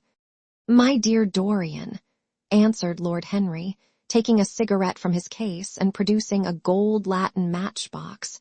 The only way a woman can ever reform a man is by boring him so completely that he loses all possible interest in life. If you had married this girl, you would have been wretched. Of course, you would have treated her kindly. One can always be kind to people about whom one cares nothing.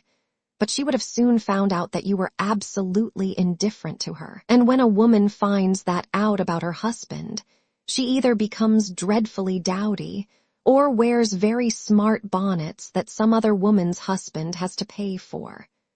I say nothing about the social mistake, which would have been abject, which, of course, I would not have allowed. But I assure you that in any case the whole thing would have been an absolute failure." "I suppose it would," muttered the lad, walking up and down the room and looking horribly pale. "But I thought it was my duty. It is not my fault that this terrible tragedy has prevented my doing what was right. I remember your saying once that there is a fatality about good resolutions, that they are always made too late. Mine certainly were. Good resolutions are useless attempts to interfere with scientific laws. Their origin is pure vanity. Their result is absolutely nil. They give us, now and then, some of those luxurious, sterile emotions that have a certain charm for the weak. That is all that can be said for them. They are simply checks that men draw on a bank where they have no account." "Harry," cried Dorian Gray, coming over and sitting down beside him, "why is it that I cannot feel this tragedy as much as I want to? I don't think I am heartless. Do you? You have done too many foolish things during the last fortnight to be entitled to give yourself that name, Dorian," answered Lord Henry with his sweet, melancholy smile. The lad frowned. "I don't like that explanation, Harry," he rejoined, "but I am glad you don't think I am heartless. I am nothing of the kind. I know I am not. And yet I must admit that this thing that has happened does not affect me as it should. It seems to me to be simply like a wonderful ending to a wonderful play. It has all the terrible beauty of a Greek tragedy, a tragedy in which I took a great part, but by which I have not been wounded." "It is an interesting question," said Lord Henry, who found an exquisite pleasure in playing on the lad's unconscious egotism. "An extremely interesting question. I fancy that the true explanation is this. It often happens that the real tragedies of life occur in such an inartistic manner that they hurt us by their crude violence, their absolute incoherence, their absurd want of meaning, their entire lack of style.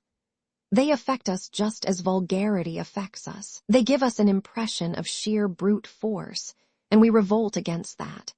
Sometimes, however, a tragedy that possesses artistic elements of beauty crosses our lives.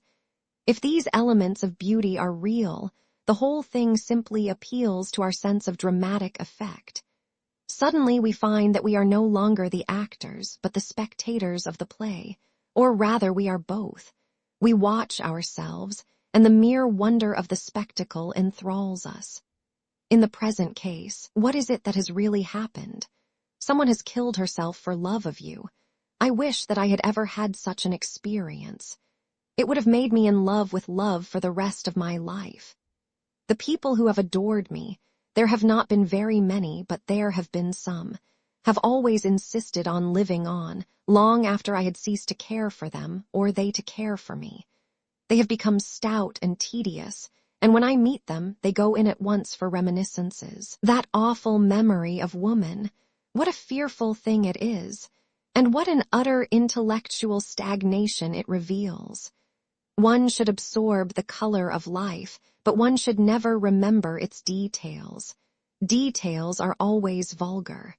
"I must sow poppies in my garden," sighed Dorian. "There is no necessity," rejoined his companion. "Life has always poppies in her hands. Of course, now and then things linger. I once wore nothing but violets all through one season as a form of artistic mourning for a romance that would not die. Ultimately, however, it did die. I forget what killed it.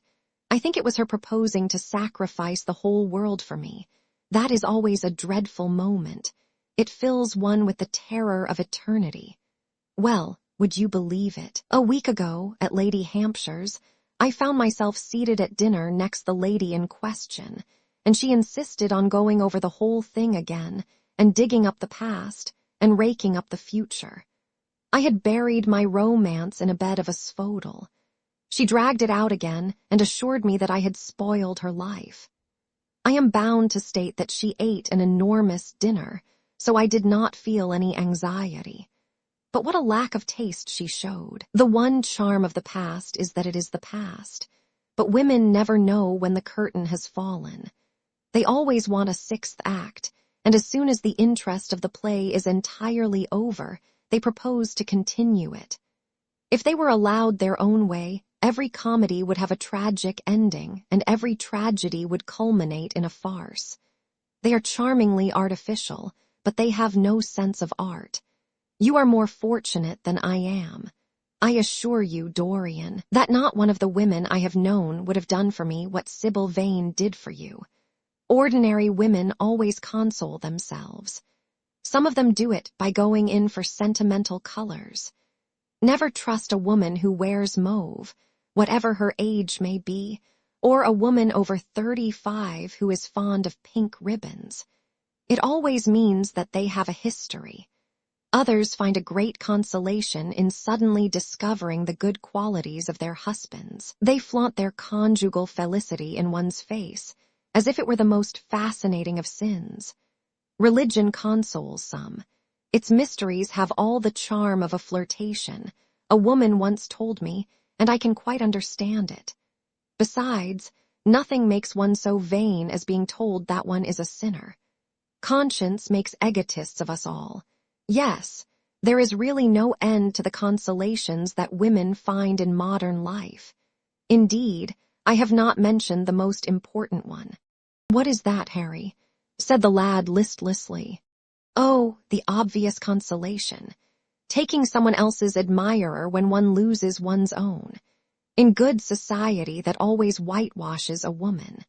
But really, Dorian, how different Sybil Vane must have been from all the women one meets. There is something to me quite beautiful about her death. I am glad I am living in a century when such wonders happen. They make one believe in the reality of the things we all play with, such as romance, passion, and love. I was terribly cruel to her. You forget that. I am afraid that women appreciate cruelty, downright cruelty, more than anything else. They have wonderfully primitive instincts. We have emancipated them, but they remain slaves looking for their masters, all the same. They love being dominated. I am sure you were splendid. I have never seen you really and absolutely angry, but I can fancy how delightful you looked. And after all, you said something to me the day before yesterday that seemed to me at the time to be merely fanciful, but that I see now was absolutely true, and it holds the key to everything. What was that, Harry? You said to me that Sybil Vane represented to you all the heroines of romance, that she was Desdemona one night, and Ophelia the other, that if she died as Juliet, she came to life as Imogen. She will never come to life again now, muttered the lad, burying his face in his hands. No, she will never come to life. She has played her last part. But you must think of that lonely death in the tawdry dressing-room simply as a strange, lurid fragment from some Jacobean tragedy, as a wonderful scene from Webster, or Ford, or Cyril Tourneur. The girl never really lived, and so she has never really died. To you at least she was always a dream, a phantom that flitted through Shakespeare's plays and left them lovelier for its presence, a reed through which Shakespeare's music sounded richer and more full of joy. The moment she touched actual life, she marred it and it marred her, and so she passed away. Mourn for Ophelia, if you like. Put ashes on your head because Cordelia was strangled.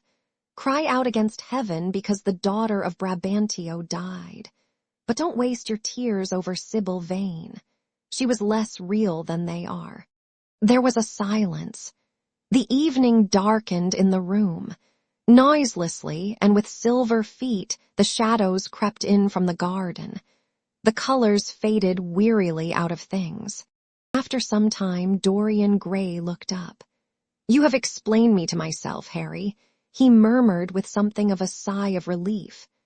"I felt all that you have said, but somehow I was afraid of it and I could not express it to myself. How well you know me. But we will not talk again of what has happened. It has been a marvelous experience. That is all. I wonder if life has still in store for me anything as marvelous." Life has everything in store for you, Dorian. There is nothing that you, with your extraordinary good looks, will not be able to do. But suppose, Harry, I became haggard and old and wrinkled. What then? Ah, then, said Lord Henry, rising to go, then, my dear Dorian, you would have to fight for your victories. As it is, they are brought to you. No, you must keep your good looks.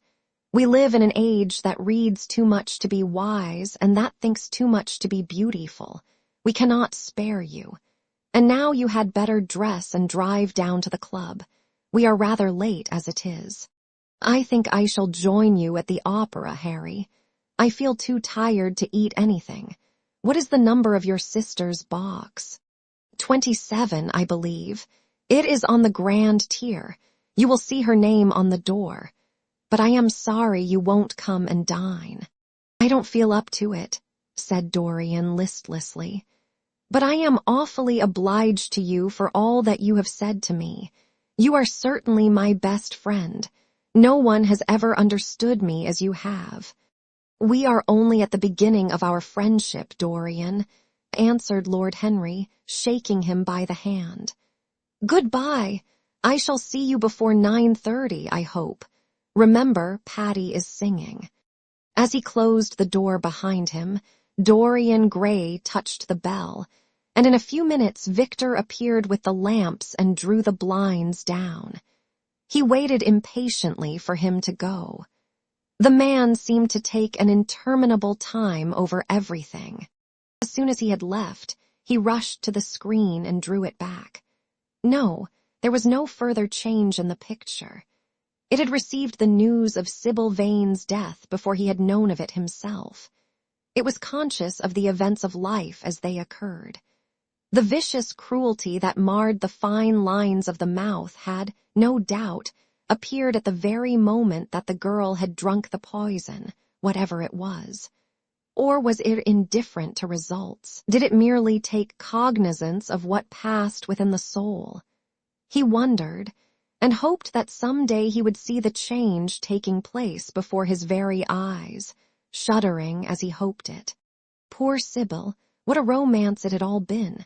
She had often mimicked death on the stage. Then Death himself had touched her and taken her with him. How had she played that dreadful last scene? Had she cursed him as she died? No, she had died for love of him, and love would always be a sacrament to him now. She had atoned for everything by the sacrifice she had made of her life. He would not think any more of what she had made him go through on that horrible night at the theater. When he thought of her, it would be as a wonderful tragic figure sent on to the world's stage to show the supreme reality of love. A wonderful tragic figure. Tears came to his eyes as he remembered her childlike look and winsome fanciful ways and shy tremulous grace. He brushed them away hastily and looked again at the picture. He felt that the time had really come for making his choice. Or had his choice already been made? Yes, life had decided that for him, life and his own infinite curiosity about life. Eternal youth, infinite passion, pleasures subtle and secret, wild joys and wilder sins, he was to have all these things. The portrait was to bear the burden of his shame, that was all.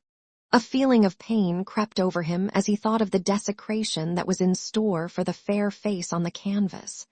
Once, in boyish mockery of Narcissus, he had kissed, or feigned to kiss, those painted lips that now smiled so cruelly at him. Morning after morning he had sat before the portrait wondering at its beauty, almost enamored of it, as it seemed to him at times. Was it to alter now with every mood to which he yielded? Was it to become a monstrous and loathsome thing, to be hidden away in a locked room, to be shut out from the sunlight that had so often touched to brighter gold the waving wonder of its hair? The pity of it! The pity of it! For a moment, he thought of praying that the horrible sympathy that existed between him and the picture might cease. It had changed in answer to a prayer. Perhaps in answer to a prayer, it might remain unchanged. And yet, who, that knew anything about life would surrender the chance of remaining always young, however fantastic that chance might be, or with what fateful consequences it might be fraught. Besides, was it really under his control? Had it indeed been prayer that had produced the substitution? Might there not be some curious scientific reason for it all? If thought could exercise its influence upon a living organism, might not thought exercise an influence upon dead and inorganic things? Nay, without thought or conscious desire, might not things external to ourselves vibrate in unison with our moods and passions, atom calling to atom in secret love or strange affinity? But the reason was of no importance. He would never again tempt by a prayer any terrible power. If the picture was to alter, it was to alter. That was all. Why inquire too closely into it? For there would be a real pleasure in watching it. He would be able to follow his mind into its secret places. This portrait would be to him the most magical of mirrors. As it had revealed to him his own body, so it would reveal to him his own soul.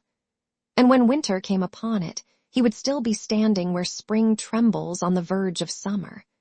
When the blood crept from its face, and left behind a pallid mask of chalk with leaden eyes, he would keep the glamour of boyhood. Not one blossom of his loveliness would ever fade. Not one pulse of his life would ever weaken. Like the gods of the Greeks, he would be strong and fleet and joyous. What did it matter what happened to the colored image on the canvas? He would be safe. That was everything. He drew the screen back into its former place in front of the picture, smiling as he did so, and passed into his bedroom, where his valet was already waiting for him. An hour later he was at the opera, and Lord Henry was leaning over his chair. Chapter 9. As he was sitting at breakfast next morning, Basil Hallward was shown into the room. "I am so glad I have found you, Dorian," he said gravely. "I called last night, and they told me you were at the opera. Of course, I knew that was impossible, but I wish you had left word where you had really gone to. I passed a dreadful evening, half afraid that one tragedy might be followed by another. I think you might have telegraphed for me when you heard of it first. I read of it quite by chance in a late edition of the Globe that I picked up at the club. I came here at once and was miserable at not finding you. I can't tell you how heartbroken I am about the whole thing. I know what you must suffer. But where were you? Did you go down and see the girl's mother? For a moment I thought of following you there. They gave the address in the paper. Somewhere in the Euston Road, isn't it? But I was afraid of intruding upon a sorrow that I could not lighten. Poor woman, what a state she must be in. And her only child, too. What did she say about it all?" "My dear Basil, how do I know?" murmured Dorian Gray, sipping some pale yellow wine from a delicate, gold-beaded bubble of Venetian glass and looking dreadfully bored. "I was at the opera. You should have come on there. I met Lady Gwendolen, Harry's sister, for the first time. We were in her box. She is perfectly charming, and Patty sang divinely. Don't talk about horrid subjects. If one doesn't talk about a thing, it has never happened. It is simply expression, as Harry says. That gives reality to things. I may mention that she was not the woman's only child. There is a son, a charming fellow, I believe, but he is not on the stage. He is a sailor or something. And now tell me about yourself and what you are painting." "You went to the opera," said Hallward, speaking very slowly and with a strained touch of pain in his voice. "You went to the opera while Sybil Vane was lying dead in some sordid lodging. You can talk to me of other women being charming, and of Patty singing divinely, before the girl you loved has even the quiet of a grave to sleep in. Why, man, there are horrors in store for that little white body of hers." "Stop, Basil, I won't hear it," cried Dorian, leaping to his feet. "You must not tell me about things. What is done is done. What is past is past. You call yesterday the past. What has the actual lapse of time got to do with it? It is only shallow people who require years to get rid of an emotion. A man who is master of himself can end a sorrow as easily as he can invent a pleasure. I don't want to be at the mercy of my emotions. I want to use them, to enjoy them, and to dominate them. Dorian, this is horrible. Something has changed you completely. You look exactly the same wonderful boy who, day after day, used to come down to my studio to sit for his picture. But you were simple, natural, and affectionate then. You were the most unspoiled creature in the whole world. Now I don't know what has come over you. You talk as if you had no heart, no pity in you. It is all Harry's influence. I see that. The lad flushed up and, going to the window, looked out for a few moments on the green, flickering, sun-lashed garden. I owe a great deal to Harry, Basil, he said at last. More than I owe to you. You only taught me to be vain.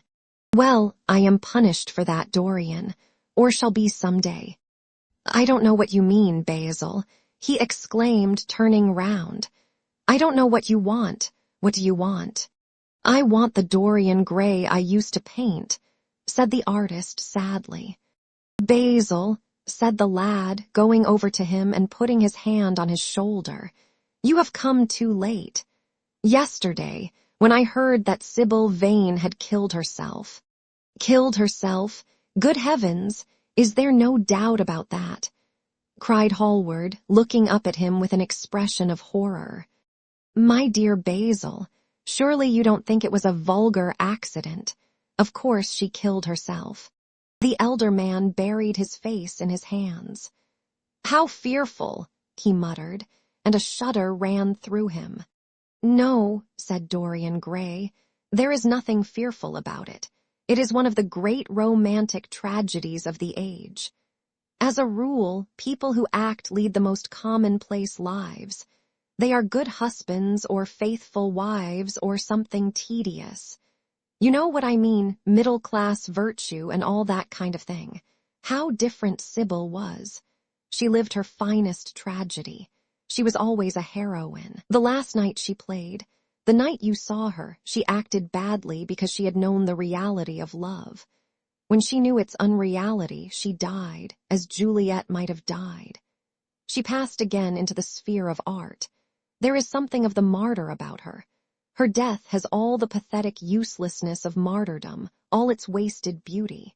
But, as I was saying, you must not think I have not suffered. If you had come in yesterday at a particular moment, about 5:30, perhaps, or 5:45, you would have found me in tears.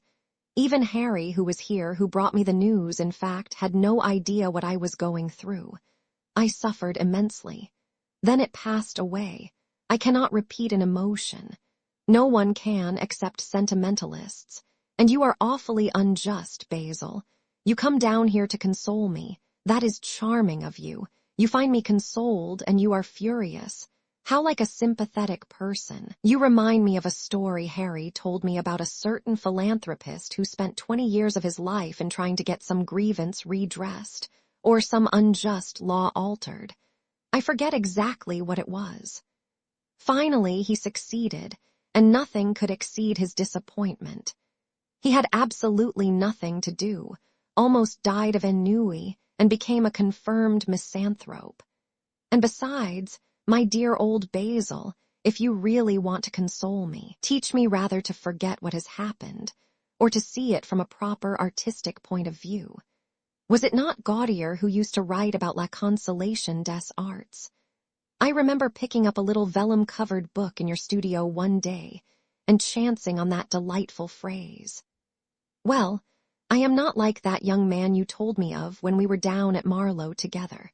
The young man who used to say that yellow satin could console one for all the miseries of life. I love beautiful things that one can touch and handle.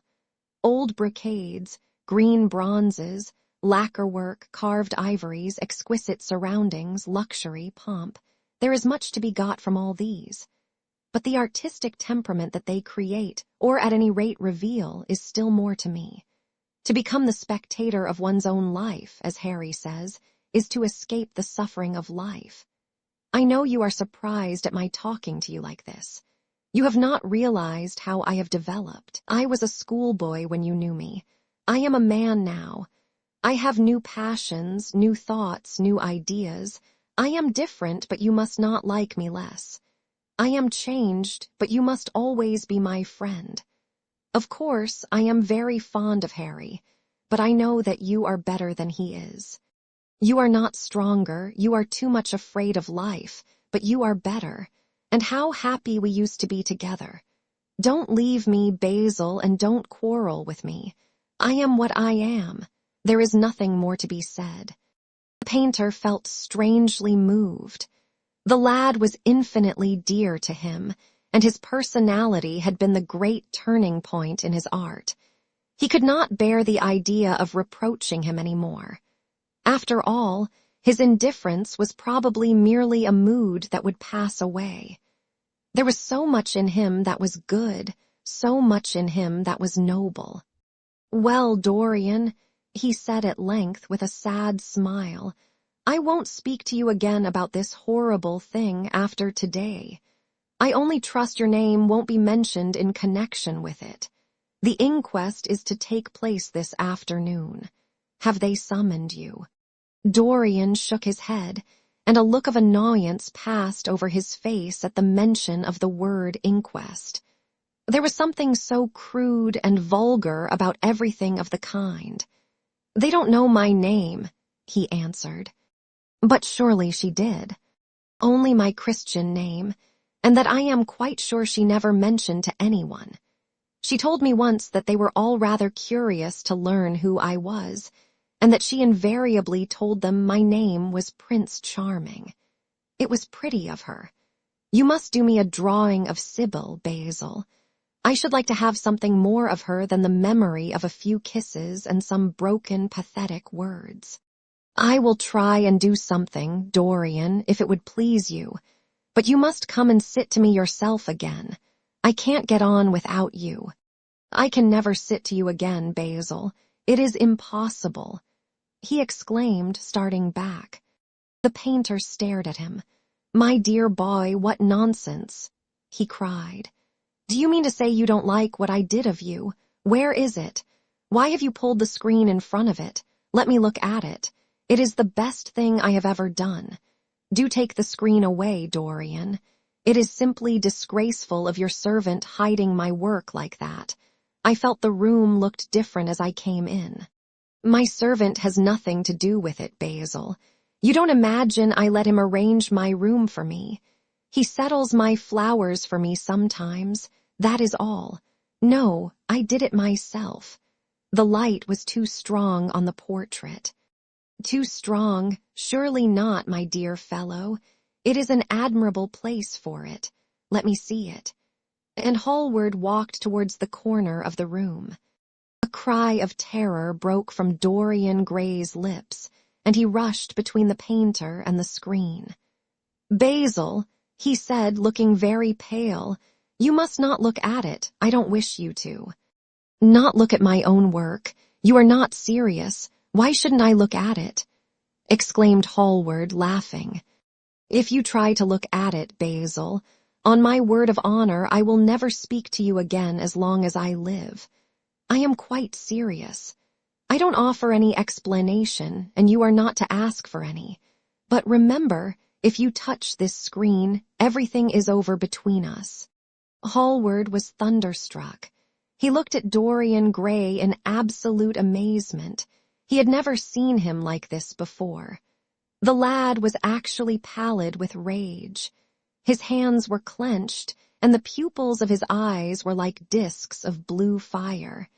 He was trembling all over. "Dorian, don't speak." "But what is the matter?" "Of course I won't look at it if you don't want me to," he said, rather coldly, turning on his heel and going over towards the window. "But really, it seems rather absurd that I shouldn't see my own work, especially as I am going to exhibit it in Paris in the autumn. I shall probably have to give it another coat of varnish before that, so I must see it some day, and why not today? To exhibit it, you want to exhibit it. exclaimed Dorian Gray, a strange sense of terror creeping over him. Was the world going to be shown his secret? Were people to gape at the mystery of his life? That was impossible. Something, he did not know what, had to be done at once. Yes, I don't suppose you will object to that. George's Petit is going to collect all my best pictures for a special exhibition in the Rue de Sèze, which will open the first week in October. The portrait will only be away a month. I should think you could easily spare it for that time. In fact, you are sure to be out of town, and if you keep it always behind a screen, you can't care much about it. Dorian Gray passed his hand over his forehead. There were beads of perspiration there. He felt that he was on the brink of a horrible danger. "You told me a month ago that you would never exhibit it," he cried. "Why have you changed your mind? You people who go in for being consistent have just as many moods as others have. The only difference is that your moods are rather meaningless. You can't have forgotten that you assured me most solemnly that nothing in the world would induce you to send it to any exhibition. You told Harry exactly the same thing." He stopped suddenly, and a gleam of light came into his eyes. He remembered that Lord Henry had said to him once, half seriously and half in jest, "If you want to have a strange quarter of an hour, get Basil to tell you why he won't exhibit your picture." He told me why he wouldn't, and it was a revelation to me. Yes, perhaps Basil, too, had his secret. He would ask him and try. "Basil," he said, coming over quite close and looking him straight in the face, "we have each of us a secret. Let me know yours, and I shall tell you mine. What was your reason for refusing to exhibit my picture?" The painter shuddered in spite of himself. "Dorian, if I told you, you might like me less than you do, and you would certainly laugh at me. I could not bear your doing either of those two things. If you wish me never to look at your picture again, I am content. I have always you to look at. If you wish the best work I have ever done to be hidden from the world, I am satisfied. Your friendship is dearer to me than any fame or reputation." "No, Basil, you must tell me," insisted Dorian Gray. "I think I have a right to know." His feeling of terror had passed away, and curiosity had taken its place. He was determined to find out Basil Hallward's mystery. "Let us sit down, Dorian," said the painter, looking troubled. "Let us sit down, and just answer me one question. Have you noticed in the picture something curious? Something that probably at first did not strike you, but that revealed itself to you suddenly?" "Basil!" cried the lad, clutching the arms of his chair with trembling hands and gazing at him with wild, startled eyes. "I see you did. Don't speak. Wait till you hear what I have to say. Dorian, from the moment I met you, your personality had the most extraordinary influence over me. I was dominated, soul, brain, and power, by you. You became to me the visible incarnation of that unseen ideal whose memory haunts us artists like an exquisite dream. I worshipped you. I grew jealous of everyone to whom you spoke. I wanted to have you all to myself. I was only happy when I was with you. When you were away from me, you were still present in my art. Of course, I never let you know anything about this. It would have been impossible. You would not have understood it. I hardly understood it myself. I only knew that I had seen perfection face to face, and that the world had become wonderful to my eyes, too wonderful, perhaps, for in such mad worships there is peril, the peril of losing them, no less than the peril of keeping them. Weeks and weeks went on, and I grew more and more absorbed in you. Then came a new development. I had drawn you as Paris in dainty armor, and as Adonis with huntsman's cloak and polished boar spear. Crowned with heavy lotus blossoms, you had sat on the prow of Adrian's barge, gazing across the green turbid Nile. You had leaned over the still pool of some Greek woodland, and seen in the water's silent silver the marvel of your own face. And it had all been what art should be, unconscious, ideal, and remote. One day, a fatal day I sometimes think, I determined to paint a wonderful portrait of you as you actually are, not in the costume of dead ages, but in your own dress and in your own time. Whether it was the realism of the method or the mere wonder of your own personality, thus directly presented to me without mist or veil, I cannot tell. But I know that as I worked at it, every flake and film of color seemed to me to reveal my secret. I grew afraid that others would know of my idolatry. I felt, Dorian, that I had told too much, that I had put too much of myself into it. Then it was that I resolved never to allow the picture to be exhibited. You were a little annoyed, but then you did not realize all that it meant to me. Harry, to whom I talked about it, laughed at me, but I did not mind that. When the picture was finished, and I sat alone with it, I felt that I was right. Well, after a few days the thing left my studio, and as soon as I had got rid of the intolerable fascination of its presence, it seemed to me that I had been foolish in imagining that I had seen anything in it, more than that you were extremely good-looking, and that I could paint. Even now I cannot help feeling that it is a mistake to think that the passion one feels in creation is ever really shown in the work one creates. Art is always more abstract than we fancy. Form and color tell us of form and color. That is all. It often seems to me that art conceals the artist far more completely than it ever reveals him. And so when I got this offer from Paris, I determined to make your portrait the principal thing in my exhibition. It never occurred to me that you would refuse. I see now that you were right. The picture cannot be shown. You must not be angry with me, Dorian, for what I have told you. As I said to Harry once, you are made to be worshipped. Dorian Gray drew a long breath. The color came back to his cheeks, and a smile played about his lips. The peril was over. He was safe for the time. Yet he could not help feeling infinite pity for the painter who had just made this strange confession to him, and wondered if he himself would ever be so dominated by the personality of a friend. Lord Henry had the charm of being very dangerous, but that was all. He was too clever and too cynical to be really fond of. Would there ever be someone who would fill him with a strange idolatry? Was that one of the things that life had in store? "It is extraordinary to me, Dorian," said Hallward, "that you should have seen this in the portrait. Did you really see it?" "I saw something in it," he answered, "something that seemed to me very curious." "Well, you don't mind my looking at the thing now?" Dorian shook his head. "You must not ask me that, Basil. I could not possibly let you stand in front of that picture." "You will someday, surely." "Never." "Well, perhaps you are right. And now goodbye, Dorian.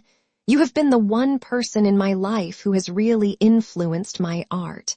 Whatever I have done that is good, I owe to you.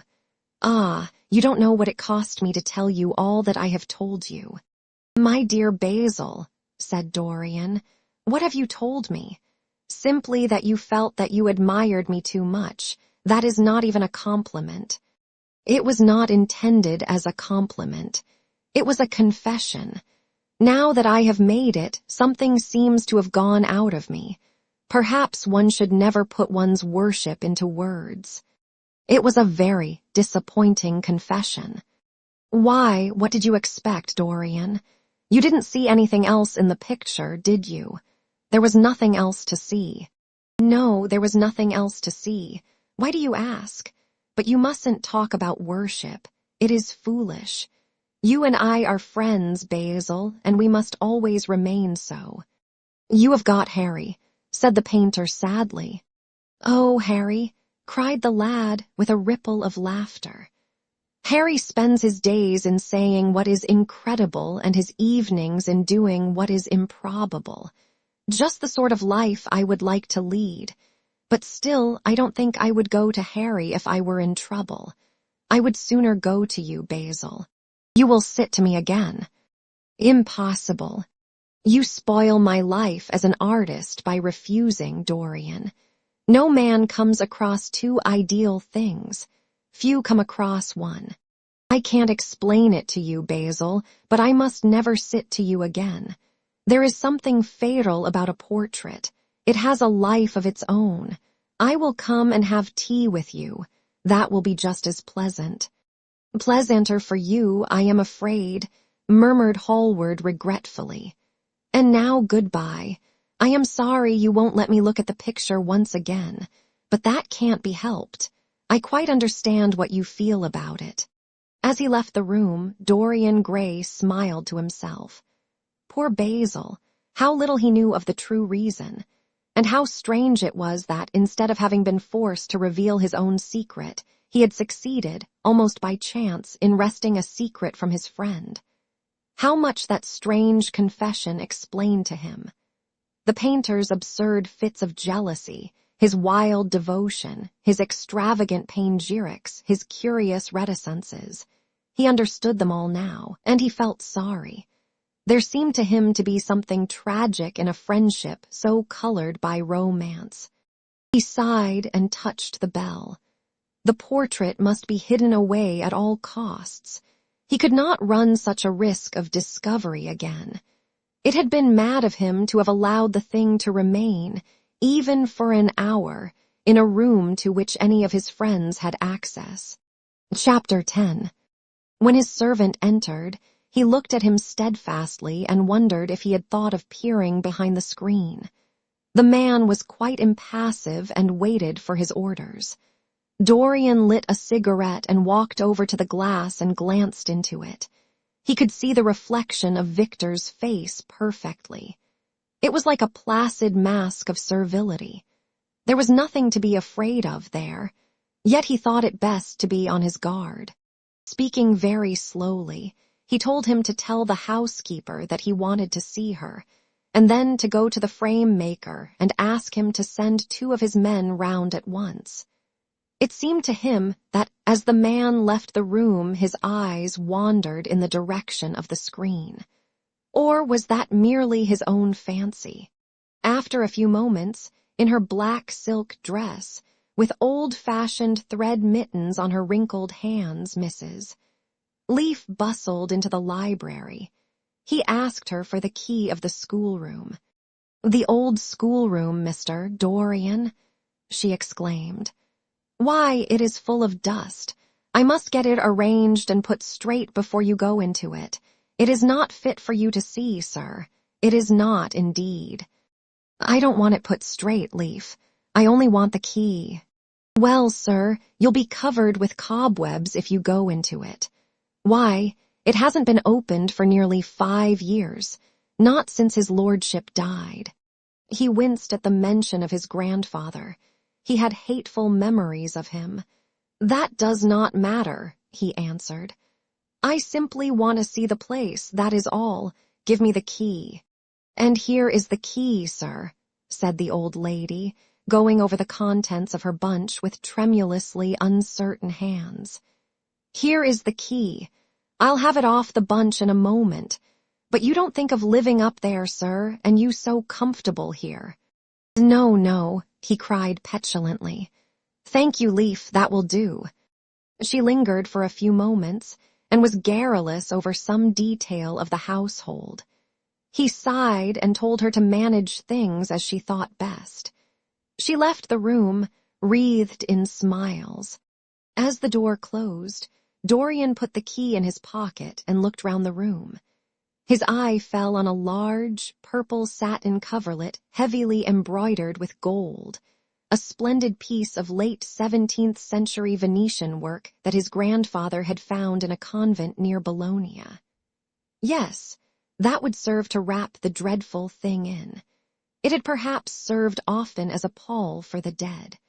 Now it was to hide something that had a corruption of its own, worse than the corruption of death itself, something that would breed horrors and yet would never die.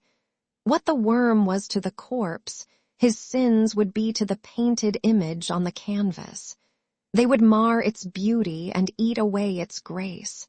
They would defile it and make it shameful. And yet the thing would still live on.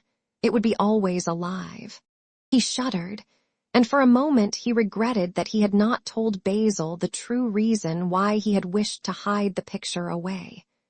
Basil would have helped him to resist Lord Henry's influence and the still more poisonous influences that came from his own temperament. The love that he bore him, for it was really love, had nothing in it that was not noble and intellectual. It was not that mere physical admiration of beauty that is born of the senses and that dies when the senses tire. It was such love as Michelangelo had known, and Montaigne, and Winckelmann, and Shakespeare himself. Yes, Basil could have saved him, but it was too late now. The past could always be annihilated. Regret, denial, or forgetfulness could do that, but the future was inevitable. There were passions in him that would find their terrible outlet, dreams that would make the shadow of their evil real.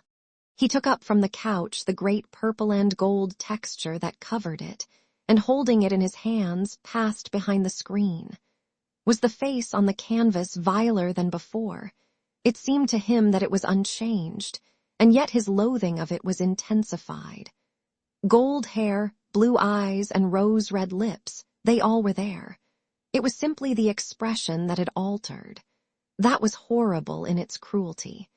Compared to what he saw in it of censure or rebuke, how shallow Basil's reproaches about Sybil Vane had been. How shallow, and of what little account. His own soul was looking out at him from the canvas and calling him to judgment.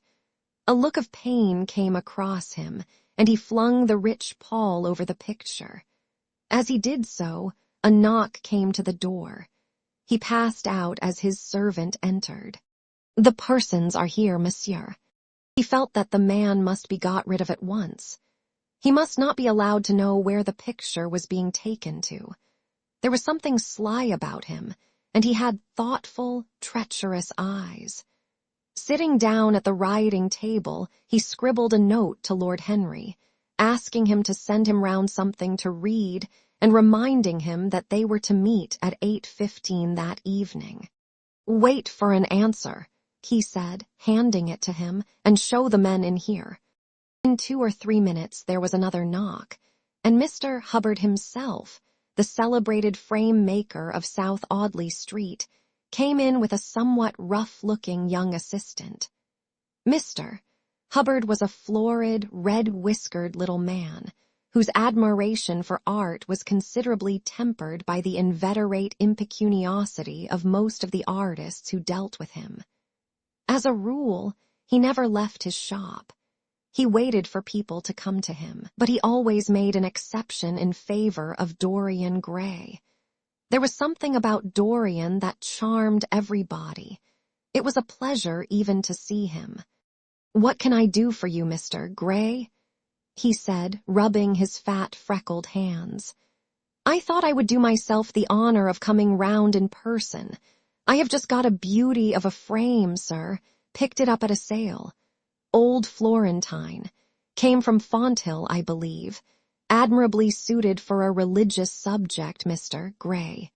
I am so sorry you have given yourself the trouble of coming round, Mr. Hubbard. I shall certainly drop in and look at the frame, though I don't go in much at present for religious art.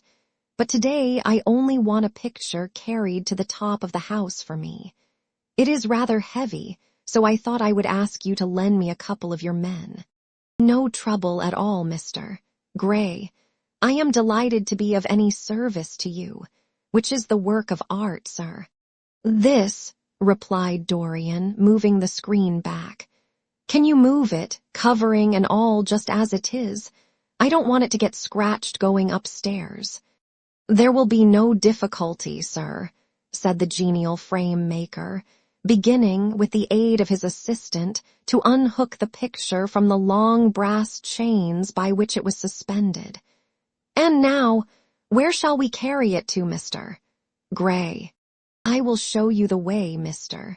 Hubbard, if you will kindly follow me, or perhaps you had better go in front. I am afraid it is right at the top of the house, We will go up by the front staircase as it is wider." He held the door open for them, and they passed out into the hall and began the ascent. The elaborate character of the frame had made the picture extremely bulky, and now and then, in spite of the obsequious protests of Mr. Hubbard, who had the true tradesman's spirited dislike of seeing a gentleman doing anything useful, Dorian put his hand to it so as to help them. "Something of a load to carry, sir," gasped the little man when they reached the top landing, and he wiped his shiny forehead. "I am afraid it is rather heavy," murmured Dorian as he unlocked the door that opened into the room that was to keep for him the curious secret of his life and hide his soul from the eyes of men. He had not entered the place for more than 4 years. Not, indeed, since he had used it first as a playroom when he was a child, and then as a study when he grew somewhat older.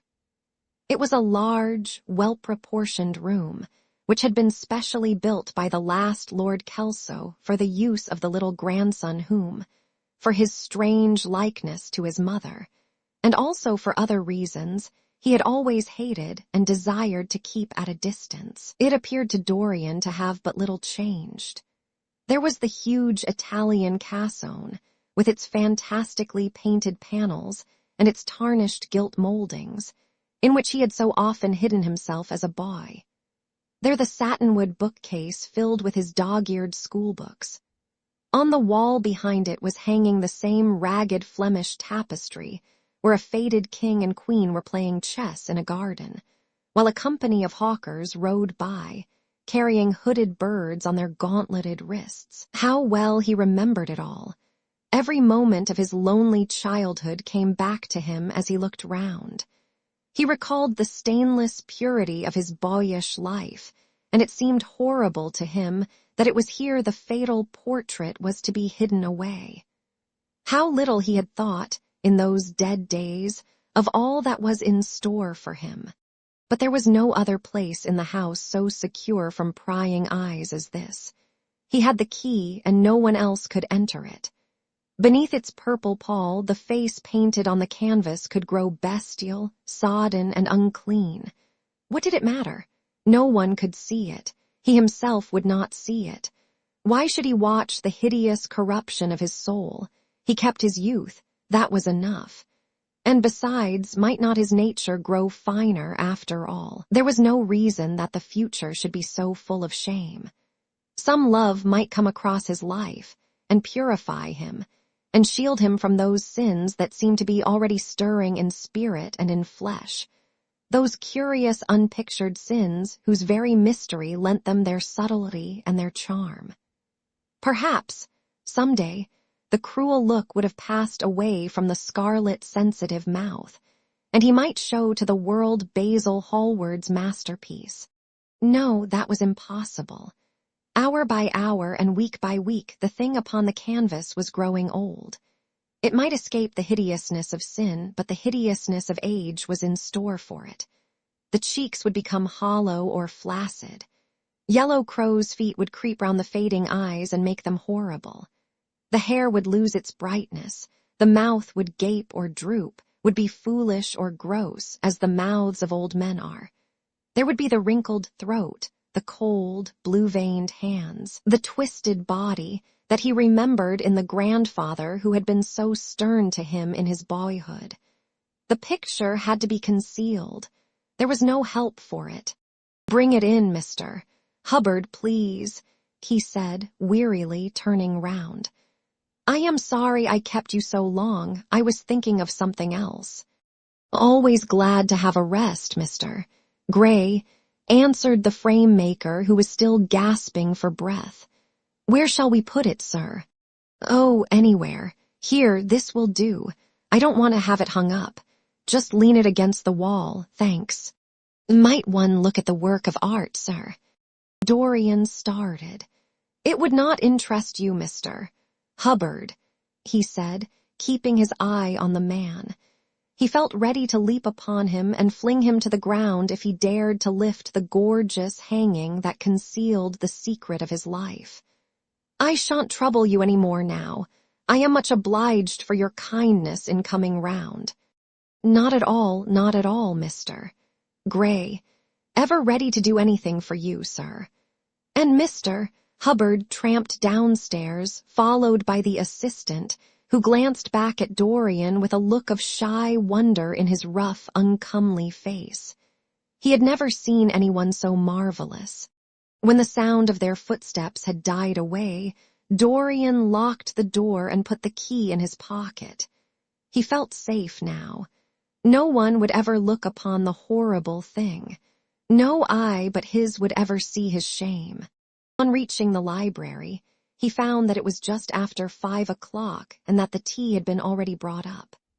On a little table of dark perfumed wood thickly encrusted with nacre, a present from Lady Radley, his guardian's wife, a pretty professional invalid who had spent the preceding winter in Cairo, was lying a note from Lord Henry, and beside it was a book bound in yellow paper, the cover slightly torn and the edges soiled. A copy of the 3rd edition of the St. James's Gazette had been placed on the tea-tray. It was evident that Victor had returned.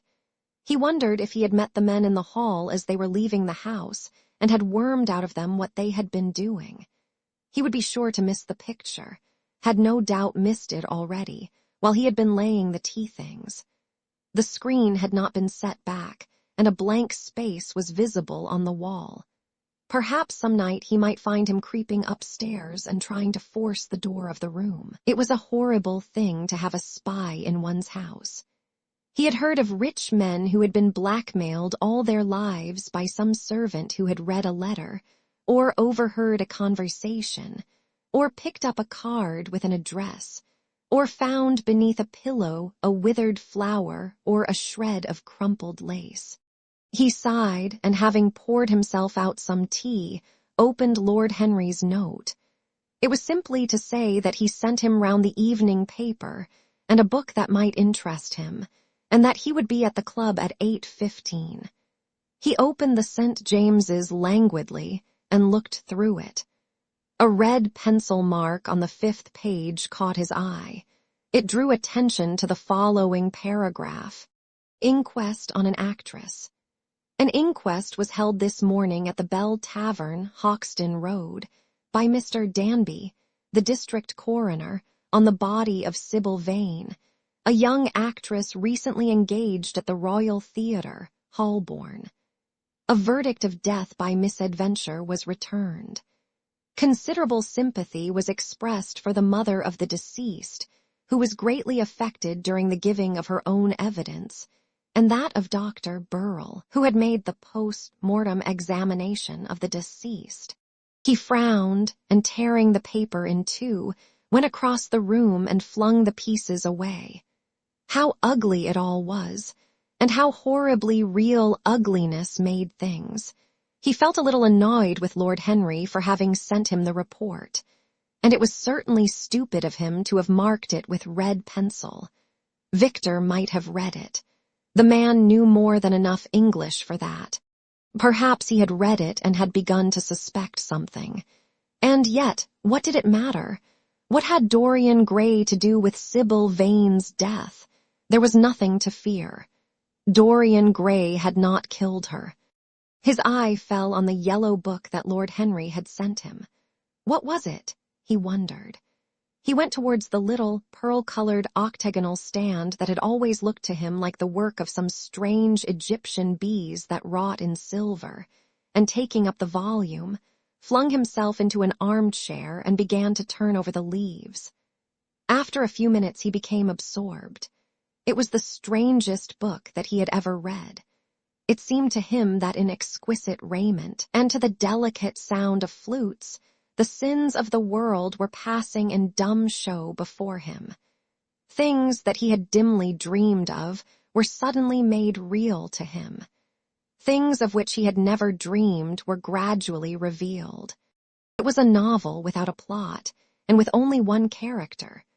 Being, indeed, simply a psychological study of a certain young Parisian who spent his life trying to realize in the 19th century all the passions and modes of thought that belonged to every century except his own, and to sum up, as it were, in himself the various moods through which the world's spirit had ever passed, loving for their mere artificiality those renunciations that men have unwisely called virtue, as much as those natural rebellions that wise men still call sin. The style in which it was written was that curious jeweled style, vivid and obscure at once, full of argot and of archaisms, of technical expressions and of elaborate paraphrases, that characterizes the work of some of the finest artists of the French school of symbolists. There were in it metaphors as monstrous as orchids and as subtle in color. The life of the senses was described in the terms of mystical philosophy. One hardly knew at times whether one was reading the spiritual ecstasies of some medieval saint or the morbid confessions of a modern sinner. It was a poisonous book. The heavy odor of incense seemed to cling about its pages and to trouble the brain. The mere cadence of the sentences, the subtle monotony of their music, so full as it was of complex refrains and movements elaborately repeated, produced in the mind of the lad, as he passed from chapter to chapter, a form of reverie, a malady of dreaming that made him unconscious of the falling day and creeping shadows. Cloudless and pierced by one solitary star, a copper-green sky gleamed through the windows. He read on by its wan light till he could read no more. Then, after his valet had reminded him several times of the lateness of the hour, he got up, and going into the next room, placed the book on the little Florentine table that always stood at his bedside, and began to dress for dinner.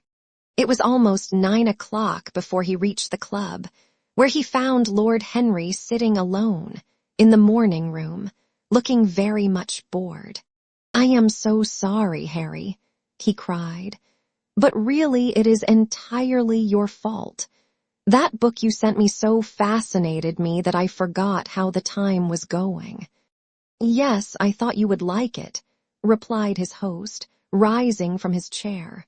"I didn't say I liked it, Harry. I said it fascinated me. There is a great difference." "Ah, you have discovered that," murmured Lord Henry, and they passed into the dining room. Chapter 11. For years, Dorian Gray could not free himself from the influence of this book. Or perhaps it would be more accurate to say that he never sought to free himself from it. He procured from Paris no less than 9 large paper copies of the first edition, and had them bound in different colors, so that they might suit his various moods and the changing fancies of a nature over which he seemed, at times, to have almost entirely lost control. The hero, the wonderful young Parisian in whom the romantic and the scientific temperaments were so strangely blended, became to him a kind of prefiguring type of himself. And indeed, the whole book seemed to him to contain the story of his own life, written before he had lived it. In one point he was more fortunate than the novel's fantastic hero. He never knew, never indeed had any cause to know, that somewhat grotesque dread of mirrors, and polished metal surfaces, and still water which came upon the young Parisian so early in his life, and was occasioned by the sudden decay of a beau that had once, apparently, been so remarkable. It was with an almost cruel joy, and perhaps in nearly every joy, as certainly in every pleasure, cruelty has its place, that he used to read the latter part of the book, with its really tragic, if somewhat overemphasized, account of the sorrow and despair of one who had himself lost what in others, and the world, he had most dearly valued. For the wonderful beauty that had so fascinated Basil Hallward, and many others besides him, seemed never to leave him. Even those who had heard the most evil things against him, and from time to time, strange rumors about his mode of life crept through London and became the chatter of the clubs, could not believe anything to his dishonor when they saw him. He had always the look of one who had kept himself unspotted from the world. Men who talked grossly became silent when Dorian Gray entered the room. There was something in the purity of his face that rebuked them. His mere presence seemed to recall to them the memory of the innocence that they had tarnished. They wondered how one so charming and graceful as he was could have escaped the stain of an age that was at once sordid and sensual. Often, on returning home from one of those mysterious and prolonged absences that gave rise to such strange conjecture among those who were his friends, or thought that they were so, he himself would creep upstairs to the locked room, open the door with the key that never left him now, and stand, with a mirror, in front of the portrait that Basil Hallward had painted of him, looking now at the evil and aging face on the canvas, and now at the fair young face that laughed back at him from the polished glass. The very sharpness of the contrast used to quicken his sense of pleasure. He grew more and more enamored of his own beauty, more and more interested in the corruption of his own soul. He would examine with minute care, and sometimes with a monstrous and terrible delight, the hideous lines that seared the wrinkling forehead or crawled around the heavy sensual mouth, wondering sometimes which were the more horrible, the signs of sin or the signs of age. He would place his white hands beside the coarse, bloated hands of the picture and smile. He mocked the misshapen body and the failing limbs. There were moments, indeed, at night, when, lying sleepless in his own delicately scented chamber, or in the sordid room of the little ill-famed tavern near the docks which, under an assumed name and in disguise, it was his habit to frequent, he would think of the ruin he had brought upon his soul with a pity that was all the more poignant because it was purely selfish. But moments such as these were rare. That curiosity about life which Lord Henry had first stirred in him, as they sat together in the garden of their friend, seemed to increase with gratification. The more he knew, the more he desired to know. He had mad hungers that grew more ravenous as he fed them. Yet he was not really reckless, at any rate in his relations to society. Once or twice every month during the winter, and on each Wednesday evening while the season lasted, he would throw open to the world his beautiful house and have the most celebrated musicians of the day to charm his guests with the wonders of their art. His little dinners, in the settling of which Lord Henry always assisted him, were noted as much for the careful selection and placing of those invited as for the exquisite taste shown in the decoration of the table, with its subtle symphonic arrangements of exotic flowers, and embroidered cloths, and antique plate of gold and silver. Indeed, there were many, especially among the very young men, who saw, or fancied that they saw, in Dorian Gray the true realization of a type of which they had often dreamed in Eton or Oxford days, a type that was to combine something of the real culture of the scholar with all the grace and distinction and perfect manner of a citizen of the world. To them, he seemed to be of the company of those whom Dante describes as having sought to make themselves perfect by the worship of beauty. Like Gaudier, he was one for whom the visible world existed, and certainly to him life itself was the first, the greatest of the arts, and for it all the other arts seemed to be but a preparation. Fashion, by which what is really fantastic becomes for a moment universal, and dandyism, which, in its own way, is an attempt to assert the absolute modernity of beauty, had, of course, their fascination for him. His mode of dressing, and the particular styles that from time to time he affected, had their marked influence on the young exquisites of the Mayfair balls and Pall Mall Club windows, who copied him in everything that he did, and tried to reproduce the accidental charm of his graceful, though to him only half-serious, fopperies. For, while he was but too ready to accept the position that was almost immediately offered to him on his coming of age, and found, indeed, a subtle pleasure in the thought that he might really become to the London of his own day what to imperial Neronian Rome the author of the Satyricon once had been. Yet in his inmost heart he desired to be something more than a mere arbiter elegantiarum, to be consulted on the wearing of a jewel, or the knotting of a necktie, or the conduct of a cane. He sought to elaborate some new scheme of life that would have its reasoned philosophy and its ordered principles, and find in the spiritualizing of the senses its highest realization.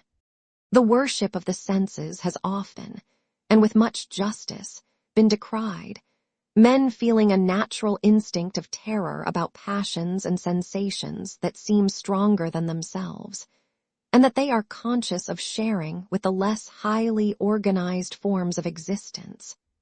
But it appeared to Dorian Gray that the true nature of the senses had never been understood, and that they had remained savage and animal merely because the world had sought to starve them into submission or to kill them by pain, instead of aiming at making them elements of a new spirituality, of which a fine instinct for beauty was to be the dominant characteristic. As he looked back upon man moving through history, he was haunted by a feeling of loss. So much had been surrendered, and to such little purpose. There had been mad, willful rejections, monstrous forms of self-torture and self-denial, whose origin was fear, and whose result was a degradation infinitely more terrible than that fancied degradation from which, in their ignorance, they had sought to escape. Nature, in her wonderful irony, driving out the anchorite to feed with the wild animals of the desert, and giving to the hermit the beasts of the field as his companions. Yes, there was to be, as Lord Henry had prophesied, a new hedonism that was to recreate life, and to save it from that harsh, uncomely Puritanism that is having, in our own day, its curious revival. It was to have its service of the intellect, certainly, yet it was never to accept any theory or system that would involve the sacrifice of any mode of passionate experience. Its aim, indeed, was to be experience itself, and not the fruits of experience, sweet or bitter as they might be, of the asceticism that deadens the senses, as of the vulgar profligacy that dulls them. It was to know nothing. But it was to teach man to concentrate himself upon the moments of a life that is itself but a moment. There are few of us who have not sometimes wakened before dawn, either after one of those dreamless nights that make us almost enamored of death, or one of those nights of horror and misshapen joy, when through the chambers of the brain sweep phantoms more terrible than reality itself, and instinct with that vivid life that lurks in all grotesques, and that lends to Gothic art its enduring vitality, this art being, one might fancy, especially the art of those whose minds have been troubled with the malady of reverie. Gradually, white fingers creep through the curtains, and they appear to tremble. In black fantastic shapes, dumb shadows crawl into the corners of the room and crouch there. Outside, there is the stirring of birds among the leaves, or the sound of men going forth to their work, or the sigh and sob of the wind coming down from the hills and wandering round the silent house, as though it feared to wake the sleepers, and yet must needs call forth sleep from her purple cave. Veil after veil of thin dusky gauze is lifted, and by degrees the forms and colors of things are restored to them, and we watch the dawn remaking the world in its antique pattern. The wan mirrors get back their mimic life. The flameless tapers stand where we had left them, and beside them lies the half-cut book that we had been studying, or the wired flower that we had worn at the ball, or the letter that we had been afraid to read, or that we had read too often. Nothing seems to us changed. Out of the unreal shadows of the night comes back the real life that we had known. We have to resume it where we had left off, and there steals over us a terrible sense of the necessity for the continuance of energy in the same wearisome round of stereotyped habits, or a wild longing, it may be, that our eyelids might open some morning upon a world that had been refashioned anew in the darkness for our pleasure, a world in which things would have fresh shapes and colors, and be changed, or have other secrets, a world in which the past would have little or no place, or survive, at any rate, in no conscious form of obligation or regret, the remembrance even of joy having its bitterness, and the memories of pleasure their pain. It was the creation of such worlds as these that seemed to Dorian Gray to be the true object, or amongst the true objects of life. And in his search for sensations that would be at once new and delightful, and possess that element of strangeness that is so essential to romance, he would often adopt certain modes of thought that he knew to be really alien to his nature, abandon himself to their subtle influences, and then, having, as it were, caught their color and satisfied his intellectual curiosity, leave them with that curious indifference that is not incompatible with a real ardor of temperament, and that, indeed, according to certain modern psychologists, is often a condition of it. It was rumored of him once that he was about to join the Roman Catholic communion, and certainly the Roman ritual had always a great attraction for him. The daily sacrifice, more awful really than all the sacrifices of the antique world, stirred him as much by its superb rejection of the evidence of the senses as by the primitive simplicity of its elements and the eternal pathos of the human tragedy that it sought to symbolize. He loved to kneel down on the cold marble pavement and watch the priest, in his stiff flowered dalmatic, slowly and with white hands moving aside the veil of the tabernacle, or raising aloft the jeweled, lantern-shaped monstrance with that pallid wafer that at times, one would fain think, is indeed the panis caelestis, the bread of angels, or, robed in the garments of the Passion of Christ, breaking the host into the chalice and smiting his breast for his sins. The fuming censers that the grave boys, in their lace and scarlet,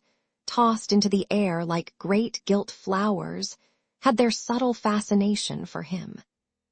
As he passed out, he used to look with wonder at the black confessionals, and long to sit in the dim shadow of one of them, and listen to men and women whispering through the worn, grating the true story of their lives.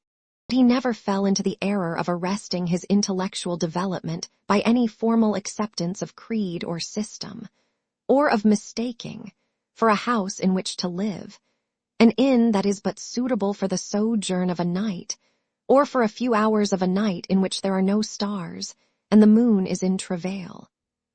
Mysticism, with its marvelous power of making common things strange to us, and the subtle antinomianism that always seems to accompany it, moved him for a season, and for a season he inclined to the materialistic doctrines of the Darwinismus movement in Germany, and found a curious pleasure in tracing the thoughts and passions of men to some pearly cell in the brain, or some white nerve in the body, delighting in the conception of the absolute dependence of the spirit on certain physical conditions, morbid or healthy, normal or diseased.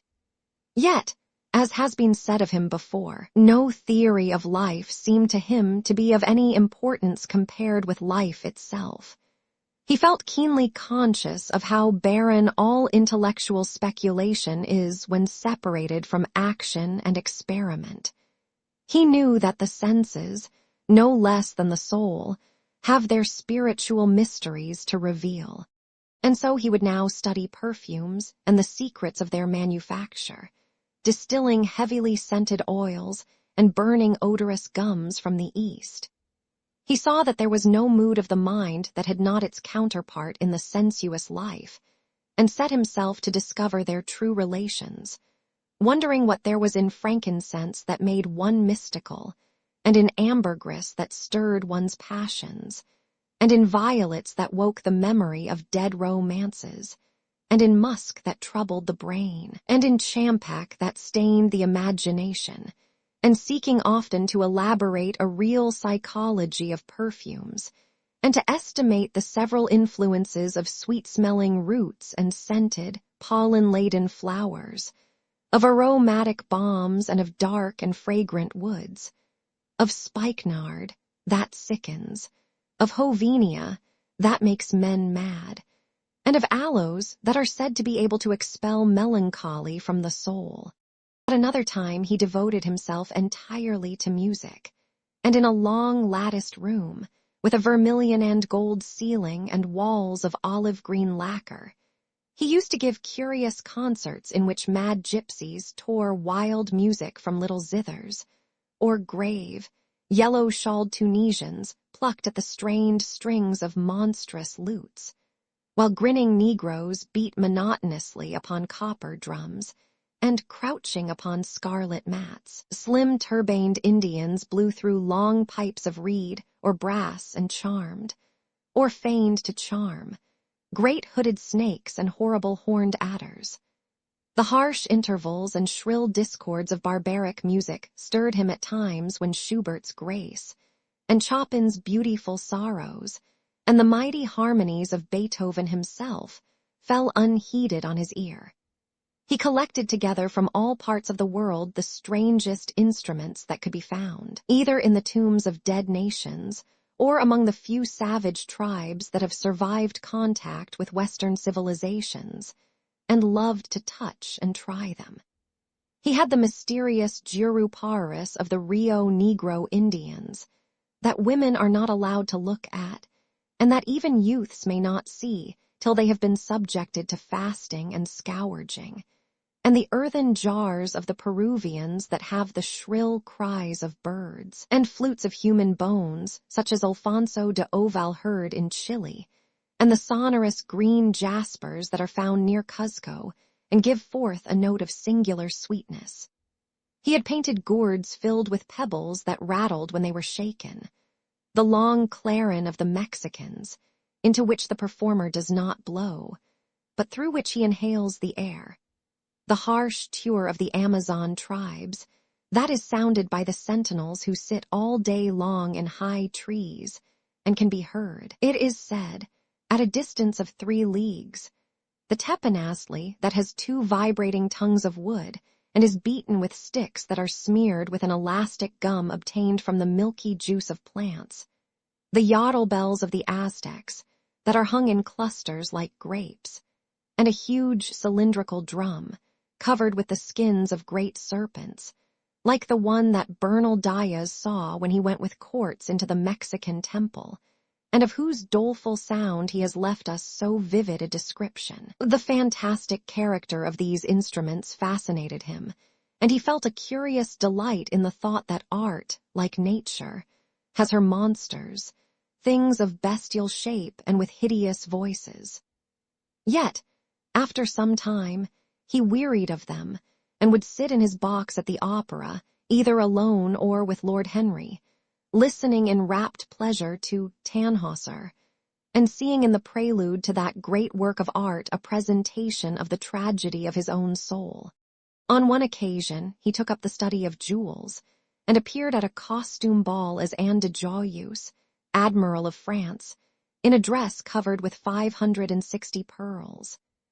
This taste enthralled him for years, and indeed may be said never to have left him. He would often spend a whole day settling and resettling in their cases the various stones that he had collected, such as the olive-green chrysoberyl that turns red by lamplight, the cymophane with its wire-like line of silver, the pistachio-colored peridot, rose-pink and wine-yellow topazes, carbuncles of fiery scarlet with tremulous, four-rayed stars, flame-red cinnamon stones, orange and violet spinels, and amethysts with their alternate layers of ruby and sapphire.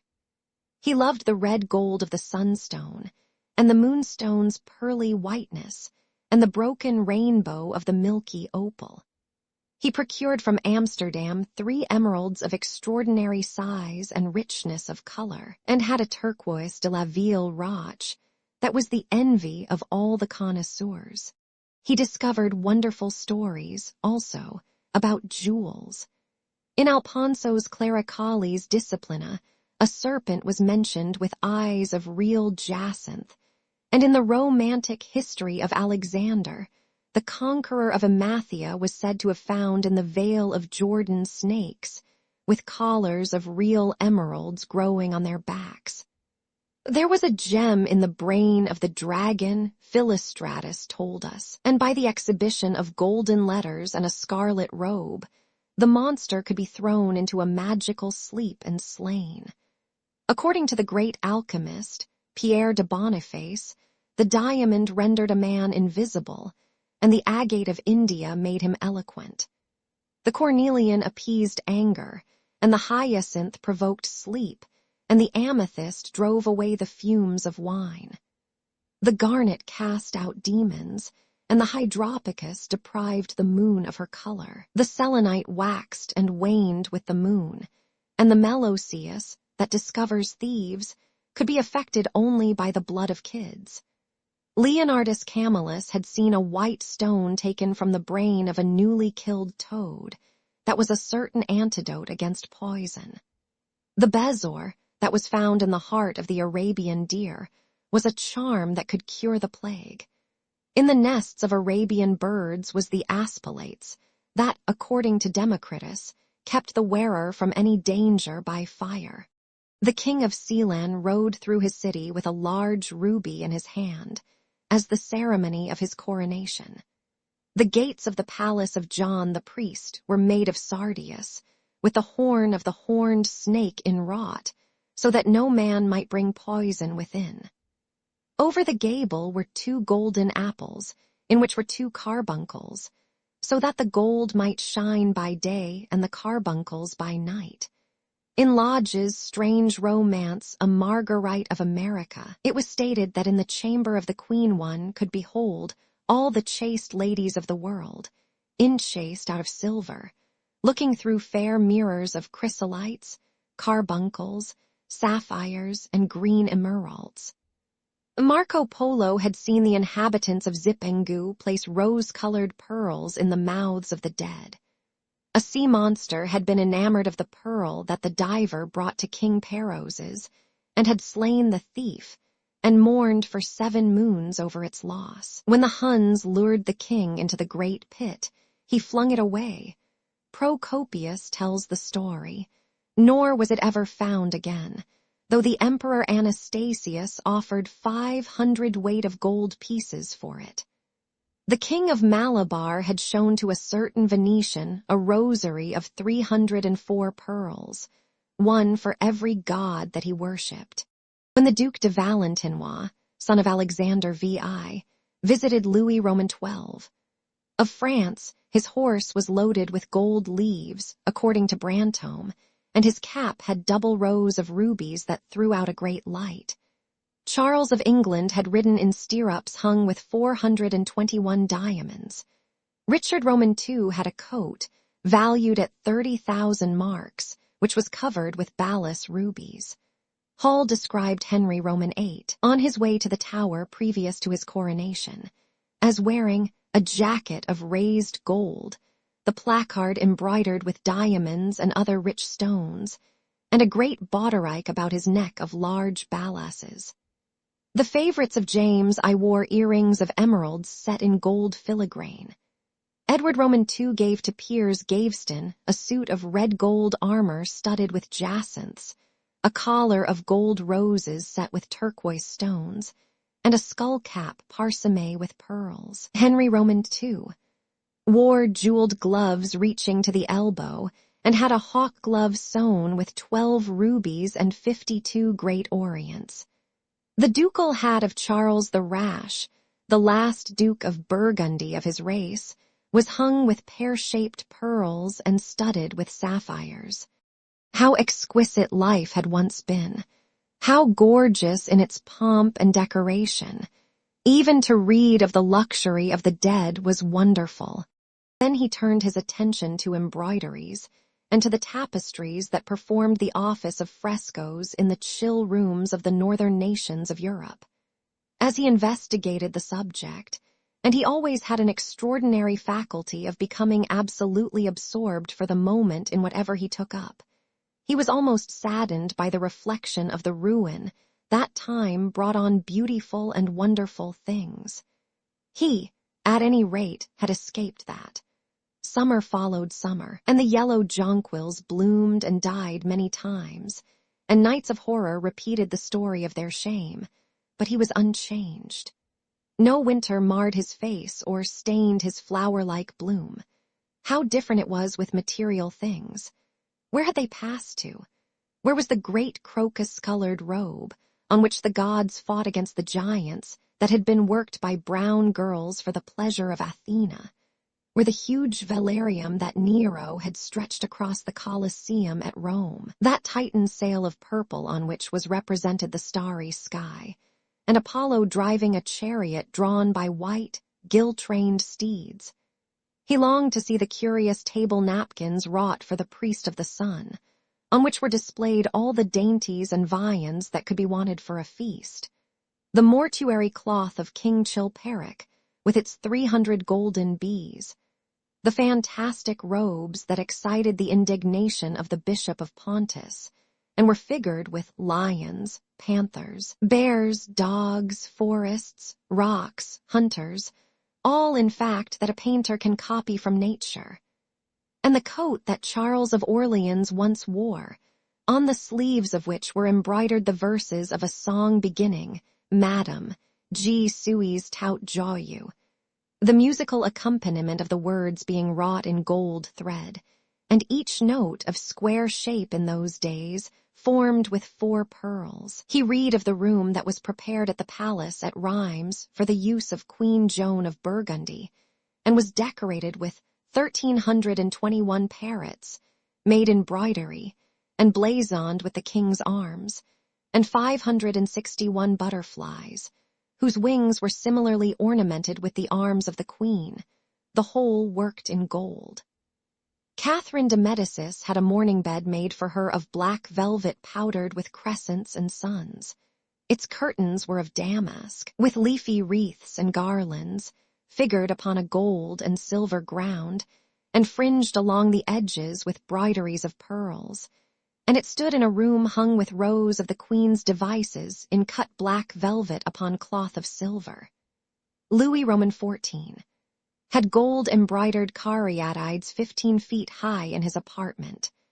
The state bed of Sobieski, King of Poland, was made of Smyrna gold brocade embroidered in turquoises with verses from the Koran. Its supports were of silver gilt, beautifully chased, and profusely set with enameled and jeweled medallions.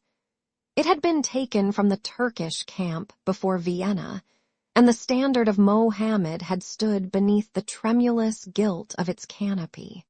And so, for a whole year, he sought to accumulate the most exquisite specimens that he could find of textile and embroidered work, getting the dainty Delhi muslins, finely wrought with gold thread pommates and stitched over with iridescent beetles' wings, the Dhaka gauzes that from their transparency are known in the East as woven air, and running water, and evening dew, strange figured cloths from Java, elaborate yellow Chinese hangings, books bound in tawny satins or fair blue silks and wrought with fleurs de lis, birds and images, veils of lasses worked in Hungary point, Sicilian brocades and stiff Spanish velvets, Georgian work with its gilt coins, and Japanese faucusas with their green-toned golds and their marvelously plumaged birds. He had a special passion, also, for ecclesiastical vestments, as indeed he had for everything connected with the service of the church. In the long cedar chests that lined the west gallery of his house, he had stored away many rare and beautiful specimens of what is really the raiment of the bride of Christ, who must wear purple and jewels and fine linen, that she may hide the pallid, macerated body that is worn by the suffering that she seeks for, and wounded by self-inflicted pain. He possessed a gorgeous cope of crimson silk and gold thread damask, figured with a repeating pattern of golden pomegranates set in 6-petaled formal blossoms, beyond which on either side was the pineapple device wrought in seed pearls. The orphreys were divided into panels representing scenes from the life of the Virgin, and the coronation of the Virgin was figured in colored silks upon the hood. This was Italian work of the 15th century.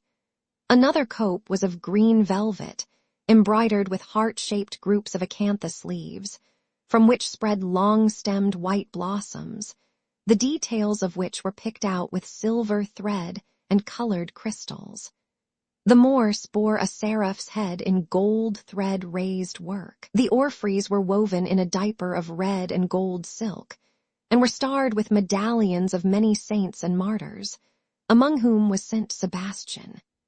He had chasubles, also, of amber-colored silk, and blue silk and gold brocade, and yellow silk damask and cloth of gold, figured with representations of the Passion and Crucifixion of Christ, and embroidered with lions and peacocks and other emblems, dalmatics of white satin and pink silk damask, decorated with tulips and dolphins and fleurs de lis, altar frontals of crimson velvet and blue linen, and many corporals, chalice veils, and sudaria. In the mystic offices to which such things were put, there was something that quickened his imagination. For these treasures, and everything that he collected in his lovely house, were to be to him means of forgetfulness, modes by which he could escape, for a season, from the fear that seemed to him at times to be almost too great to be borne. Upon the walls of the lonely locked room where he had spent so much of his boyhood, he had hung with his own hands the terrible portrait whose changing features showed him the real degradation of his life, and in front of it had draped the purple and gold pall as a curtain. For weeks he would not go there, would forget the hideous painted thing, and get back his light heart, his wonderful joyousness, his passionate absorption in mere existence. Then, suddenly, some night he would creep out of the house, go down to dreadful places near Blue Gate Fields, and stay there day after day until he was driven away. On his return he would sit in front of the picture, sometimes loathing it and himself, but filled, at other times, with that pride of individualism that is half the fascination of sin, and smiling with secret pleasure at the misshapen shadow that had to bear the burden that should have been his own. After a few years, he could not endure to be long out of England, and gave up the villa that he had shared at Trouville with Lord Henry, as well as the little white walled-in house at Algiers, where they had more than once spent the winter. He hated to be separated from the picture that was such a part of his life, and was also afraid that during his absence someone might gain access to the room, in spite of the elaborate bars that he had caused to be placed upon the door. He was quite conscious that this would tell them nothing. It was true that the portrait still preserved, under all the foulness and ugliness of the face, its marked likeness to himself. But what could they learn from that? He would laugh at anyone who tried to taunt him. He had not painted it. What was it to him how vile and full of shame it looked? Even if he told them, would they believe it?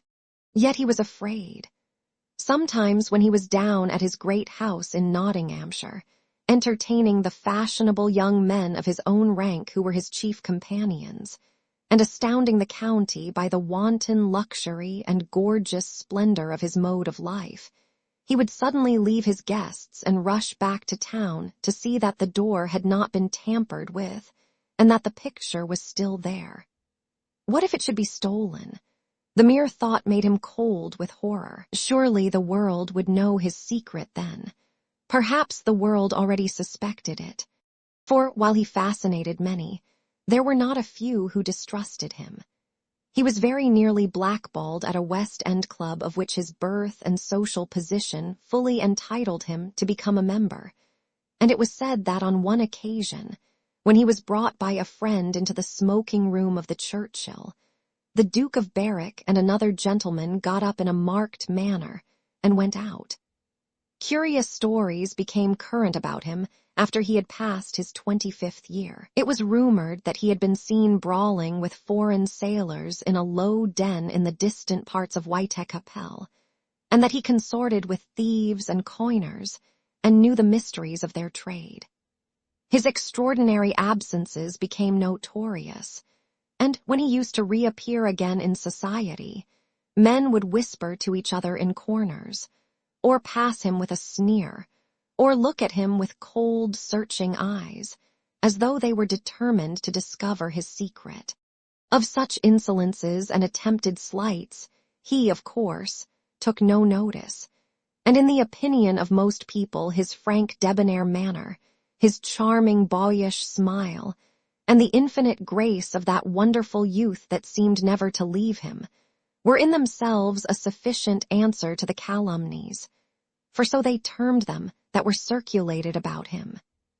It was remarked, however, that some of those who had been most intimate with him appeared, after a time, to shun him. Women who had wildly adored him, and for his sake had braved all social censure and set convention at defiance, were seen to grow pallid with shame or horror if Dorian Gray entered the room. Yet these whispered scandals only increased in the eyes of many his strange and dangerous charm. His great wealth was a certain element of security. Society, civilized society at least, is never very ready to believe anything to the detriment of those who are both rich and fascinating. It feels instinctively that manners are of more importance than morals, and in its opinion, the highest respectability is of much less value than the possession of a good chef. And after all, it is a very poor consolation to be told that the man who has given one a bad dinner or poor wine is irreproachable in his private life. Even the cardinal virtues cannot atone for half-golden trays, as Lord Henry remarked once in a discussion on the subject, and there is possibly a good deal to be said for his view. For the canons of good society are, or should be, the same as the canons of art. Form is absolutely essential to it. It should have the dignity of a ceremony, as well as its unreality, and should combine the insincere character of a romantic play with the wit and beauty that make such plays delightful to us. Is insincerity such a terrible thing? I think not. It is merely a method by which we can multiply our personalities. Such, at any rate, was Dorian Gray's opinion. He used to wonder at the shallow psychology of those who conceive the ego in man as a thing simple, permanent, reliable, and of one essence. To him, man was a being with myriad lives and myriad sensations, a complex multiform creature that bore within itself strange legacies of thought and passion, and whose very flesh was tainted with the monstrous maladies of the dead. He loved to stroll through the gaunt, cold picture gallery of his country house and look at the various portraits of those whose blood flowed in his veins. Here was Philip Herbert, described by Francis Osborne, in his memoirs on the reigns of Queen Elizabeth and King James, as one who was caressed by the court for his handsome face, which kept him not long company. Was it young Herbert's life that he sometimes led? Had some strange, poisonous germ crept from body to body till it had reached his own? Was it some dim sense of that ruined grace that had made him so suddenly, and almost without cause, give utterance, in Basil Hallward's studio, to the mad prayer that had so changed his life? Here, in gold-embroidered red doublet, jeweled surcoat, and gilt-edged ruff and wristbands, stood Sir Anthony Sherard, with his silver and black armor piled at his feet. What had this man's legacy been? Had the lover of Giovanna of Naples bequeathed him some inheritance of sin and shame? Were his own actions merely the dreams that the dead man had not dared to realize? Here, from the fading canvas, smiled Lady Elizabeth de Verrue, in her gauze hood, pearl stomacher, and pink slashed sleeves. A flower was in her right hand, and her left clasped an enameled collar of white and damask roses. On a table by her side lay a mandolin and an apple. There were large green rosettes upon her little pointed shoes. He knew her life, and the strange stories that were told about her lovers. Had he something of her temperament in him? These oval, heavy-lidded eyes seemed to look curiously at him. What of George Willoughby, with his powdered hair and fantastic patches? How evil he looked! The face was saturnine and swarthy, and the sensual lips seemed to be twisted with disdain. Delicate lace ruffles fell over the lean yellow hands that were so overladen with rings. He had been a macaroni of the 18th century, and the friend, in his youth, of Lord Ferrars. What of the second Lord Beckenham, the companion of the Prince Regent in his wildest days, and one of the witnesses at the secret marriage with Mrs. Fitzherbert? How proud and handsome he was with his chestnut curls and insolent pose. What passions had he bequeathed? The world had looked upon him as infamous. He had led the orgies at Carlton House. The star of the Garter glittered upon his breast. Beside him hung the portrait of his wife, a pallid, thin-lipped woman in black. Her blood also stirred within him. How curious it all seemed. And his mother with her Lady Hamilton face and her moist, wine-dashed lips. He knew what he had got from her. He had got from her his beauty and his passion for the beauty of others. She laughed at him in her loose bacchante dress. There were vine leaves in her hair. The purple spilled from the cup she was holding. The carnations of the painting had withered, but the eyes were still wonderful in their depth and brilliancy of color. They seemed to follow him wherever he went. Yet one had ancestors in literature as well as in one's own race, nearer perhaps in type and temperament, many of them, and certainly with an influence of which one was more absolutely conscious. There were times when it appeared to Dorian Gray that the whole of history was merely the record of his own life, not as he had lived it in act and circumstance, but as his imagination had created it for him, as it had been in his brain and in his passions. He felt that he had known them all, those strange, terrible figures that had passed across the stage of the world and made sin so marvelous and evil so full of subtlety. It seemed to him that in some mysterious way their lives had been his own. The hero of the wonderful novel that had so influenced his life had himself known this curious fancy. In the 7th chapter he tells how, crowned with laurel lest lightning might strike him, he had sat as Tiberius in a garden at Capri, reading the shameful books of Elephantes, while dwarfs and peacocks strutted round him and the flute player mocked the swinger of the censer, and as Caligula had caroused with the green-shirted jockeys in their stables, and supped in an ivory manger with a jewel-frontleted horse, and as Domitian had wandered through a corridor lined with marble mirrors, looking round with haggard eyes for the reflection of the dagger that was to end his days, and sick with that ennui, that terrible tedium vitae, that comes on those to whom life denies nothing, and had peered through a clear emerald at the red shambles of the circus, and then, in a litter of pearl and purple drawn by silver-shod mules, been carried through the street of pomegranates to a house of gold and heard men cry on Nero Caesar as he passed by, and as Elagabalus had painted his face with colors, and plied the distaff among the women, and brought the moon from Carthage and given her in mystic marriage to the sun. Over and over again, Dorian used to read this fantastic chapter, and the 2 chapters immediately following, in which, as in some curious tapestries or cunningly wrought enamels, were pictured the awful and beautiful forms of those whom vice and blood and weariness had made monstrous or mad. Filippo, Duke of Milan, who slew his wife and painted her lips with a scarlet poison that her lover might suck death from the dead thing he fondled. Pietro Barbi, the Venetian, known as Paul II, who sought in his vanity to assume the title of Formosus, and whose tiara, valued at 200,000 florins, was bought at the price of a terrible sin. Gian Maria Visconti, who used hounds to chase living men, and whose murdered body was covered with roses by a harlot who had loved him.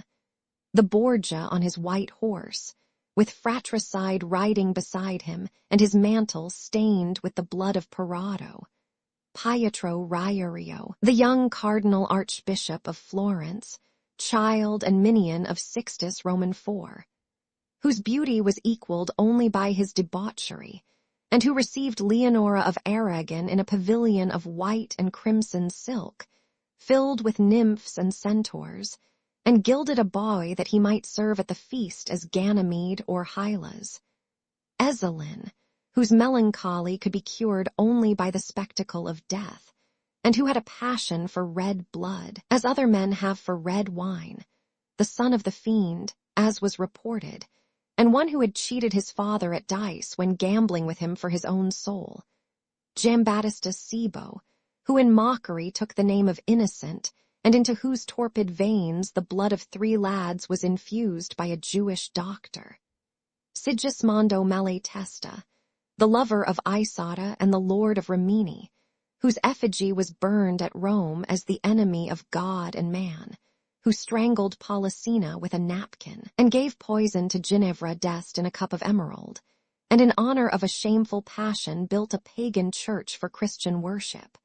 Charles V.I., who had so wildly adored his brother's wife that a leper had warned him of the insanity that was coming on him, and who, when his brain had sickened and grown strange, could only be soothed by Saracen cards painted with the images of love and death and madness, and in his trimmed jerkin and jeweled cap and acanthus-like curls. Griffonto Baglioni, who slew Astora with his bride and Simonto with his page, and whose comeliness was such that, as he lay dying in the yellow piazza of Perugia, those who had hated him could not choose but weep, and Atalanta, who had cursed him, blessed him.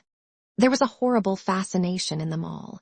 He saw them at night, and they troubled his imagination in the day.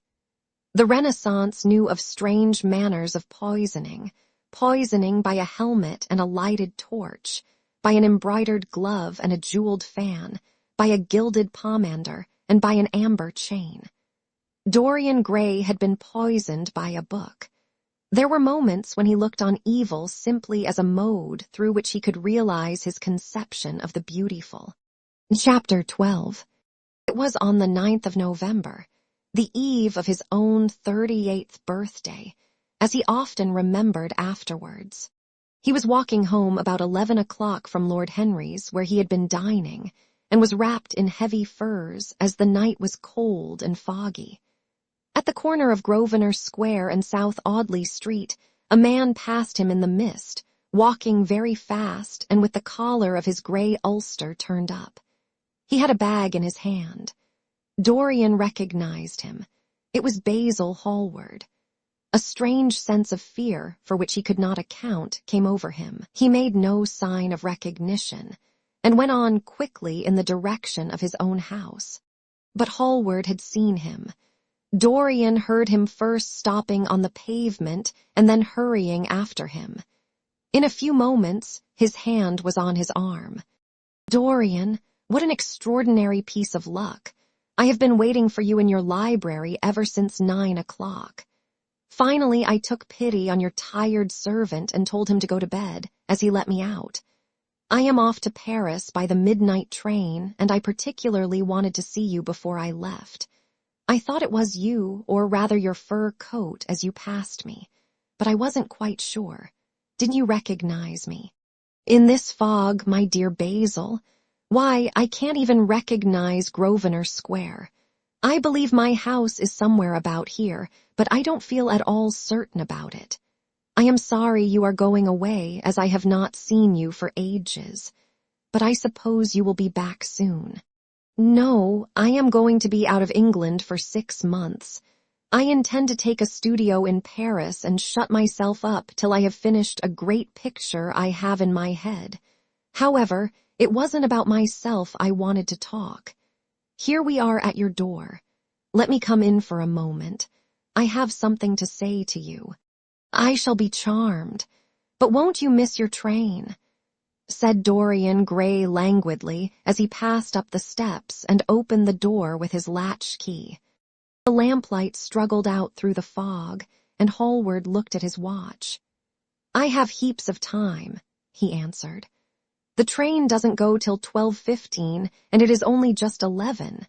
In fact, I was on my way to the club to look for you when I met you.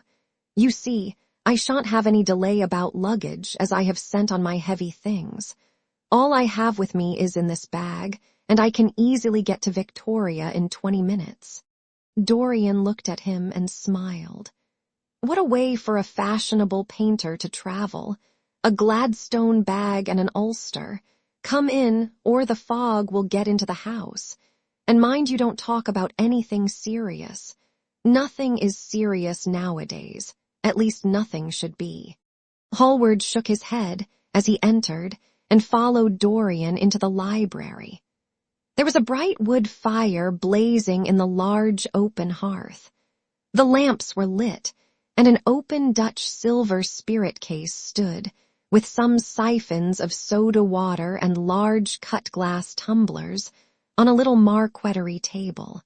You see, your servant made me quite at home, Dorian. He gave me everything I wanted, including your best gold-tipped cigarettes. He is a most hospitable creature. I like him much better than the Frenchman you used to have. What has become of the Frenchman, by the by? Dorian shrugged his shoulders. I believe he married Lady Radley's maid, and has established her in Paris as an English dressmaker. Anglomany is very fashionable over there now, I hear. It seems silly of the French, doesn't it? But do you know, he was not at all a bad servant. I never liked him, but I had nothing to complain about. One often imagines things that are quite absurd. He was really very devoted to me and seemed quite sorry when he went away. Have another brandy and soda. Or would you like Hocken seltzer? I always take Hocken seltzer myself. There is sure to be some in the next room. Thanks, I won't have anything more, said the painter, taking his cap and coat off and throwing them on the bag that he had placed in the corner. And now, my dear fellow, I want to speak to you seriously. Don't frown like that. You make it so much more difficult for me. What is it all about? Cried Dorian in his petulant way, flinging himself down on the sofa. I hope it is not about myself. I am tired of myself tonight. I should like to be somebody else. It is about yourself, answered Hallward in his grave, deep voice, and I must say it to you. I shall only keep you half an hour. Dorian sighed and lit a cigarette. Half an hour, he murmured. It is not much to ask of you, Dorian, and it is entirely for your own sake that I am speaking. I think it right that you should know that the most dreadful things are being said against you in London. I don't wish to know anything about them. I love scandals about other people, but scandals about myself don't interest me. They have not got the charm of novelty. They must interest you, Dorian. Every gentleman is interested in his good name. You don't want people to talk of you as something vile and degraded. Of course, you have your position and your wealth and all that kind of thing. But position and wealth are not everything. Mind you, I don't believe these rumors at all. At least, I can't believe them when I see you. Sin is a thing that writes itself across a man's face. It cannot be concealed. People talk sometimes of secret vices. There are no such things. If a wretched man has a vice, it shows itself in the lines of his mouth, the droop of his eyelids, the molding of his hands even. Somebody, I won't mention his name, but you know him, came to me last year to have his portrait done. I had never seen him before and had never heard anything about him at the time, though I have heard a good deal since. He offered an extravagant price. I refused him. There was something in the shape of his fingers that I hated. I know now that I was quite right in what I fancied about him. His life is dreadful. But you, Dorian, with your pure, bright, innocent face and your marvelous untroubled youth, I can't believe anything against you. And yet I see you very seldom, and you never come down to the studio now, and when I am away from you, and I hear all these hideous things that people are whispering about you, I don't know what to say. Why is it, Dorian, that a man like the Duke of Berwick leaves the room of a club when you enter it? Why is it that so many gentlemen in London will neither go to your house or invite you to theirs? You used to be a friend of Lord Staveley. I met him at dinner last week. Your name happened to come up in conversation, in connection with the miniatures you have lent to the exhibition at the Dudley. Staveley curled his lip and said that you might have the most artistic tastes, but that you were a man whom no pure-minded girl should be allowed to know, and whom no chaste woman should sit in the same room with. I reminded him that I was a friend of yours and asked him what he meant. He told me. He told me right out before everybody. It was horrible. Why is your friendship so fatal to young men? There was that wretched boy in the Guards who committed suicide. You were his great friend. There was Sir Henry Ashton, who had to leave England with a tarnished name. You and he were inseparable. What about Adrian Singleton and his dreadful end? What about Lord Kent's only son and his career? I met his father yesterday in St. James's Street. He seemed broken with shame and sorrow. What about the young Duke of Perth? What sort of life has he got now? What gentleman would associate with him? Stop, Basil. You are talking about things of which you know nothing, said Dorian Gray, biting his lip, and with a note of infinite contempt in his voice. You ask me why Berwick leaves a room when I enter it. It is because I know everything about his life, not because he knows anything about mine. With such blood as he has in his veins, how could his record be clean? You ask me about Henry Ashton and young Perth. Did I teach the one his vices and the other his debauchery? If Kent's silly son takes his wife from the streets, what is that to me? If Adrian Singleton writes his friend's name across a bill, am I his keeper? I know how people chatter in England. The middle classes air their moral prejudices over their gross dinner tables, and whisper about what they call the profligacies of their betters in order to try and pretend that they are in smart society, and on intimate terms with the people they slander. In this country, it is enough for a man to have distinction and brains for every common tongue to wag against him. And what sort of lives do these people, who pose as being moral, lead themselves? My dear fellow, you forget that we are in the native land of the hypocrite. Dorian, cried Hallward, that is not the question.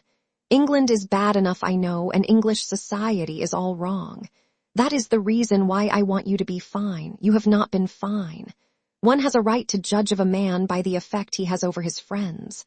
Yours seem to lose all sense of honor, of goodness, of purity. You have filled them with a madness for pleasure. They have gone down into the depths. You led them there. Yes, you led them there, and yet you can smile, as you are smiling now, and there is worse behind. I know you and Harry are inseparable. Surely for that reason, if for none other, you should not have made his sister's name a byword. Take care, Basil. You go too far. I must speak, and you must listen. You shall listen. When you met Lady Gwendolen, not a breath of scandal had ever touched her. Is there a single decent woman in London now who would drive with her in the park? Why, even her children are not allowed to live with her. Then there are other stories that you have been seen creeping at dawn out of dreadful houses and slinking in disguise into the foulest dens in London. Are they true? Can they be true? When I first heard them, I laughed. I hear them now, and they make me shudder. What about your country house and the life that is led there?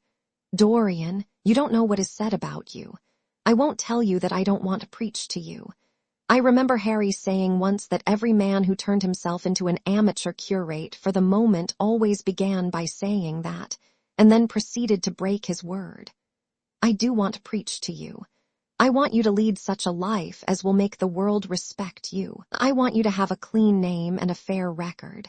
I want you to get rid of the dreadful people you associate with. Don't shrug your shoulders like that. Don't be so indifferent. You have a wonderful influence. Let it be for good, not for evil. They say that you corrupt everyone with whom you become intimate, and that it is quite sufficient for you to enter a house for shame of some kind to follow after. I don't know whether it is so or not. How should I know? But it is said of you. I am told things that it seems impossible to doubt. Lord Gloucester was one of my greatest friends at Oxford. He showed me a letter that his wife had written to him when she was dying alone in her villa at Mentone. Your name was implicated in the most terrible confession I ever read. I told him that it was absurd, that I knew you thoroughly, and that you were incapable of anything of the kind. Know you? I wonder, do I know you? Before I could answer that, I should have to see your soul. To see my soul, muttered Dorian Gray, starting up from the sofa and turning almost white from fear. Yes, answered Hallward gravely and with deep-toned sorrow in his voice, to see your soul. But only God can do that. A bitter laugh of mockery broke from the lips of the younger man. You shall see it yourself tonight, he cried, seizing a lamp from the table. Come, it is your own handiwork. Why shouldn't you look at it? You can tell the world all about it afterwards if you choose. Nobody would believe you. If they did believe you, they would like me all the better for it. I know the age better than you do, though you will prate about it so tediously. Come, I tell you, you have chattered enough about corruption. Now you shall look on it face to face. There was the madness of pride in every word he uttered. He stamped his foot upon the ground in his boyish, insolent manner. He felt a terrible joy at the thought that someone else was to share his secret, and that the man who had painted the portrait that was the origin of all his shame was to be burdened for the rest of his life with the hideous memory of what he had done. Yes, he continued, coming closer to him and looking steadfastly into his stern eyes, I shall show you my soul. You shall see the thing that you fancy only God can see. Hallward started back. This is blasphemy, Dorian, he cried. You must not say things like that. They are horrible and they don't mean anything. You think so? He laughed again. I know so. As for what I said to you tonight, I said it for your good. You know I have been always a stanch friend to you. Don't touch me. Finish what you have to say. A twisted flash of pain shot across the painter's face. He paused for a moment, and a wild feeling of pity came over him. After all, what right had he to pry into the life of Dorian Gray? If he had done a tithe of what was rumored about him, how much he must have suffered. Then he straightened himself up and walked over to the fireplace and stood there, looking at the burning logs with their frost-like ashes and their throbbing cores of flame. I am waiting, Basil, said the young man in a hard, clear voice. He turned round. What I have to say is this, he cried. You must give me some answer to these horrible charges that are made against you. If you tell me that they are absolutely untrue from beginning to end, I shall believe you. Deny them, Dorian, deny them. Can't you see what I am going through? My God, don't tell me that you are bad and corrupt and shameful. Dorian Gray smiled. There was a curl of contempt in his lips. Come upstairs, Basil, he said quietly. I keep a diary of my life from day to day, and it never leaves the room in which it is written. I shall show it to you if you come with me. I shall come with you, Dorian, if you wish it. I see I have missed my train. That makes no matter. I can go tomorrow. But don't ask me to read anything tonight. All I want is a plain answer to my question. That shall be given to you upstairs. I could not give it here. You will not have to read long. Chapter 13. He passed out of the room and began the ascent, Basil Hallward following close behind. They walked softly, as men do instinctively at night. The lamp cast fantastic shadows on the wall and staircase. A rising wind made some of the windows rattle. When they reached the top landing, Dorian set the lamp down on the floor and, taking out the key, turned it in the lock. "You insist on knowing, Basil?" he asked in a low voice. "Yes. I am delighted," he answered, smiling. Then he added, somewhat harshly, "You are the one man in the world who is entitled to know everything about me. You have had more to do with my life than you think." And taking up the lamp, he opened the door and went in. A cold current of air passed them, and the light shot up for a moment in a flame of murky orange. He shuddered. "Shut the door behind you," he whispered, as he placed the lamp on the table. Hallward glanced round him with a puzzled expression. The room looked as if it had not been lived in for years. A faded Flemish tapestry, a curtained picture, an old Italian cassone, and an almost empty bookcase. That was all that it seemed to contain, besides a chair and a table.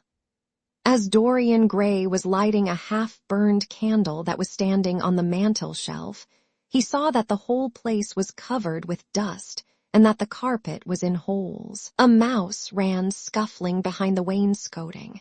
There was a damp odor of mildew. "So you think that it is only God who sees the soul, Basil? Draw that curtain back, and you will see mine." The voice that spoke was cold and cruel. "You are mad, Dorian, or playing a part," muttered Hallward, frowning. "You won't. Then I must do it myself," said the young man, and he tore the curtain from its rod and flung it on the ground. An exclamation of horror broke from the painter's lips as he saw in the dim light the hideous face on the canvas grinning at him. There was something in its expression that filled him with disgust and loathing. Good heavens! It was Dorian Gray's own face that he was looking at. The horror, whatever it was, had not yet entirely spoiled that marvelous beauty. There was still some gold in the thinning hair and some scarlet on the sensual mouth. The sodden eyes had kept something of the loveliness of their blue. The noble curves had not yet completely passed away from chiseled nostrils and from plastic throat. Yes, it was Dorian himself. But who had done it? He seemed to recognize his own brushwork, and the frame was his own design.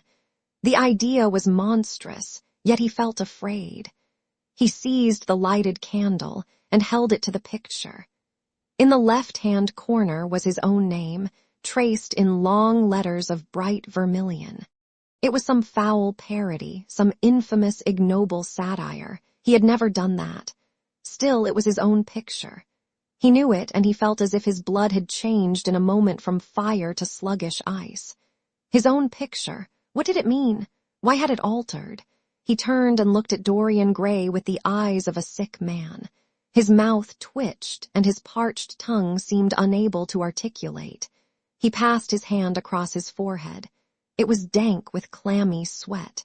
The young man was leaning against the mantel shelf, watching him with that strange expression that one sees on the faces of those who are absorbed in a play when some great artist is acting. There was neither real sorrow in it nor real joy. There was simply the passion of the spectator, with perhaps a flicker of triumph in his eyes. He had taken the flower out of his coat and was smelling it, or pretending to do so. "What does this mean?" cried Hallward at last. His own voice sounded shrill and curious in his ears. "Years ago, when I was a boy," said Dorian Gray, crushing the flower in his hand, "you met me, flattered me, and taught me to be vain of my good looks. One day you introduced me to a friend of yours, who explained to me the wonder of youth, and you finished a portrait of me that revealed to me the wonder of beauty.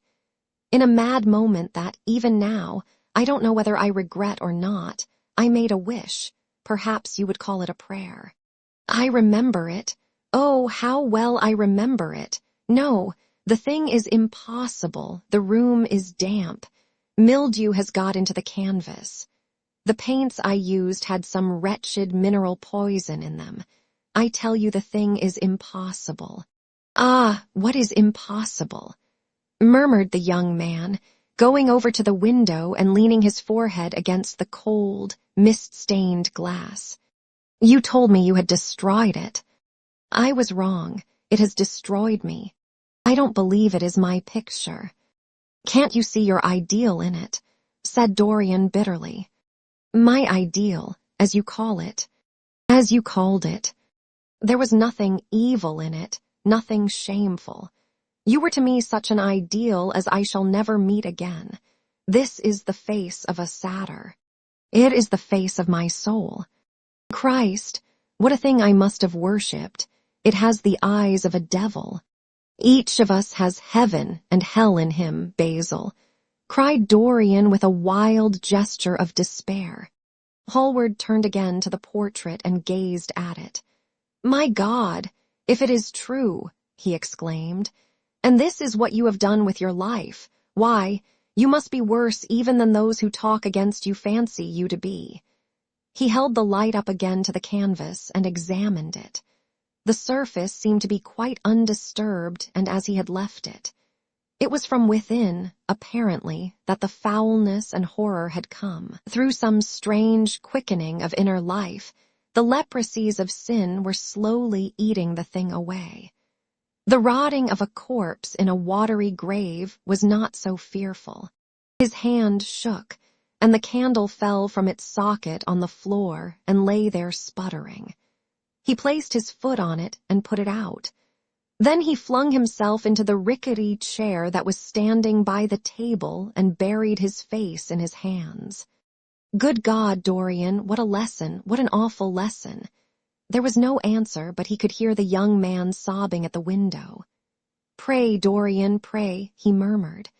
What is it that one was taught to say in one's boyhood? Lead us not into temptation. Forgive us our sins, wash away our iniquities. Let us say that together. The prayer of your pride has been answered. The prayer of your repentance will be answered also. I worshipped you too much. I am punished for it. You worshipped yourself too much. We are both punished. Dorian Gray turned slowly around and looked at him with tear-dimmed eyes. It is too late, Basil, he faltered. It is never too late, Dorian. Let us kneel down and try if we cannot remember a prayer. Isn't there a verse somewhere, though your sins be as scarlet, yet I will make them as white as snow? Those words mean nothing to me now. Hush, don't say that. You have done enough evil in your life. My God, don't you see that accursed thing leering at us? Dorian Gray glanced at the picture, and suddenly an uncontrollable feeling of hatred for Basil Hallward came over him, as though it had been suggested to him by the image on the canvas, whispered into his ear by those grinning lips. The mad passions of a hunted animal stirred within him, and he loathed the man who was seated at the table, more than in his whole life he had ever loathed anything. He glanced wildly around. Something glimmered on the top of the painted chest that faced him. His eye fell on it. He knew what it was. It was a knife that he had brought up some days before to cut a piece of cord and had forgotten to take away with him. He moved slowly towards it, passing Hallward as he did so. As soon as he got behind him, he seized it and turned round. Hallward stirred in his chair as if he was going to rise. He rushed at him and dug the knife into the great vein that is behind the ear, crushing the man's head down on the table and stabbing again and again. There was a stifled groan and the horrible sound of someone choking with blood. 3 times the outstretched arms shot up convulsively, waving grotesque, stiff-fingered hands in the air. He stabbed him twice more, but the man did not move. Something began to trickle on the floor. He waited for a moment, still pressing the head down. Then he threw the knife on the table and listened. He could hear nothing but the drip, drip on the threadbare carpet. He opened the door and went out on the landing. The house was absolutely quiet. No one was about. For a few seconds he stood bending over the balustrade and peering down into the black, seething well of darkness. Then he took out the key and returned to the room, locking himself in as he did so. The thing was still seated in the chair, straining over the table with bowed head and humped back and long, fantastic arms. Had it not been for the red, jagged tear in the neck and the clotted black pool that was slowly widening on the table, one would have said that the man was simply asleep. How quickly it had all been done. He felt strangely calm, and walking over to the window, opened it and stepped out on the balcony. The wind had blown the fog away, and the sky was like a monstrous peacock's tail, starred with myriads of golden eyes. He looked down and saw the policeman going his rounds and flashing the long beam of his lantern on the doors of the silent houses. The crimson spot of a prowling hansom gleamed at the corner and then vanished. A woman in a fluttering shawl was creeping slowly by the railings, staggering as she went. Now and then she stopped and peered back. Once she began to sing in a hoarse voice. The policeman strolled over and said something to her. She stumbled away, laughing. A bitter blast swept across the square. The gas lamps flickered and became blue, and the leafless trees shook their black iron branches to and fro. He shivered and went back, closing the window behind him. Having reached the door, he turned the key and opened it. He did not even glance at the murdered man. He felt that the secret of the whole thing was not to realize the situation. The friend who had painted the fatal portrait to which all his misery had been due had gone out of his life. That was enough. Then he remembered the lamp. It was a rather curious one of Moorish workmanship, made of dull silver inlaid with arabesques of burnished steel and studded with coarse turquoises. Perhaps it might be missed by his servant and questions would be asked. He hesitated for a moment, then he turned back and took it from the table. He could not help seeing the dead thing, how still it was, how horribly white the long hands looked. It was like a dreadful wax image. Having locked the door behind him, he crept quietly downstairs. The woodwork creaked and seemed to cry out as if in pain. He stopped several times and waited. No, everything was still. It was merely the sound of his own footsteps. When he reached the library, he saw the bag and coat in the corner. They must be hidden away somewhere. He unlocked a secret press that was in the wainscoting, a press in which he kept his own curious disguises and put them into it. He could easily burn them afterwards. Then he pulled out his watch. It was 20 minutes to 2. He sat down and began to think. Every year, every month, almost, men were strangled in England for what he had done. There had been a madness of murder in the air. Some red star had come too close to the earth. And yet, what evidence was there against him? Basil Hallward had left the house at 11. No one had seen him come in again. Most of the servants were at Selby Royal. His valet had gone to bed. Paris? Yes. It was to Paris that Basil had gone, and by the midnight train, as he had intended. With his curious, reserved habits, it would be months before any suspicions would be roused. Months. Everything could be destroyed long before then. A sudden thought struck him. He put on his fur coat and hat and went out into the hall. There he paused, hearing the slow, heavy tread of the policeman on the pavement outside and seeing the flash of the bull's-eye reflected in the window. He waited and held his breath. After a few moments, he drew back the latch and slipped out, shutting the door very gently behind him. Then he began ringing the bell. In about 5 minutes, his valet appeared, half-dressed and looking very drowsy. "I am sorry to have had to wake you up, Francis," he said, stepping in. But I had forgotten my latchkey. What time is it? 10 minutes past 2, sir, answered the man, looking at the clock and blinking. 10 minutes past 2. How horribly late. You must wake me at 9 tomorrow. I have some work to do. All right, sir. Did anyone call this evening? Mr. Hallward, sir. He stayed here till 11, and then he went away to catch his train. Oh, I am sorry I didn't see him. Did he leave any message? No, sir, except that he would write to you from Paris if he did not find you at the club. That will do, Francis. Don't forget to call me at 9 tomorrow. No, sir. The man shambled down the passage in his slippers. Dorian Gray threw his hat and coat upon the table and passed into the library. For a quarter of an hour he walked up and down the room, biting his lip and thinking. Then he took down the blue book from one of the shelves and began to turn over the leaves. Alan Campbell, 152 Hertford Street, Mayfair. Yes, that was the man he wanted. Chapter 14. At 9 o'clock the next morning, his servant came in with a cup of chocolate on a tray and opened the shutters.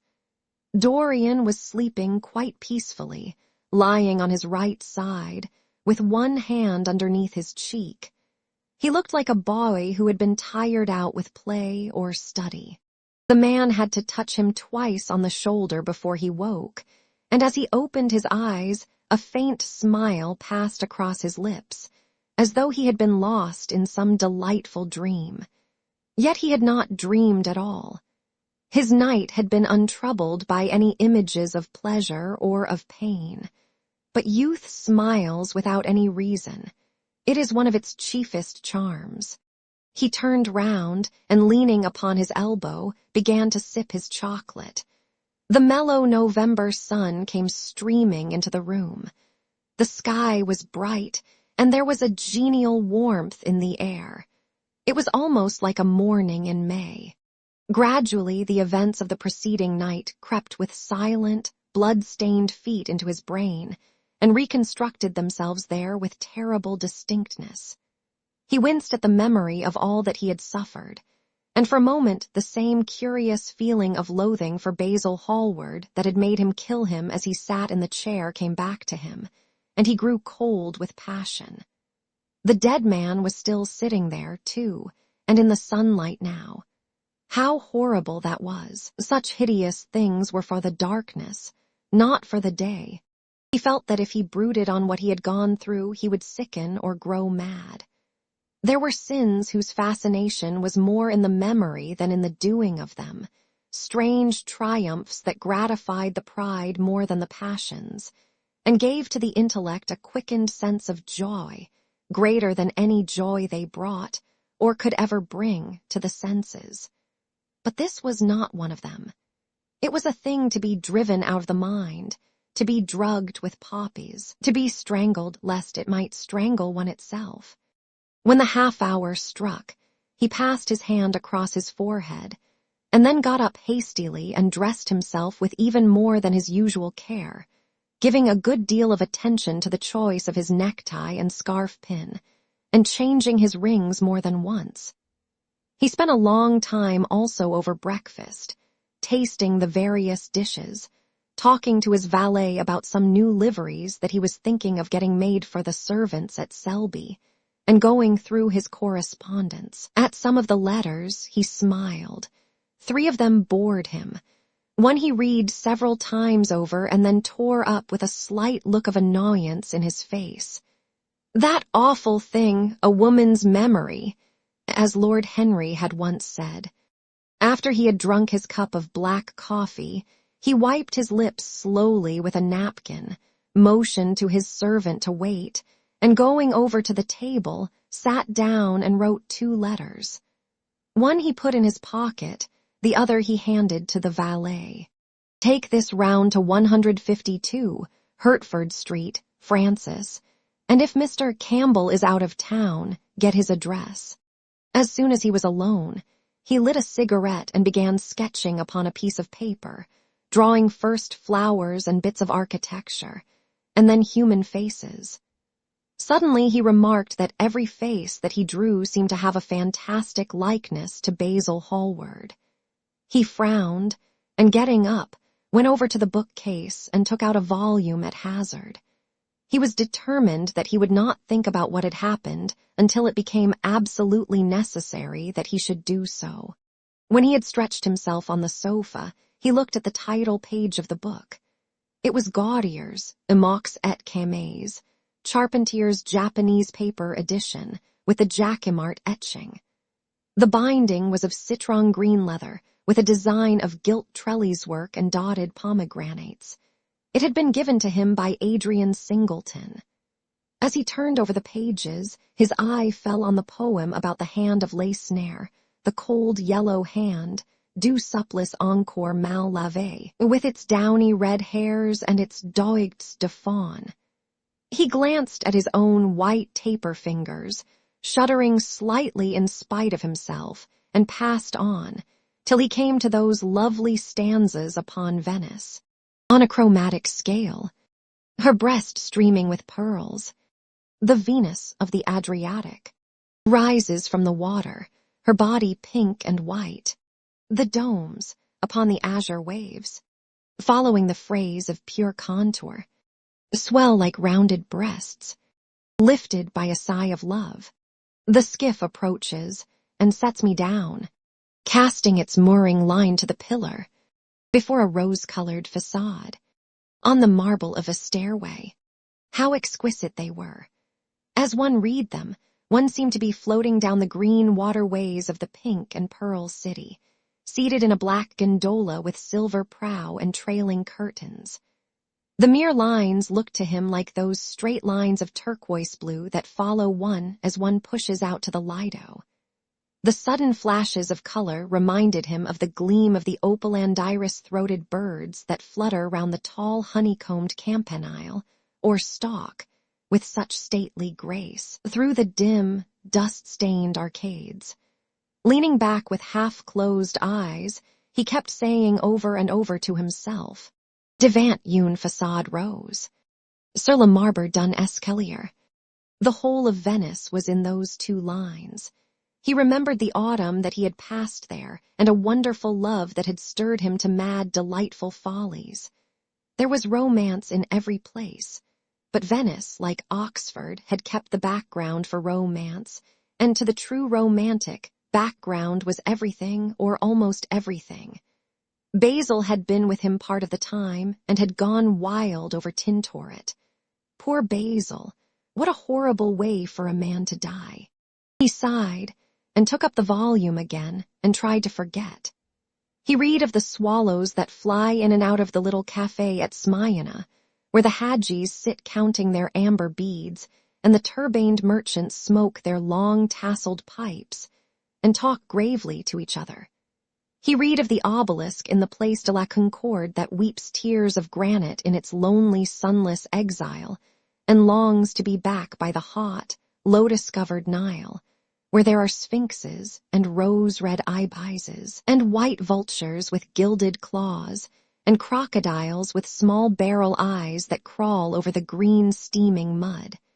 He began to brood over those verses which, drawing music from kiss-stained marble, tell of that curious statue that Gaudier compares to a contralto voice, the monster charmant that couches in the porphyry room of the Louvre. But after a time the book fell from his hand. He grew nervous, and a horrible fit of terror came over him. What if Alan Campbell should be out of England? Days would elapse before he could come back. Perhaps he might refuse to come. What could he do then? Every moment was of vital importance. They had been great friends once, 5 years before, almost inseparable indeed. Then the intimacy had come suddenly to an end. When they met in society now, it was only Dorian Gray who smiled. Alan Campbell never did. He was an extremely clever young man, though he had no real appreciation of the visible arts, and whatever little sense of the beauty of poetry he possessed, he had gained entirely from Dorian. His dominant intellectual passion was for science. At Cambridge, he had spent a great deal of his time working in the laboratory and had taken a good class in the natural science tripos of his year.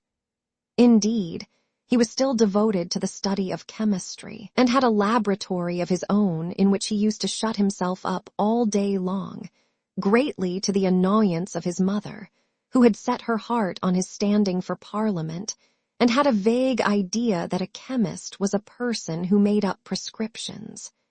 He was an excellent musician, however, as well, and played both the violin and the piano better than most amateurs. In fact, it was music that had first brought him and Dorian Gray together. Music and that indefinable attraction that Dorian seemed to be able to exercise whenever he wished, and indeed, exercised often without being conscious of it. They had met at Lady Berkshire's the night that Rubinstein played there, and after that used to be always seen together at the opera and wherever good music was going on. For 18 months their intimacy lasted. Campbell was always either at Selby Royal or in Grosvenor Square. To him, as to many others, Dorian Gray was the type of everything that is wonderful and fascinating in life. Whether or not a quarrel had taken place between them, no one ever knew. But suddenly, people remarked that they scarcely spoke when they met, and that Campbell seemed always to go away early from any party at which Dorian Gray was present. He had changed, too, was strangely melancholy at times, appeared almost to dislike hearing music, and would never himself play, giving as his excuse, when he was called upon, that he was so absorbed in science that he had no time left in which to practice. And this was certainly true. Every day he seemed to become more interested in biology, and his name appeared once or twice in some of the scientific reviews in connection with certain curious experiments. This was the man Dorian Gray was waiting for. Every second he kept glancing at the clock. As the minutes went by, he became horribly agitated. At last he got up and began to pace up and down the room, looking like a beautiful caged thing. He took long, stealthy strides. His hands were curiously cold. The suspense became unbearable. Time seemed to him to be crawling with feet of lead, while he by monstrous winds was being swept towards the jagged edge of some black cleft of precipice. He knew what was waiting for him there, saw it indeed, and shuddering, crushed with dank hands his burning lids, as though he would have robbed the very brain of sight and driven the eyeballs back into their cave. It was useless. The brain had its own food on which it battened, and the imagination, made grotesque by terror, twisted and distorted as a living thing by pain, danced like some foul puppet on a stand and grinned through moving masks. Then, suddenly, time stopped for him. Yes, that blind, slow-breathing thing crawled no more, and horrible thoughts, time being dead, raced nimbly on in front and dragged a hideous future from its grave and showed it to him. He stared at it. Its very horror made him stone. At last the door opened, and his servant entered. He turned glazed eyes upon him. "Mr. Campbell, sir," said the man. A sigh of relief broke from his parched lips, and the color came back to his cheeks. "Ask him to come in at once, Francis."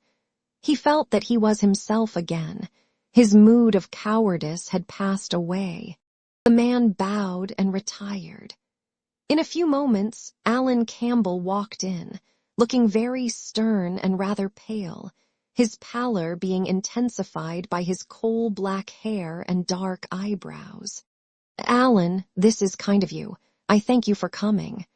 I had intended never to enter your house again, Gray, but you said it was a matter of life and death." His voice was hard and cold. He spoke with slow deliberation. There was a look of contempt in the steady, searching gaze that he turned on Dorian. He kept his hands in the pockets of his astrakhan coat and seemed not to have noticed the gesture with which he had been greeted. "Yes, It is a matter of life and death, Alan, and to more than one person. Sit down." Campbell took a chair by the table, and Dorian sat opposite to him. The two men's eyes met. In Dorian's there was infinite pity. He knew that what he was going to do was dreadful. After a strained moment of silence, he leaned across and said very quietly, but watching the effect of each word upon the face of him he had sent for, "Alan, in a locked room at the top of this house, a room to which nobody but myself has access, a dead man is seated at a table. He has been dead 10 hours now. Don't stir and don't look at me like that. Who the man is, why he died, how he died, are matters that do not concern you. What you have to do is this." "Stop, Gray. I don't want to know anything further. Whether what you have told me is true or not true doesn't concern me. I entirely decline to be mixed up in your life. Keep your horrible secrets to yourself. They don't interest me anymore. Alan, they will have to interest you. This one will have to interest you. I am awfully sorry for you, Alan, but I can't help myself. You are the one man who is able to save me. I am forced to bring you into the matter. I have no option. Alan, you are scientific. You know about chemistry and things of that kind. You have made experiments. What you have got to do is to destroy the thing that is upstairs, to destroy it so that not a vestige of it will be left. Nobody saw this person come into the house. Indeed, at the present moment he is supposed to be in Paris. He will not be missed for months. When he is missed, there must be no trace of him found here. You, Alan, you must change him, and everything that belongs to him, into a handful of ashes that I may scatter in the air." "You are mad, Dorian." I was waiting for you to call me Dorian. "You are mad, I tell you. Mad to imagine that I would raise a finger to help you. Mad to make this monstrous confession. I will have nothing to do with this matter, whatever it is. Do you think I am going to peril my reputation for you? What is it to me what devil's work you are up to? It was suicide, Alan. I am glad of that, but who drove him to it? You, I should fancy. Do you still refuse to do this for me?" "Of course I refuse. I will have absolutely nothing to do with it. I don't care what shame comes on you. You deserve it all. I should not be sorry to see you disgraced, publicly disgraced. How dare you ask me, of all men in the world, to mix myself up in this horror? I should have thought you knew more about people's characters. Your friend Lord Henry Wotton can't have taught you much about psychology, whatever else he has taught you. Nothing will induce me to stir a step to help you. You have come to the wrong man. Go to some of your friends. Don't come to me. Alan, it was murder. I killed him. You don't know what he had made me suffer. Whatever my life is, he had more to do with the making or the marring of it than poor Harry has had. He may not have intended it. The result was the same. Murder, good God, Dorian, is that what you have come to? I shall not inform upon you. It is not my business. Besides, without my stirring in the matter, you are certain to be arrested. Nobody ever commits a crime without doing something stupid. But I will have nothing to do with it. You must have something to do with it. Wait a moment. Listen to me. Only listen, Alan. All I ask of you is to perform a certain scientific experiment. You go to hospitals and dead houses, and the horrors that you do there don't affect you.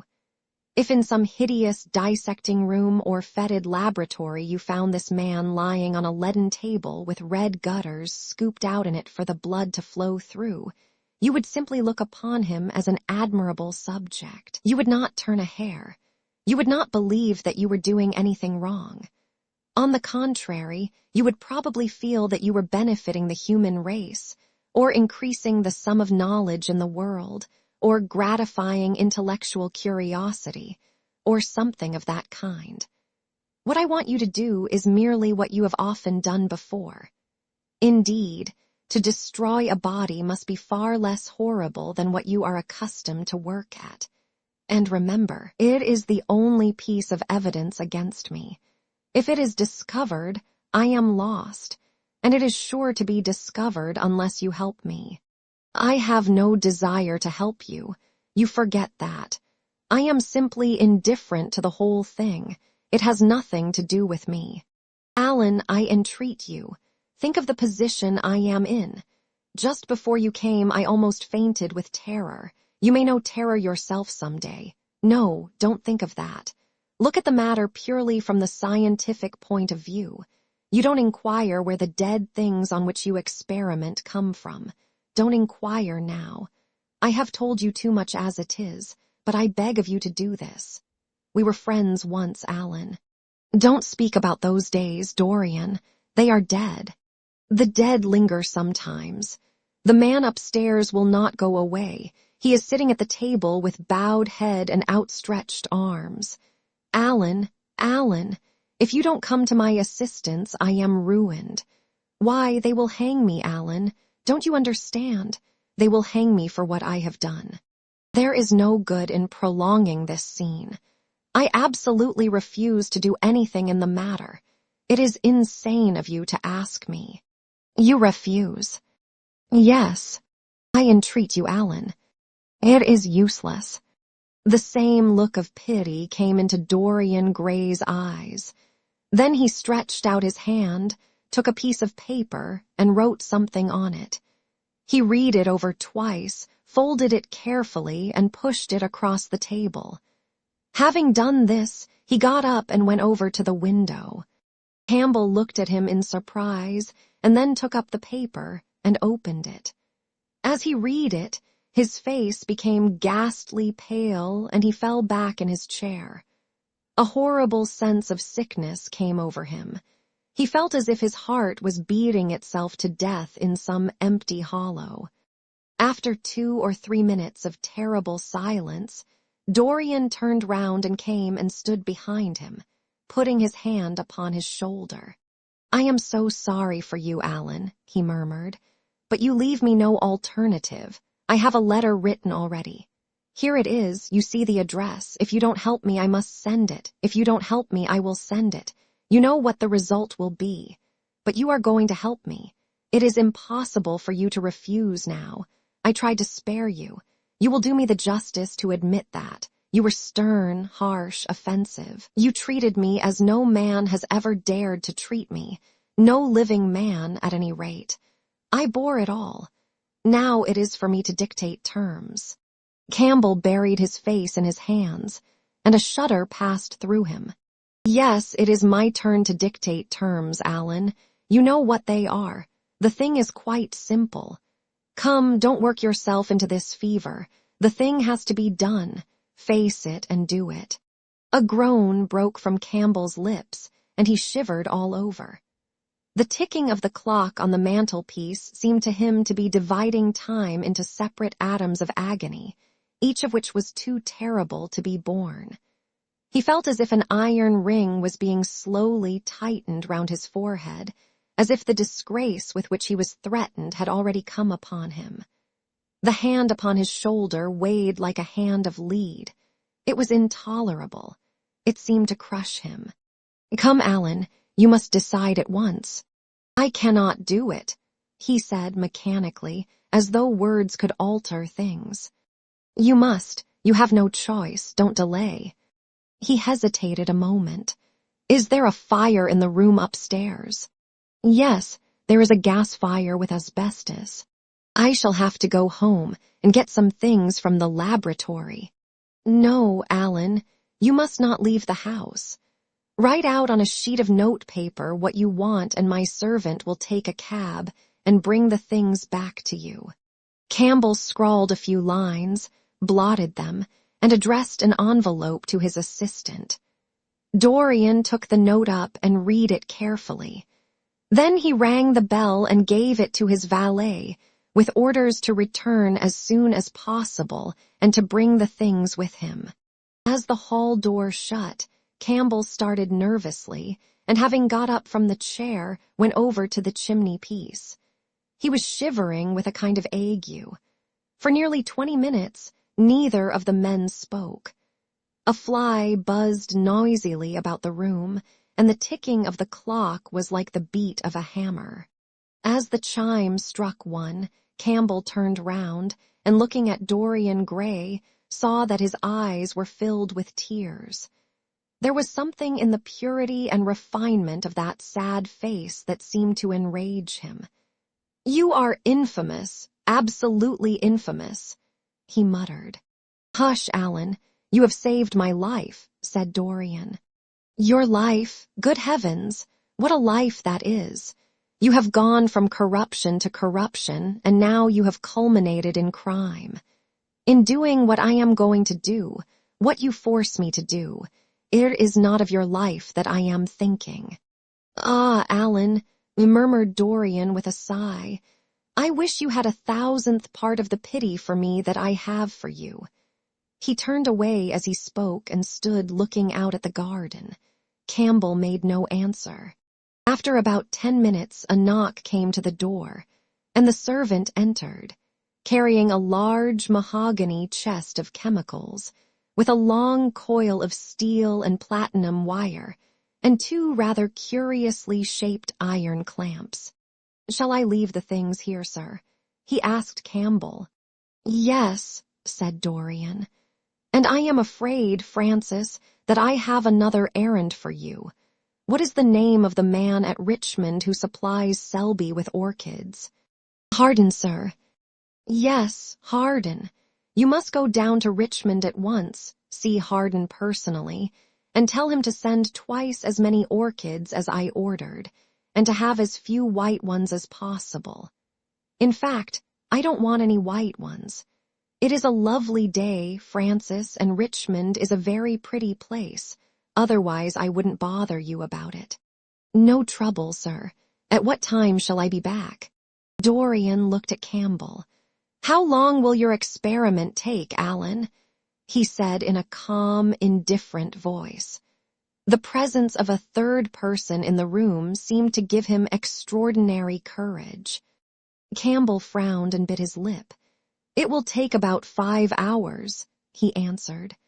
"It will be time enough, then, if you are back at 7:30, Francis. Or stay, just leave my things out for dressing. You can have the evening to yourself. I am not dining at home, so I shall not want you." "Thank you, sir," said the man, leaving the room. "Now, Alan, there is not a moment to be lost. How heavy this chest is! I'll take it for you. You bring the other things." He spoke rapidly and in an authoritative manner. Campbell felt dominated by him. They left the room together.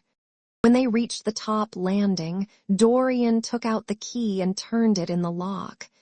Then he stopped, and a troubled look came into his eyes. He shuddered. "I don't think I can go in, Alan," he murmured. "It is nothing to me. I don't require you," said Campbell coldly. Dorian half opened the door. As he did so, he saw the face of his portrait leering in the sunlight. On the floor in front of it, the torn curtain was lying. He remembered that the night before he had forgotten, for the first time in his life, to hide the fatal canvas, and was about to rush forward when he drew back with a shudder. What was that loathsome red dew that gleamed, wet and glistening, on one of the hands, as though the canvas had sweated blood?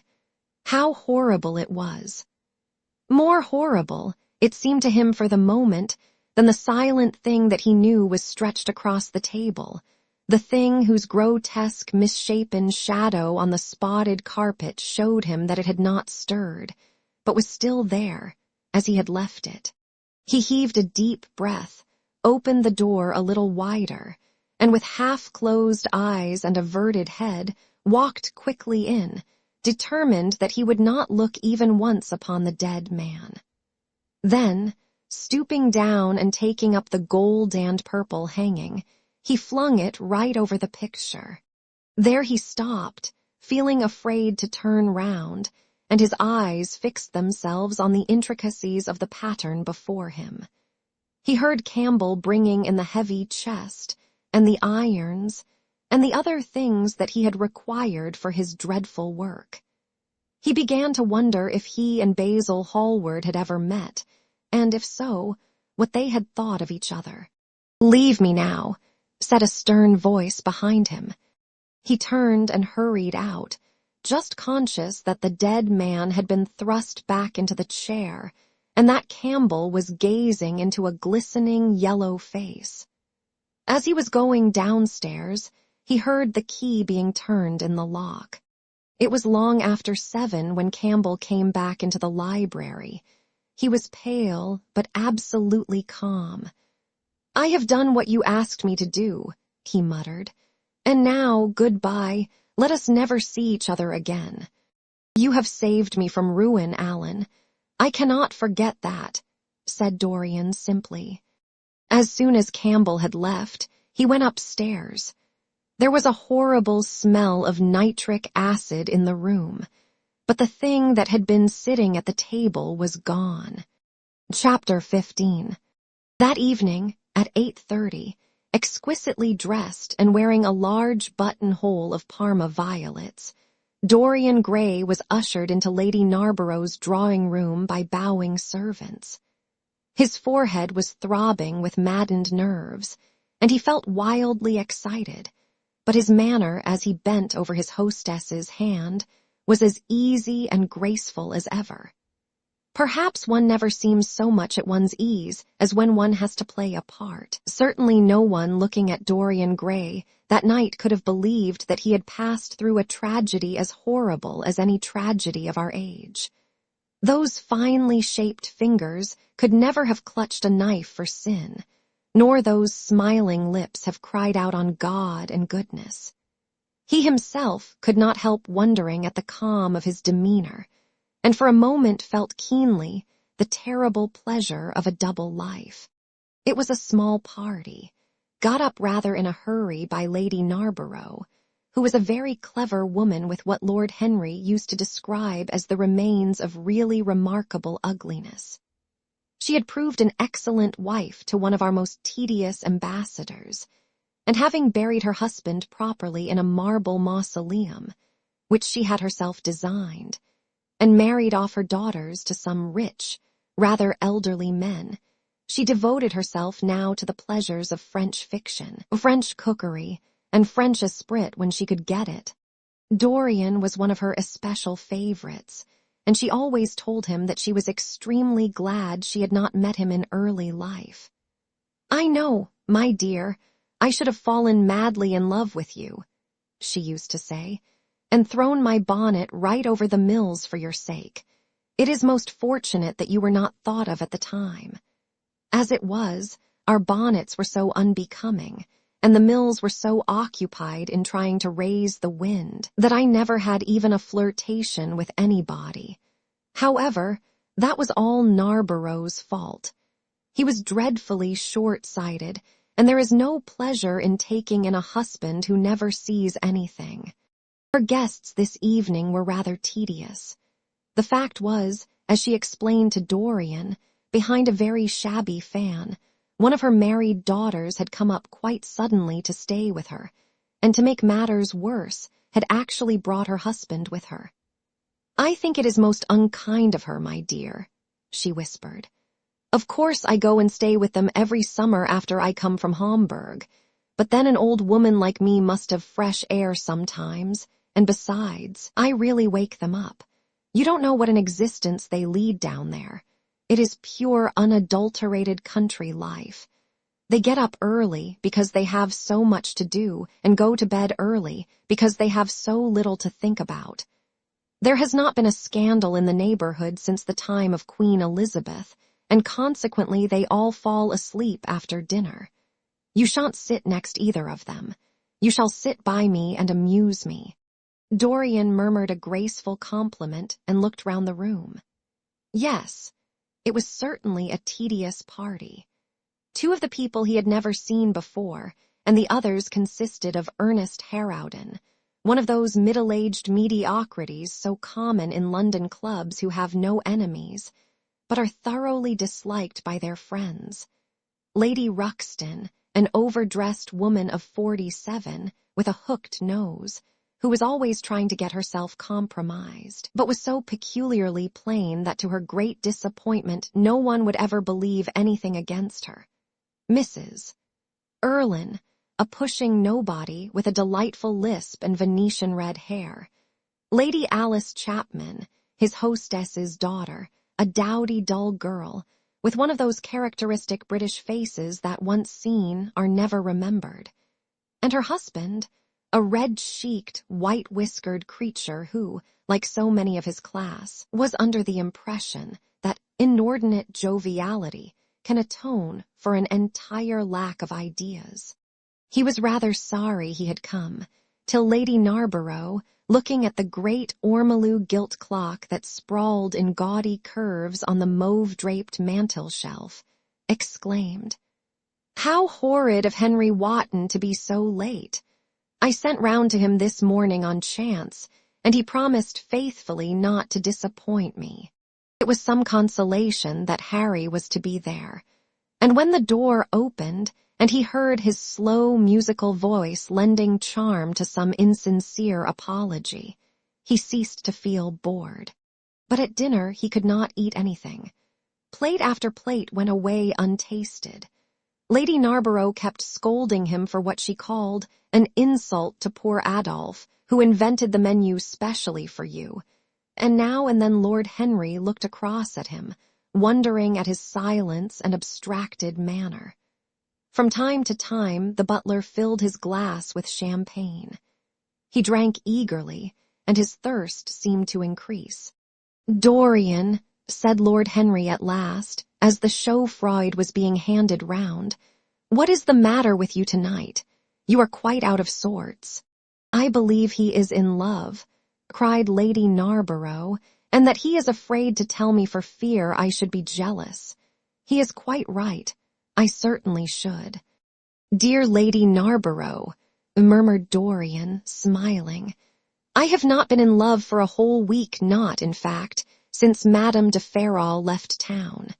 "How you men can fall in love with that woman," exclaimed the old lady. "I really cannot understand it." "It is simply because she remembers you when you were a little girl, Lady Narborough," said Lord Henry. "She is the one link between us and your short frocks." "She does not remember my short frocks at all, Lord Henry. But I remember her very well at Vienna 30 years ago, and how décolletée she was then." "She is still décolletée," he answered, taking an olive in his long fingers. "And when she is in a very smart gown she looks like an edition de luxe of a bad French novel. She is really wonderful and full of surprises. Her capacity for family affection is extraordinary. When her third husband died, her hair turned quite gold from grief." "How can you, Harry?" cried Dorian. "It is a most romantic explanation," laughed the hostess.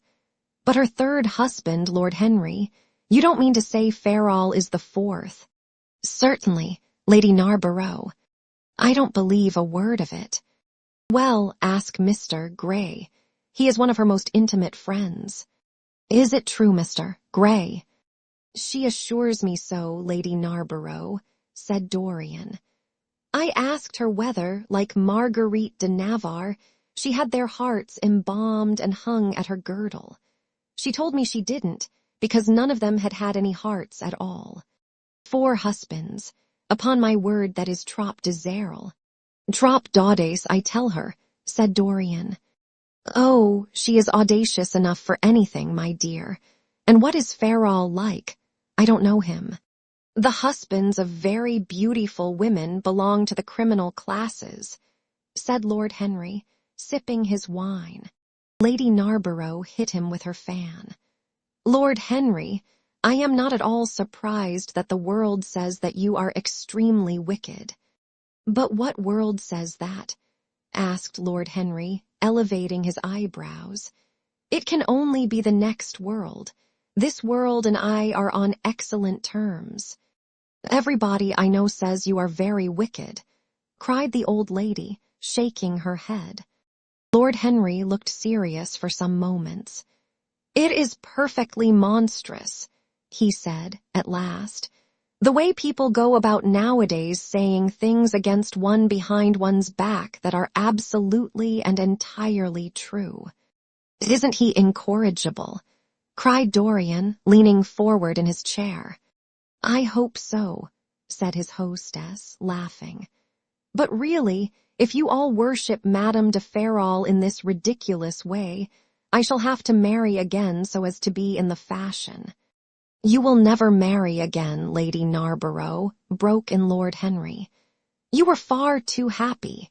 When a woman marries again, it is because she detested her first husband. When a man marries again, it is because he adored his first wife. Women try their luck, men risk theirs."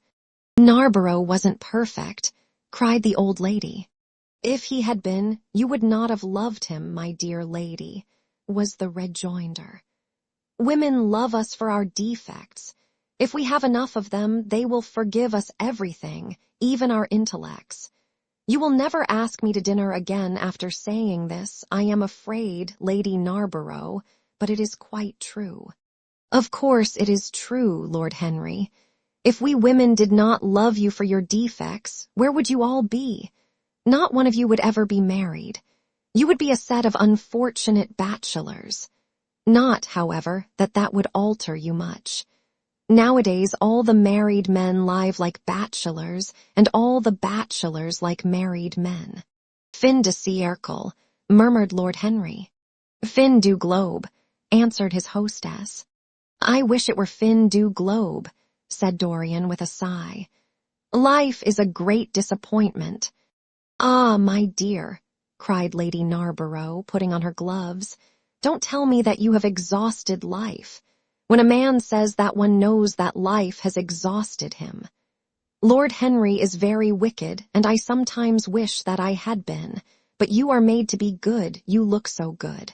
I must find you a nice wife. Lord Henry, don't you think that Mr. Gray should get married?" "I am always telling him so, Lady Narborough," said Lord Henry with a bow. "Well, we must look out for a suitable match for him. I shall go through Debrett carefully tonight and draw out a list of all the eligible young ladies." "With their ages, Lady Narborough?" asked Dorian. "Of course, with their ages, slightly edited. But nothing must be done in a hurry. I want it to be what the Morning Post calls a suitable alliance, and I want you both to be happy." "What nonsense people talk about happy marriages," exclaimed Lord Henry. "A man can be happy with any woman as long as he does not love her." "Ah, what a cynic you are," cried the old lady, pushing back her chair and nodding to Lady Ruxton. "You must come and dine with me soon again. You are really an admirable tonic, much better than what Sir Andrew prescribes for me. You must tell me what people you would like to meet, though. I want it to be a delightful gathering." "I like men who have a future and women who have a past," he answered. "Or do you think that would make it a petticoat party?" "I fear so," she said, laughing as she stood up. "1,000 pardons, my dear Lady Ruxton," she added. "I didn't see you hadn't finished your cigarette." "Never mind, Lady Narborough. I smoke a great deal too much. I am going to limit myself for the future." "Pray don't, Lady Ruxton," said Lord Henry. "Moderation is a fatal thing. Enough is as bad as a meal. More than enough is as good as a feast." Lady Ruxton glanced at him curiously. "You must come and explain that to me some afternoon, Lord Henry. It sounds a fascinating theory," she murmured as she swept out of the room. "Now, mind you don't stay too long over your politics and scandal," cried Lady Narborough from the door. "If you do, we are sure to squabble upstairs." The men laughed, and Mr. Chapman got up solemnly from the foot of the table and came up to the top. Dorian Gray changed his seat and went and sat by Lord Henry. Mr. Chapman began to talk in a loud voice about the situation in the House of Commons. He guffawed at his adversaries. The word doctrinaire, word full of terror to the British mind, reappeared from time to time between his explosions. An alliterative prefix served as an ornament of oratory. He hoisted the Union Jack on the pinnacles of thought. The inherited stupidity of the race, sound English common sense, he jovially termed it, was shown to be the proper bulwark for society. A smile curved Lord Henry's lips, and he turned round and looked at Dorian. "Are you better, my dear fellow?" he asked. "You seemed rather out of sorts at dinner." "I am quite well, Harry. I am tired, that is all." "You were charming last night. The little Duchess is quite devoted to you. She tells me she is going down to Selby. She has promised to come on the 20th. Is Monmouth to be there too?" "Oh, yes, Harry. He bores me dreadfully, almost as much as he bores her. She is very clever, too clever for a woman. She lacks the indefinable charm of weakness. It is the feet of clay that make the gold of the image precious. Her feet are very pretty, but they are not feet of clay. White porcelain feet, if you like.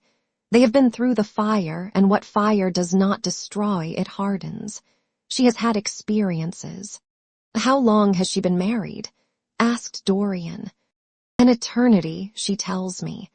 I believe, according to the peerage, it is 10 years, but 10 years with Monmouth must have been like eternity, with time thrown in. Who else is coming?" "Oh, the Willoughbys, Lord Rugby and his wife, our hostess, Geoffrey Clouston, the usual set. I have asked Lord Grottrian." "I like him," said Lord Henry. "A great many people don't, but I find him charming. He atones for being occasionally somewhat overdressed by being always absolutely overeducated. He is a very modern type. I don't know if he will be able to come, Harry. He may have to go to Monte Carlo with his father. Ah, what a nuisance people's people are. Try and make him come. By the way, Dorian, you ran off very early last night. You left before 11. What did you do afterwards? Did you go straight home?" Dorian glanced at him hurriedly and frowned. "No, Harry," he said at last. "I did not get home till nearly 3. Did you go to the club?" "Yes," he answered. Then he bit his lip.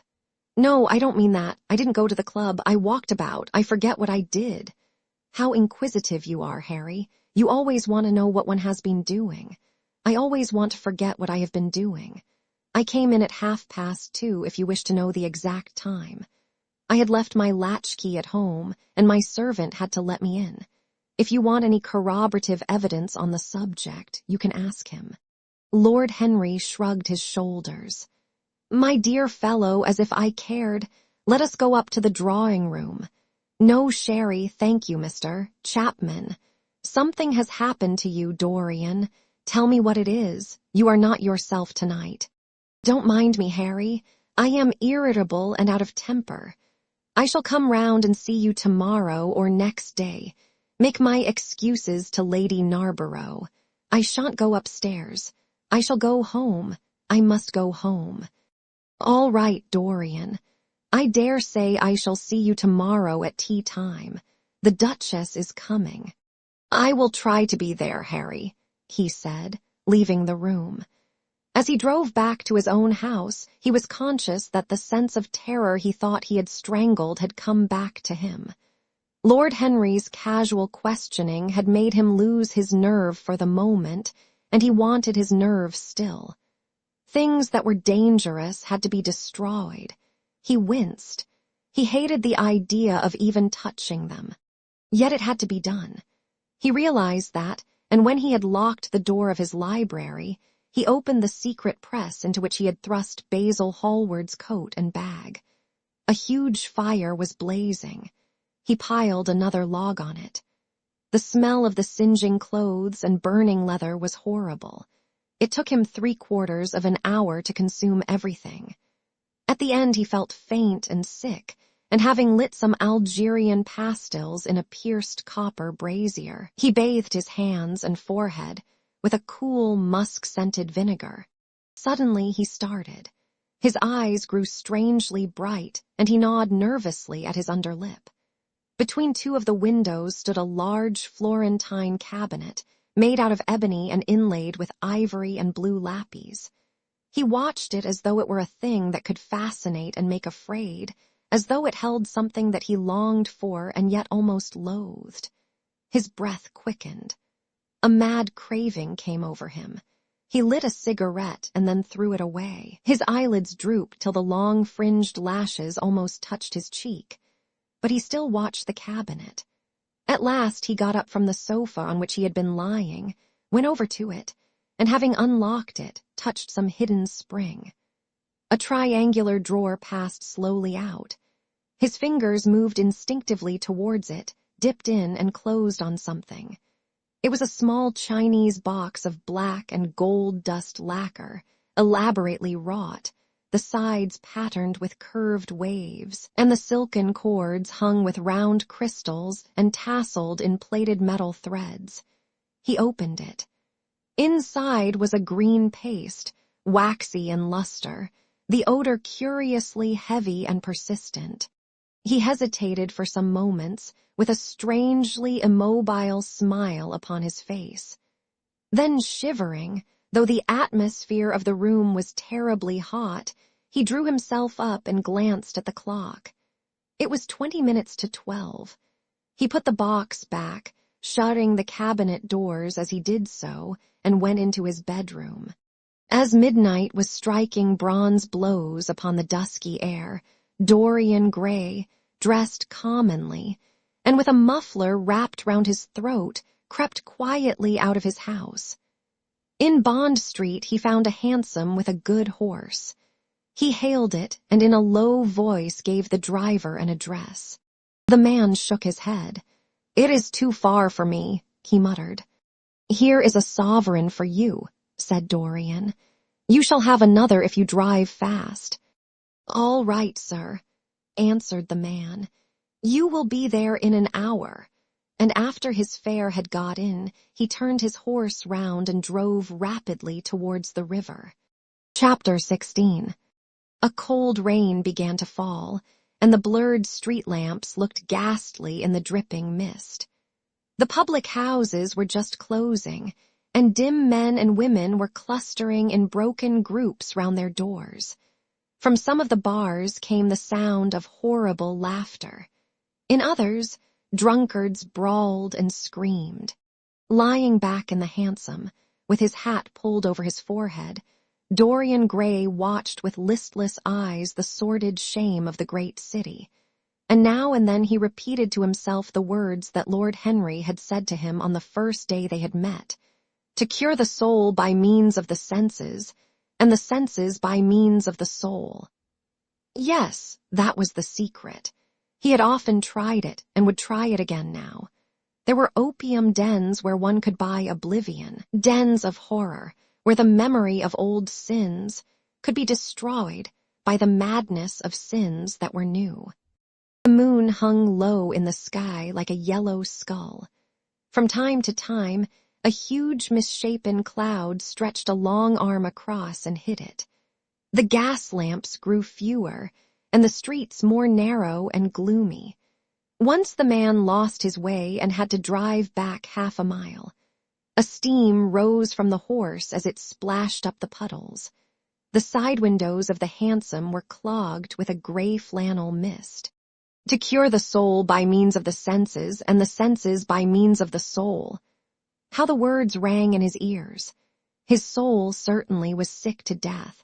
Was it true that the senses could cure it? Innocent blood had been spilled. What could atone for that? Ah, for that there was no atonement.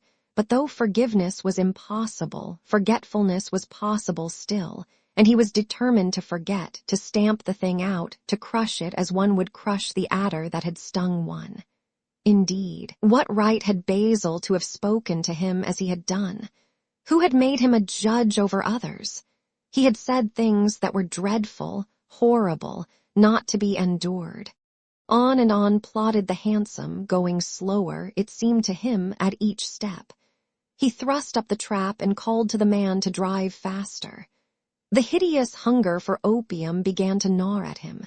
His throat burned and his delicate hands twitched nervously together. He struck at the horse madly with his stick. The driver laughed and whipped up. He laughed in answer, and the man was silent. The way seemed interminable, and the streets like the black web of some sprawling spider. The monotony became unbearable, and as the mist thickened, he felt afraid. Then they passed by lonely brickfields. The fog was lighter here, and he could see the strange, bottle-shaped kilns with their orange, fan-like tongues of fire. A dog barked as they went by, and far away in the darkness some wandering seagull screamed. The horse stumbled in a rut, then swerved aside and broke into a gallop. After some time they left the clay road and rattled again over rough paven streets. Most of the windows were dark, but now and then fantastic shadows were silhouetted against some lamplit blind. He watched them curiously. They moved like monstrous marionettes and made gestures like live things. He hated them. A dull rage was in his heart. As they turned a corner, a woman yelled something at them from an open door, and two men ran after the hansom for about 100 yards. The driver beat at them with his whip. It is said that passion makes one think in a circle. Certainly with hideous iteration, the bitten lips of Dorian Gray shaped and reshaped those subtle words that dealt with soul and sense, till he had found in them the full expression, as it were, of his mood, and justified, by intellectual approval, passions that without such justification would still have dominated his temper. From cell to cell of his brain crept the one thought, and the wild desire to live, most terrible of all man's appetites, quickened into force each trembling nerve and fiber. Ugliness that had once been hateful to him because it made things real, became dear to him now for that very reason. Ugliness was the one reality. The coarse brawl, the loathsome den, the crude violence of disordered life, the very vileness of thief and outcast, were more vivid, in their intense actuality of impression, than all the gracious shapes of art, the dreamy shadows of song. They were what he needed for forgetfulness. In 3 days, he would be free. Suddenly, the man drew up with a jerk at the top of a dark lane. Over the low roofs and jagged chimney stacks of the houses rose the black masts of ships. Wreaths of white mist clung like ghostly sails to the yards. "Somewhere about here, sir, ain't it?" he asked huskily through the trap. Dorian started and peered round. "This will do," he answered, and having got out hastily and given the driver the extra fare he had promised him, he walked quickly in the direction of the quay. Here and there a lantern gleamed at the stern of some huge merchantman. The light shook and splintered in the puddles. A red glare came from an outward-bound steamer that was coaling. The slimy pavement looked like a wet mackintosh. He hurried on towards the left, glancing back now and then to see if he was being followed. In about 7 or 8 minutes, he reached a small, shabby house that was wedged in between 2 gaunt factories. In one of the top windows stood a lamp. He stopped and gave a peculiar knock. After a little time, he heard steps in the passage and the chain being unhooked. The door opened quietly, and he went in without saying a word to the squat, misshapen figure that flattened itself into the shadow as he passed. At the end of the hall hung a tattered green curtain that swayed and shook in the gusty wind, which had followed him in from the street. He dragged it aside and entered a long, low room which looked as if it had once been a third-rate dancing saloon. Shrill, flaring gas jets, dulled and distorted in the fly-blown mirrors that faced them, were ranged round the walls. Greasy reflectors of ribbed tin backed them, making quivering discs of light. The floor was covered with ochre-colored sawdust, trampled here and there into mud, and stained with dark rings of spilled liquor. Some Malays were crouching by a little charcoal stove, playing with bone counters and showing their white teeth as they chattered. In one corner, with his head buried in his arms, a sailor sprawled over a table, and by the tawdrily painted bar that ran across one complete side stood two haggard women, mocking an old man who was brushing the sleeves of his coat with an expression of disgust. "He thinks he's got red ants on him," laughed one of them, as Dorian passed by. The man looked at her in terror and began to whimper. At the end of the room there was a little staircase, leading to a darkened chamber. As Dorian hurried up its 3 rickety steps, the heavy odor of opium met him. He heaved a deep breath, and his nostrils quivered with pleasure. When he entered, a young man with smooth yellow hair, who was bending over a lamp lighting a long, thin pipe, looked up at him and nodded in a hesitating manner. "You here, Adrian," muttered Dorian. "Where else should I be?" he answered listlessly. "None of the chaps will speak to me now. I thought you had left England. Darlington is not going to do anything. My brother paid the bill at last. George doesn't speak to me either. I don't care," he added with a sigh. "As long as one has this stuff, one doesn't want friends. I think I have had too many friends." Dorian winced and looked round at the grotesque things that lay in such fantastic postures on the ragged mattresses. The twisted limbs, the gaping mouths, the staring lusterless eyes fascinated him. He knew in what strange heavens they were suffering, and what dull hells were teaching them the secret of some new joy. They were better off than he was. He was prisoned in thought. Memory, like a horrible malady, was eating his soul away. From time to time, he seemed to see the eyes of Basil Hallward looking at him, yet he felt he could not stay. The presence of Adrian Singleton troubled him. He wanted to be where no one would know who he was.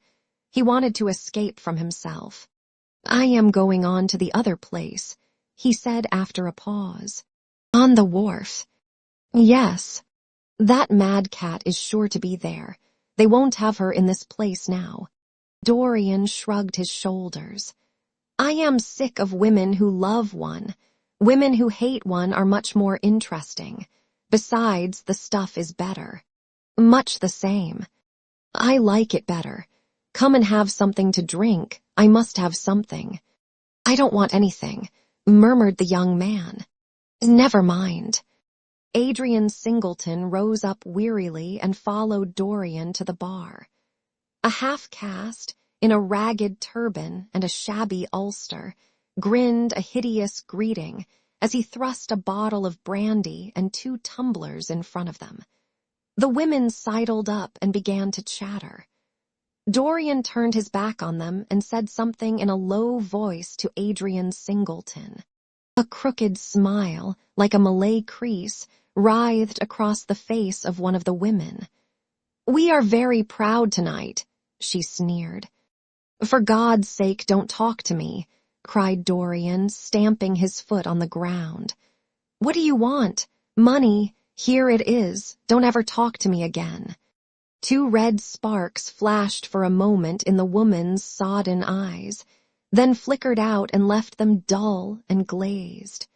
She tossed her head and raked the coins off the counter with greedy fingers. Her companion watched her enviously.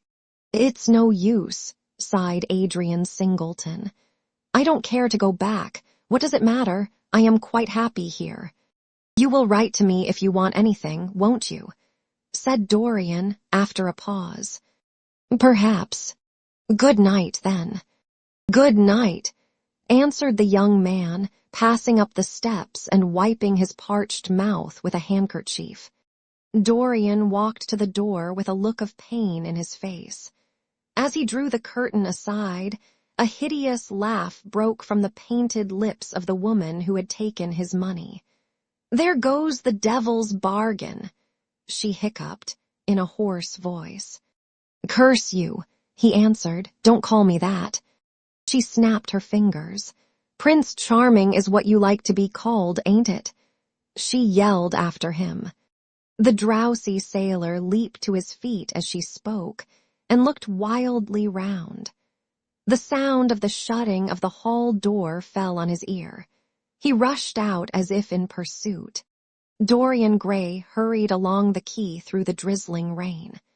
His meeting with Adrian Singleton had strangely moved him, and he wondered if the ruin of that young life was really to be laid at his door, as Basil Hallward had said to him with such infamy of insult.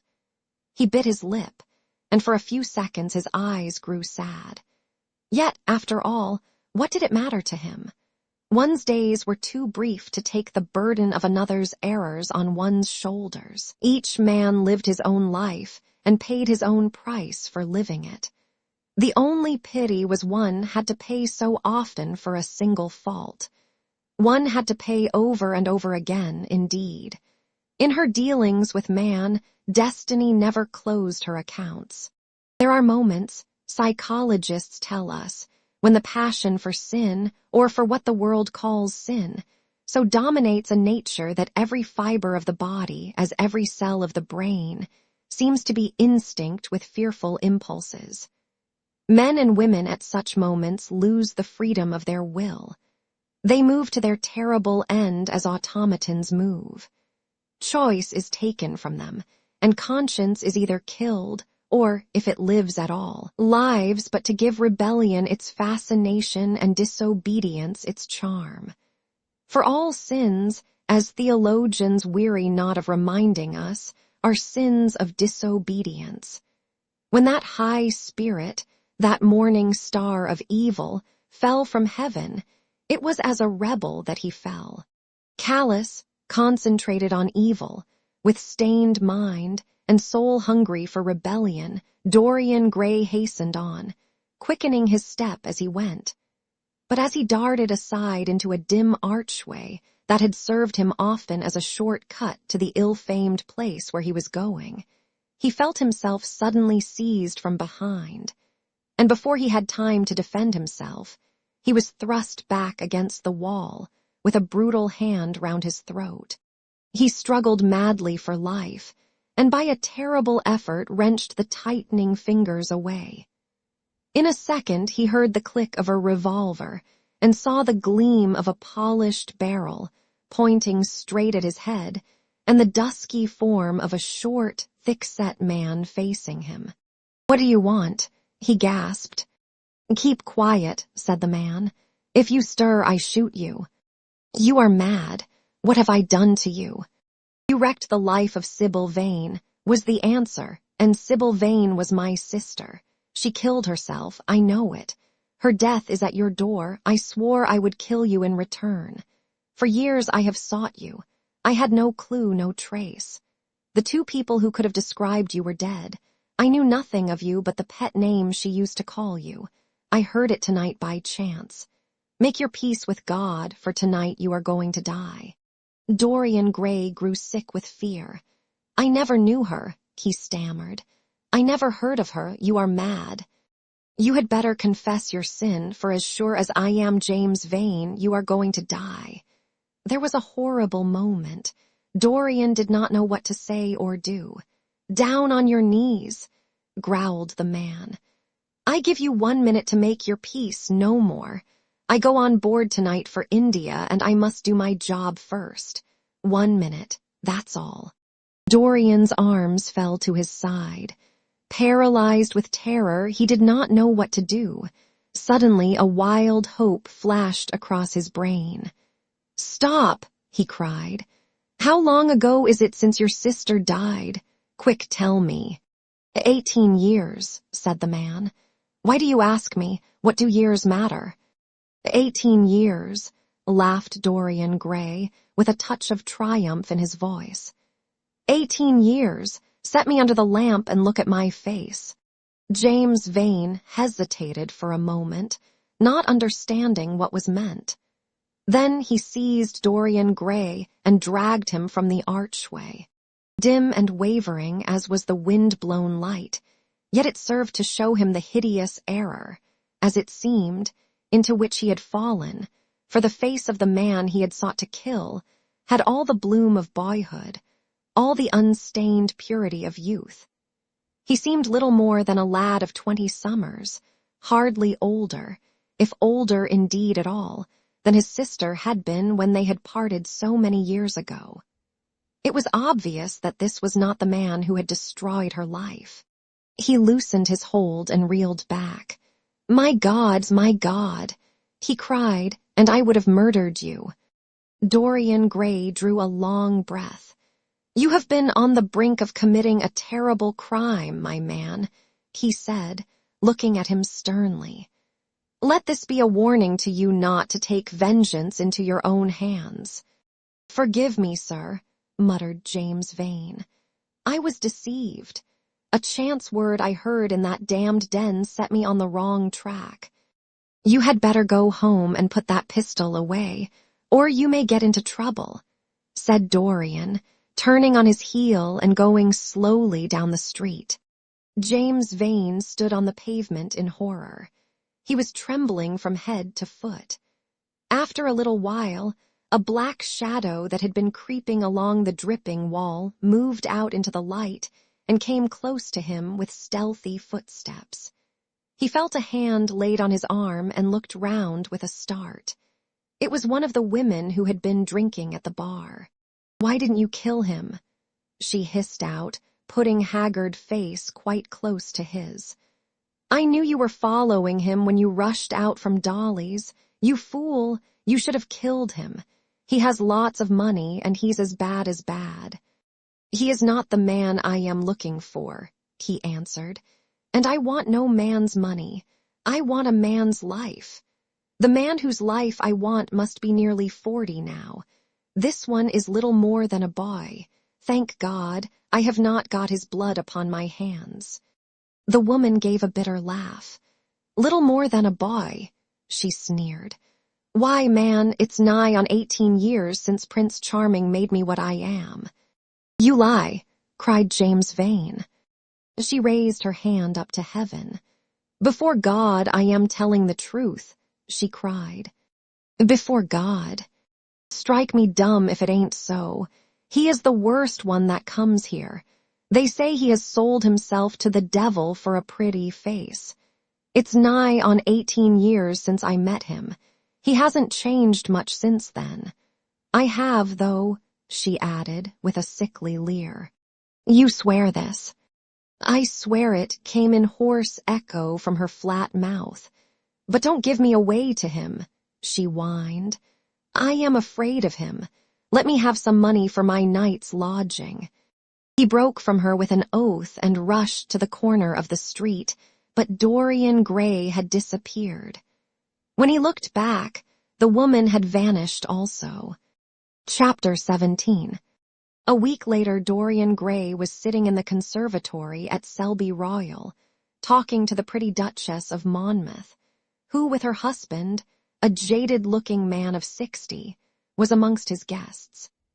It was tea time, and the mellow light of the huge, lace-covered lamp that stood on the table lit up the delicate china and hammered silver of the service at which the Duchess was presiding. Her white hands were moving daintily among the cups, and her full red lips were smiling at something that Dorian had whispered to her. Lord Henry was lying back in a silk-draped wicker chair, looking at them. On a peach-colored divan sat Lady Narborough, pretending to listen to the Duke's description of the last Brazilian beetle that he had added to his collection. 3 young men in elaborate smoking suits were handing tea cakes to some of the women. The house party consisted of 12 people, and there were more expected to arrive on the next day. What are you two talking about? Said Lord Henry, strolling over to the table and putting his cup down. I hope Dorian has told you about my plan for rechristening everything, Gladys. It is a delightful idea. But I don't want to be rechristened, Harry, rejoined the Duchess, looking up at him with her wonderful eyes. I am quite satisfied with my own name, and I am sure Mr. Gray should be satisfied with his. My dear Gladys, I would not alter either name for the world. They are both perfect. I was thinking chiefly of flowers. Yesterday I cut an orchid for my buttonhole. It was a marvelous spotted thing, as effective as the 7 deadly sins. In a thoughtless moment I asked one of the gardeners what it was called. He told me it was a fine specimen of Robinsoniana, or something dreadful of that kind. It is a sad truth, but we have lost the faculty of giving lovely names to things. Names are everything. I never quarrel with actions. My one quarrel is with words. That is the reason I hate vulgar realism in literature. The man who could call a spade should be compelled to use one. It is the only thing he is fit for. Then what should we call you, Harry? She asked. His name is Prince Paradox, said Dorian. I recognize him in a flash, exclaimed the Duchess. I won't hear of it, laughed Lord Henry, sinking into a chair. From a label there is no escape. I refuse the title. Royalties may not abdicate, fell as a warning from pretty lips. You wish me to defend my throne, then? Yes. I give the truths of tomorrow. I prefer the mistakes of today, she answered. You disarm me, Gladys, he cried, catching the willfulness of her mood. Of your shield, Harry, not of your spear. I never tilt against beauty, he said, with a wave of his hand. That is your error, Harry, believe me. You value beauty far too much. How can you say that? I admit that I think that it is better to be beautiful than to be good. But on the other hand, no one is more ready than I am to acknowledge that it is better to be good than to be ugly. Ugliness is one of the 7 deadly sins, then, cried the Duchess. What becomes of your simile about the orchid? Ugliness is one of the 7 deadly virtues, Gladys. You, as a good Tory, must not underrate them. Beer, the Bible, and the 7 deadly virtues have made our England what she is. You don't like your country, then? She asked. I live in it. That you may censure it the better. Would you have me take the verdict of Europe on it? He inquired. What do they say of us? That Tardif has emigrated to England and opened a shop. Is that yours, Harry? I give it to you. I could not use it. It is too true. You need not be afraid. Our countrymen never recognize a description. They are practical. They are more cunning than practical. When they make up their ledger, they balance stupidity by wealth and vice by hypocrisy. Still, we have done great things. Great things have been thrust on us, Gladys. We have carried their burden. Only as far as the stock exchange. She shook her head. I believe in the race, she cried. It represents the survival of the pushing. It has development. Decay fascinates me more. What of art? She asked. It is a malady. Love. An illusion. Religion. The fashionable substitute for belief. You are a skeptic. Never. Skepticism is the beginning of faith. What are you? To define is to limit. Give me a clue. Threads snap. You would lose your way in the labyrinth. You bewilder me. Let us talk of someone else. Our host is a delightful topic. Years ago he was christened Prince Charming. Don't remind me of that, cried Dorian Gray. Our host is rather horrid this evening, answered the Duchess, coloring. I believe he thinks that Monmouth married me on purely scientific principles as the best specimen he could find of a modern butterfly. Well, I hope he won't stick pins into you, Duchess, laughed Dorian. Oh, my maid does that already, Mr. Gray, when she is annoyed with me. And what does she get annoyed with you about, Duchess? For the most trivial things, Mr. Gray, I assure you. Usually because I come in at 10 minutes to 9 and tell her that I must be dressed by 8:30. How unreasonable of her. You should give her warning. I daren't, Mr. Gray. Why, she invents hats for me. You remember the one I wore at Lady Hillstone's garden party? You don't, but it is nice of you to pretend that you do. Well, she made it out of nothing. All good hats are made out of nothing. Like all good reputations, Gladys, interrupted Lord Henry. Every effect that one produces gives one an enemy. To be popular one must be a mediocrity. Not with women, said the Duchess, shaking her head. And women rule the world. I assure you we can't bear mediocrities. We women, as someone says, love with our ears, just as you men love with your eyes, if you ever love at all. It seems to me that we never do anything else, murmured Dorian. Ah, then you never really love, Mr. Gray, answered the Duchess with mock sadness. My dear Gladys, cried Lord Henry, how can you say that? Romance lives by repetition, and repetition converts an appetite into an art. Besides, each time that one loves is the only time one has ever loved. Difference of object does not alter singleness of passion. It merely intensifies it. We can have in life but one great experience at best, and the secret of life is to reproduce that experience as often as possible. Even when one has been wounded by it, Harry, asked the Duchess after a pause.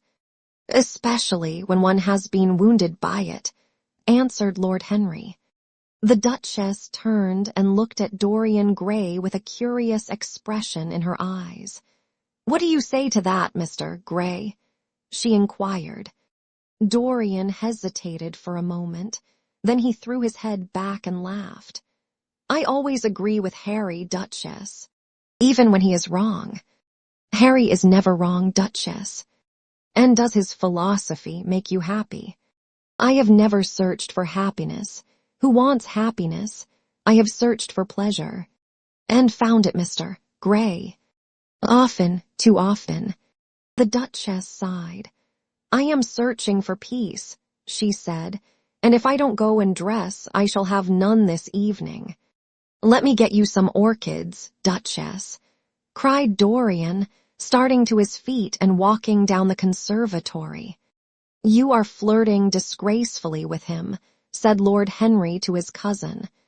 You had better take care. He is very fascinating. If he were not, there would be no battle. Greek meets Greek then. I am on the side of the Trojans. They fought for a woman. They were defeated.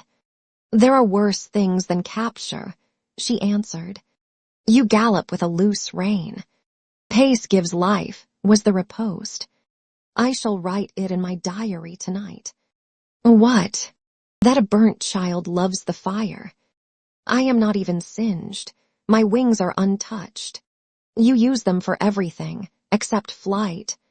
Courage has passed from men to women. It is a new experience for us. You have a rival. Who? He laughed. Lady Narborough, he whispered. She perfectly adores him. You fill me with apprehension. The appeal to antiquity is fatal to us who are romanticists. Romanticists, you have all the methods of science. Men have educated us, but not explained you. Describe us as a sex, was her challenge. Sphinxes without secrets. She looked at him, smiling. How long Mr. Gray is, she said. Let us go and help him. I have not yet told him the color of my frock. Ah, you must suit your frock to his flowers, Gladys. That would be a premature surrender. Romantic art begins with its climax. I must keep an opportunity for retreat. In the Parthian manner. They found safety in the desert. I could not do that. Women are not always allowed a choice, he answered. But hardly had he finished the sentence before from the far end of the conservatory came a stifled groan, followed by the dull sound of a heavy fall. Everybody started up. The Duchess stood motionless in horror, and with fear in his eyes, Lord Henry rushed through the flapping palms to find Dorian Gray lying face downwards on the tiled floor in a death-like swoon. He was carried at once into the blue drawing-room and laid upon one of the sofas. After a short time, he came to himself and looked round with a dazed expression. "What has happened?" he asked. "Oh, I remember. Am I safe here, Harry?" He began to tremble. "My dear Dorian," answered Lord Henry, "you merely fainted. That was all. You must have overtired yourself. You had better not come down to dinner. I will take your place." "No, I will come down," he said, struggling to his feet. "I would rather come down. I must not be alone." He went to his room and dressed. There was a wild recklessness of gaiety in his manner as he sat at table, but now and then a thrill of terror ran through him when he remembered that, pressed against the window of the conservatory, like a white handkerchief, he had seen the face of James Vane watching him. Chapter 18. The next day he did not leave the house, and indeed spent most of the time in his own room, sick with a wild terror of dying, and yet indifferent to life itself. The consciousness of being hunted, snared, tracked down, had begun to dominate him. If the tapestry did but tremble in the wind, he shook. The dead leaves that were blown against the leaded panes seemed to him like his own wasted resolutions and wild regrets. When he closed his eyes, he saw again the sailor's face peering through the mist-stained glass, and horror seemed once more to lay its hand upon his heart. Perhaps it had been only his fancy that had called vengeance out of the night and set the hideous shapes of punishment before him. Actual life was chaos, but there was something terribly logical in the imagination. It was the imagination that set remorse to dog the feet of sin. It was the imagination that made each crime bear its misshapen brood. In the common world of fact, the wicked were not punished, nor the good rewarded. Success was given to the strong, failure thrust upon the weak. That was all. Besides, had any stranger been prowling round the house, he would have been seen by the servants or the keepers. Had any footmarks been found on the flower beds, the gardeners would have reported it. Yes, it had been merely fancy. Sybil Vane's brother had not come back to kill him. He had sailed away in his ship to founder in some winter sea. From him, at any rate, he was safe. Why, the man did not know who he was, could not know who he was. The mask of youth had saved him. And yet, if it had been merely an illusion, how terrible it was to think that conscience could raise such fearful phantoms, and give them visible form, and make them move before one. What sort of life would his be if, day and night, shadows of his crime were to peer at him from silent corners, to mock him from secret places, to whisper in his ear as he sat at the feast, to wake him with icy fingers as he lay asleep? As the thought crept through his brain, he grew pale with terror, and the air seemed to him to have become suddenly colder. Oh, in what a wild hour of madness he had killed his friend! How ghastly the mere memory of the scene! He saw it all again. Each hideous detail came back to him with added horror. Out of the black cave of time, terrible and swathed in scarlet, rose the image of his sin. When Lord Henry came in at 6 o'clock, he found him crying as one whose heart will break.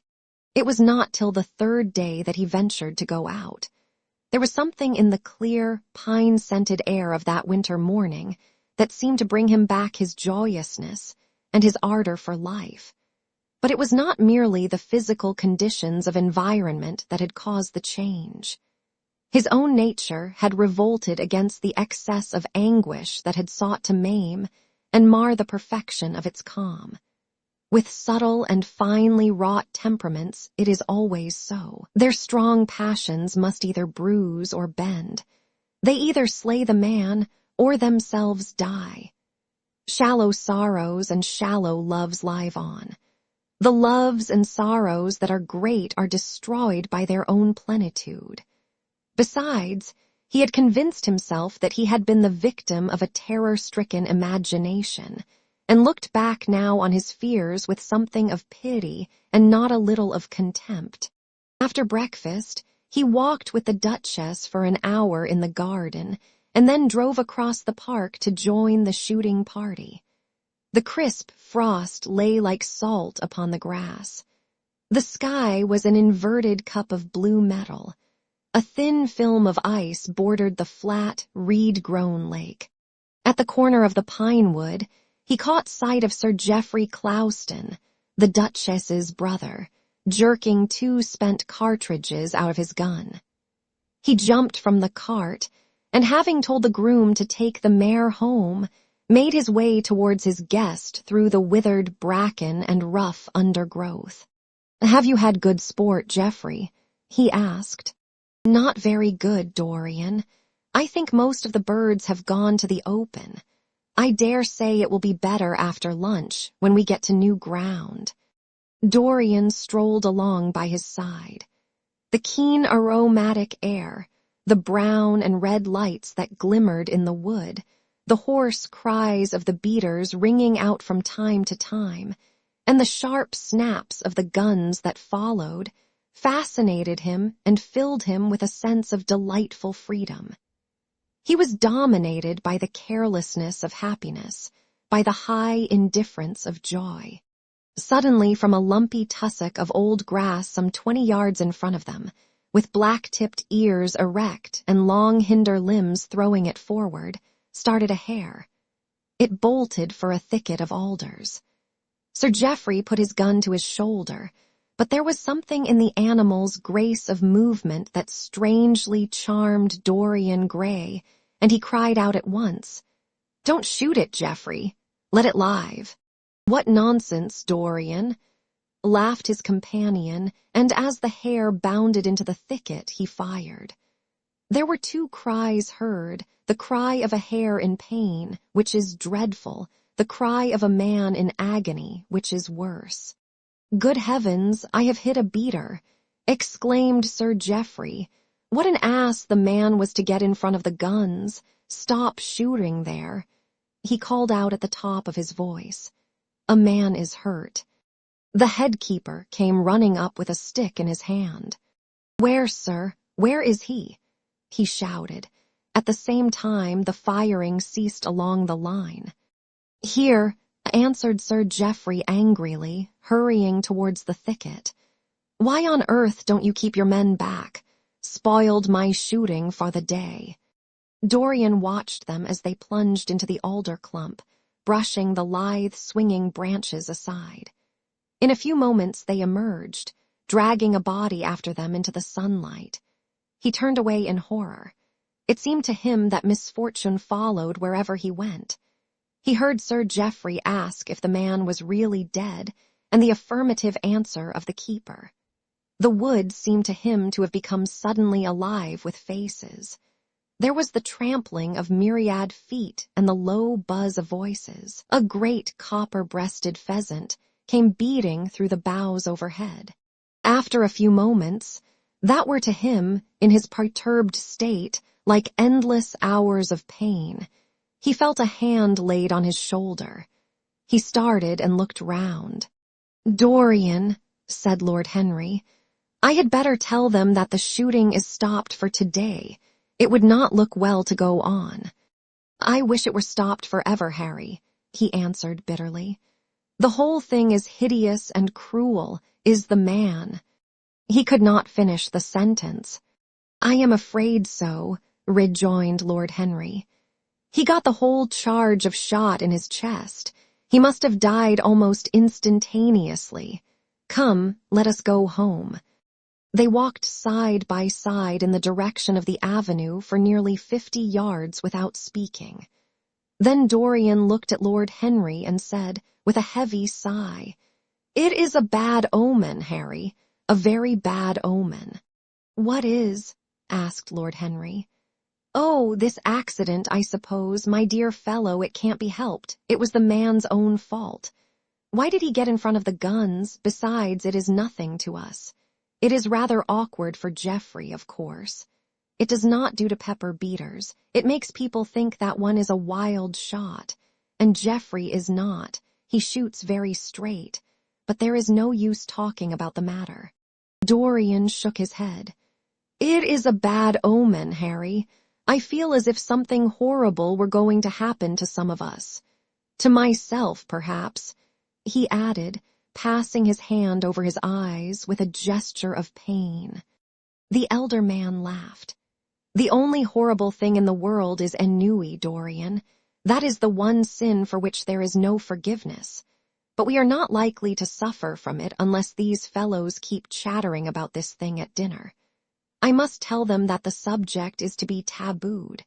As for omens, there is no such thing as an omen. Destiny does not send us heralds. She is too wise or too cruel for that. Besides, what on earth could happen to you, Dorian? You have everything in the world that a man can want. There is no one who would not be delighted to change places with you. There is no one with whom I would not change places, Harry. Don't laugh like that. I am telling you the truth. The wretched peasant who has just died is better off than I am. I have no terror of death. It is the coming of death that terrifies me. Its monstrous wings seem to wheel in the leaden air around me. Good heavens! Don't you see a man moving behind the trees there, watching me, waiting for me? Lord Henry looked in the direction in which the trembling, gloved hand was pointing. Yes, he said, smiling. I see the gardener waiting for you. I suppose he wants to ask you what flowers you wish to have on the table tonight. How absurdly nervous you are, my dear fellow. You must come and see my doctor when we get back to town. Dorian heaved a sigh of relief as he saw the gardener approaching. The man touched his hat, glanced for a moment at Lord Henry in a hesitating manner, and then produced a letter, which he handed to his master. Her Grace told me to wait for an answer, he murmured. Dorian put the letter into his pocket. Tell Her Grace that I am coming in, he said, coldly. The man turned round and went rapidly in the direction of the house. How fond women are of doing dangerous things, laughed Lord Henry. It is one of the qualities in them that I admire most. A woman will flirt with anybody in the world as long as other people are looking on. How fond you are of saying dangerous things, Harry. In the present instance, you are quite astray. I like the Duchess very much, but I don't love her. And the Duchess loves you very much, but she likes you less, so you are excellently matched. You are talking scandal, Harry, and there is never any basis for scandal. The basis of every scandal is an immoral certainty, said Lord Henry, lighting a cigarette. You would sacrifice anybody, Harry, for the sake of an epigram. The world goes to the altar of its own accord, was the answer. I wish I could love, cried Dorian Gray with a deep note of pathos in his voice. But I seem to have lost the passion and forgotten the desire. I am too much concentrated on myself. My own personality has become a burden to me. I want to escape, to go away, to forget. It was silly of me to come down here at all. I think I shall send a wire to Harvey to have the yacht got ready. On a yacht one is safe. Safe from what, Dorian? You are in some trouble. Why not tell me what it is? You know I would help you. I can't tell you, Harry, he answered sadly. And I dare say it is only a fancy of mine. This unfortunate accident has upset me. I have a horrible presentiment that something of the kind may happen to me. What nonsense! I hope it is, but I can't help feeling it. Ah, here is the Duchess, looking like Artemis in a tailor-made gown. You see we have come back, Duchess. I have heard all about it, Mr. Gray, she answered. Poor Geoffrey is terribly upset, and it seems that you asked him not to shoot the hare. How curious. Yes, it was very curious. I don't know what made me say it. Some whim, I suppose. It looked the loveliest of little live things. But I am sorry they told you about the man. It is a hideous subject. It is an annoying subject, broke in Lord Henry. It has no psychological value at all. Now, if Geoffrey had done the thing on purpose, how interesting he would be. I should like to know someone who had committed a real murder. How horrid of you, Harry, cried the Duchess. Isn't it Mr. Gray, Harry, Mr. Gray is ill again, he is going to faint. Dorian drew himself up with an effort and smiled. It is nothing, Duchess, he murmured. My nerves are dreadfully out of order, that is all. I am afraid I walked too far this morning. I didn't hear what Harry said. Was it very bad? You must tell me some other time. I think I must go and lie down. You will excuse me, won't you? They had reached the great flight of steps that led from the conservatory on to the terrace. As the glass door closed behind Dorian, Lord Henry turned and looked at the Duchess with his slumberous eyes. "Are you very much in love with him?" he asked. She did not answer for some time, but stood gazing at the landscape. "I wish I knew," she said at last. He shook his head. "Knowledge would be fatal. It is the uncertainty that charms one. A mist makes things wonderful. One may lose one's way. Always end at the same point, my dear Gladys." "What is that?" "Disillusion. It was my debut in life." She sighed. "It came to you crowned. I am tired of strawberry leaves. They become you. Only in public. You would miss them," said Lord Henry. "I will not part with a petal. Monmouth has ears. Old age is dull of hearing. Has he never been jealous? I wish he had been." He glanced about as if in search of something. "What are you looking for?" she inquired. "The button from your foil," he answered. "You have dropped it." She laughed. "I have still the mask." "It makes your eyes lovelier," was his reply. She laughed again. Her teeth showed like white seeds in a scarlet fruit. Upstairs, in his own room, Dorian Gray was lying on a sofa, with terror in every tingling fiber of his body. Life had suddenly become too hideous a burden for him to bear. The dreadful death of the unlucky beater, shot in the thicket like a wild animal, had seemed to him to prefigure death for himself also. He had nearly swooned at what Lord Henry had said in a chance mood of cynical jesting. At 5 o'clock he rang his bell for his servant and gave him orders to pack his things for the night express to town, and to have the brougham at the door by 8:30. He was determined not to sleep another night at Selby Royal. It was an ill-omened place. Death walked there in the sunlight. The grass of the forest had been spotted with blood. Then he wrote a note to Lord Henry, telling him that he was going up to town to consult his doctor and asking him to entertain his guests in his absence. As he was putting it into the envelope, a knock came to the door, and his valet informed him that the head keeper wished to see him. He frowned and bit his lip. "Send him in," he muttered after some moments' hesitation. As soon as the man entered, Dorian pulled his checkbook out of a drawer and spread it out before him. "I suppose you have come about the unfortunate accident of this morning, Thornton," he said, taking up a pen. "Yes, sir," answered the gamekeeper. "Was the poor fellow married? Had he any people dependent on him?" asked Dorian, looking bored. "If so, I should not like them to be left in want, and will send them any sum of money you may think necessary." "We don't know who he is, sir. That is what I took the liberty of coming to you about." "Don't know who he is," said Dorian listlessly. "What do you mean? Wasn't he one of your men?" "No, sir. Never saw him before. Seems like a sailor, sir." The pen dropped from Dorian Gray's hand, and he felt as if his heart had suddenly stopped beating. "A sailor!" he cried out. Did you say a sailor? Yes, sir. He looks as if he had been a sort of sailor, tattooed on both arms and that kind of thing. Was there anything found on him? Said Dorian, leaning forward and looking at the man with startled eyes. Anything that would tell his name. Some money, sir, not much, and a 6-shooter. There was no name of any kind. A decent-looking man, sir, but rough-like.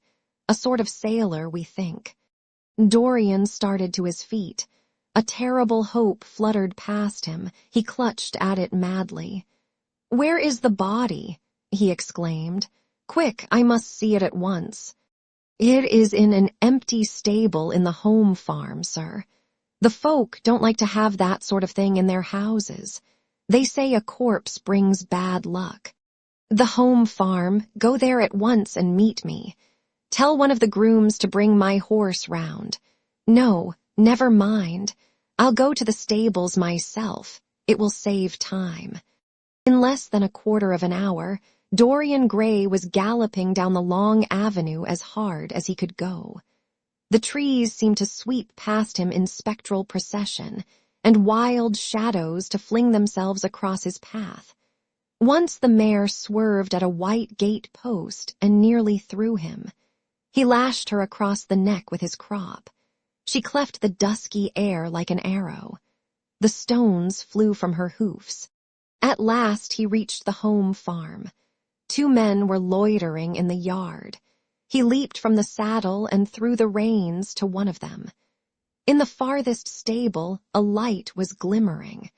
Something seemed to tell him that the body was there, and he hurried to the door and put his hand upon the latch.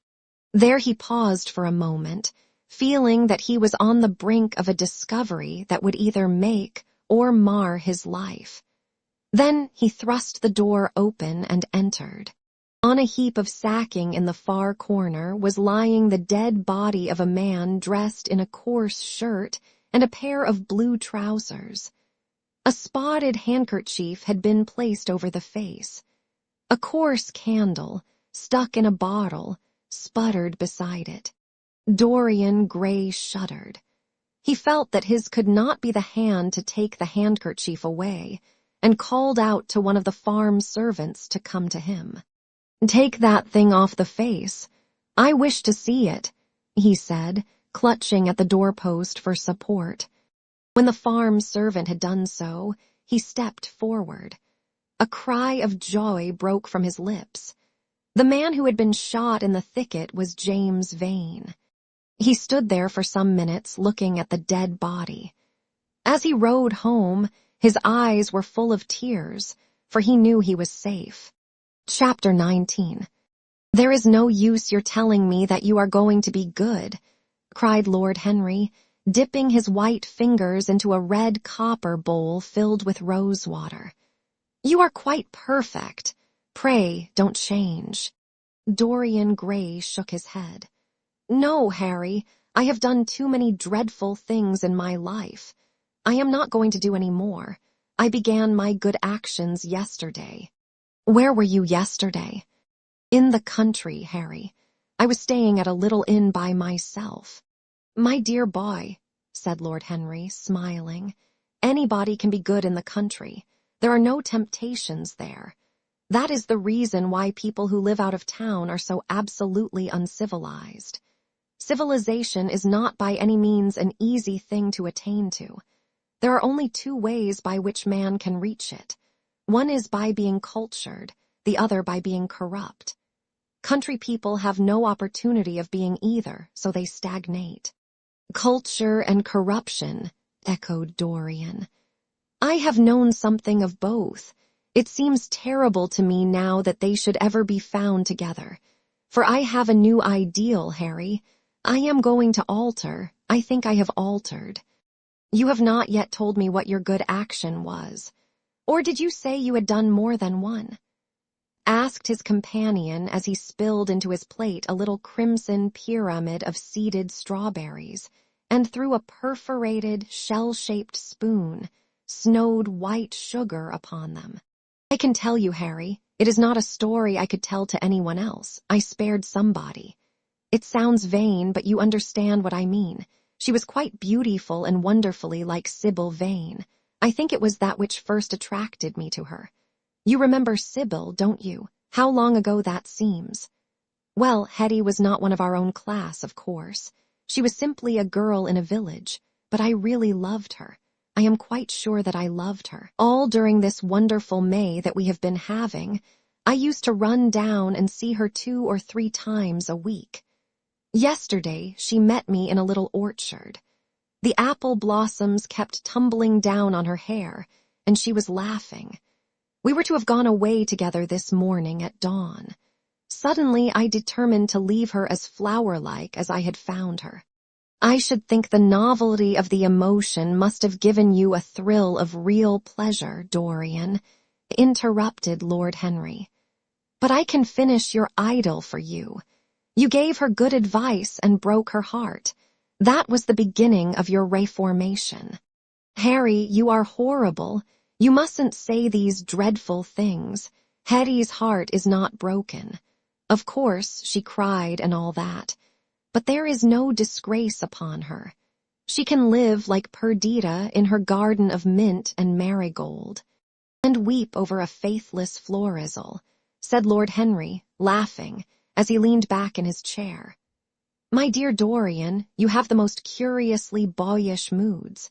Do you think this girl will ever be really content now with anyone of her own rank? I suppose she will be married some day to a rough carter or a grinning ploughman. Well, the fact of having met you and loved you will teach her to despise her husband, and she will be wretched.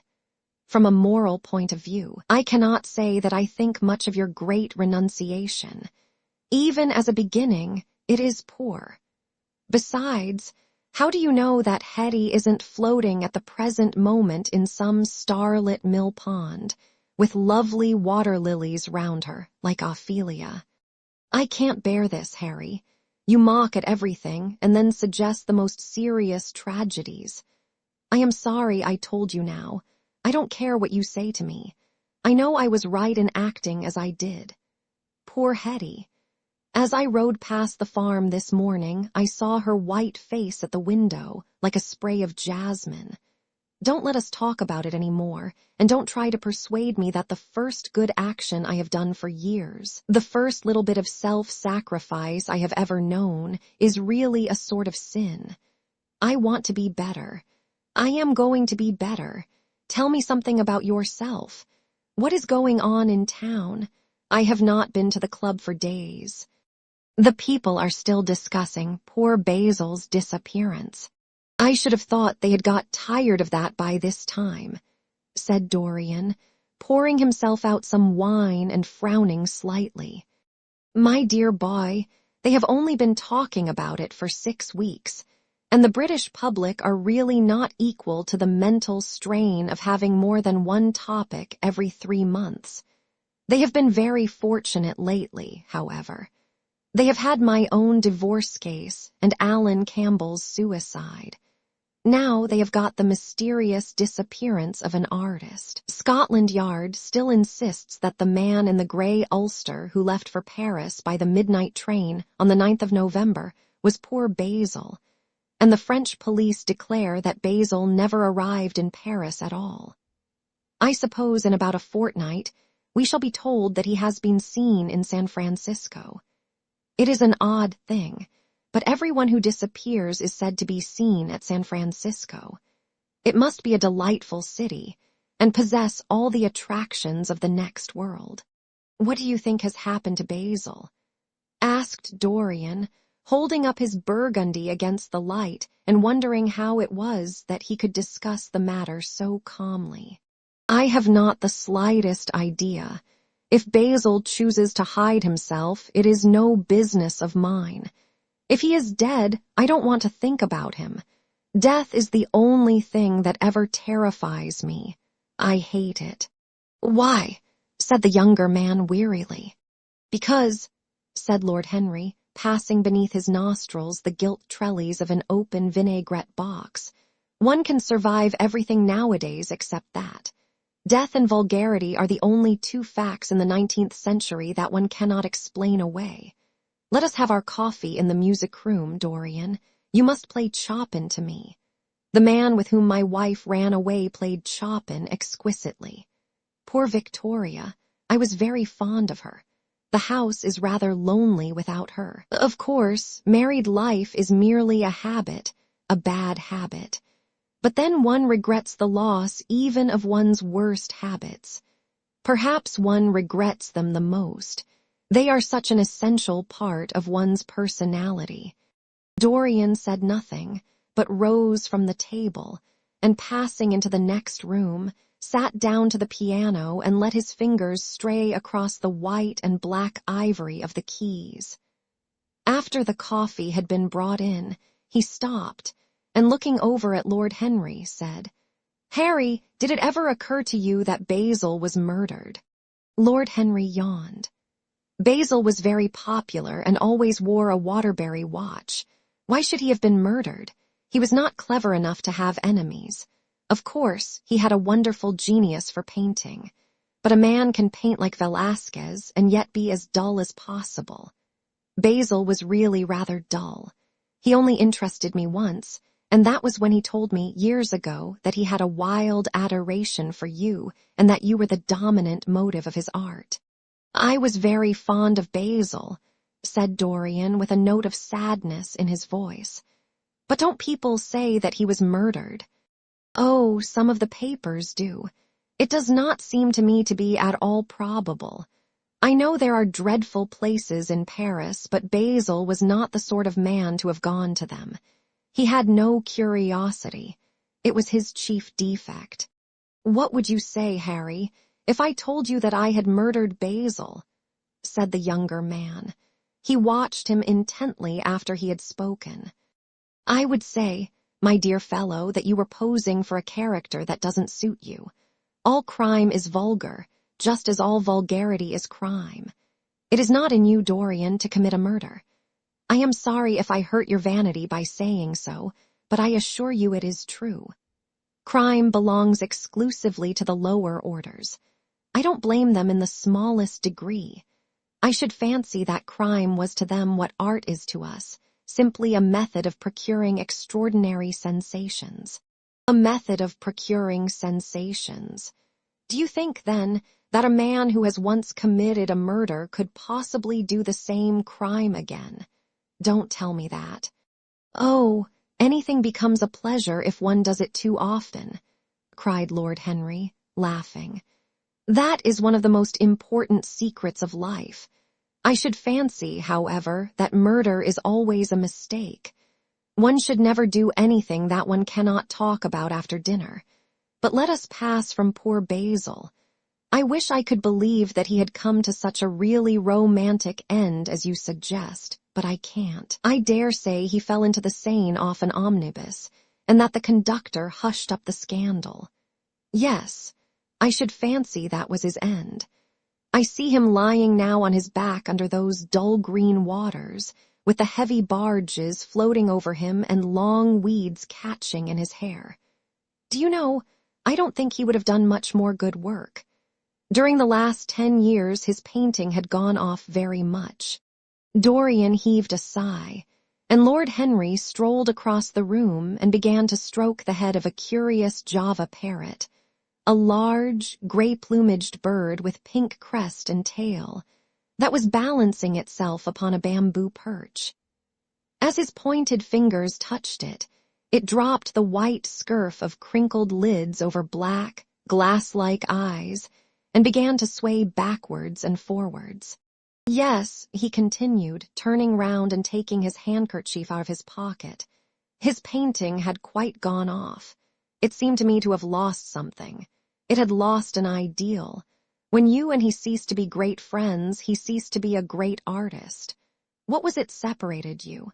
I suppose he bored you. If so, he never forgave you. It's a habit bores have. By the way, what has become of that wonderful portrait he did of you? I don't think I have ever seen it since he finished it. Oh, I remember your telling me years ago that you had sent it down to Selby, and that it had got mislaid or stolen on the way. You never got it back. What a pity! It was really a masterpiece. I remember I wanted to buy it. I wish I had now. It belonged to Basil's best period. Since then, his work was that curious mixture of bad painting and good intentions that always entitles a man to be called a representative British artist. Did you advertise for it? You should. I forget, said Dorian. I suppose I did, but I never really liked it. I am sorry I sat for it. The memory of the thing is hateful to me. Why do you talk of it?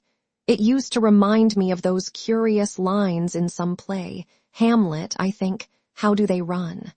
Like the painting of a sorrow, a face without a heart.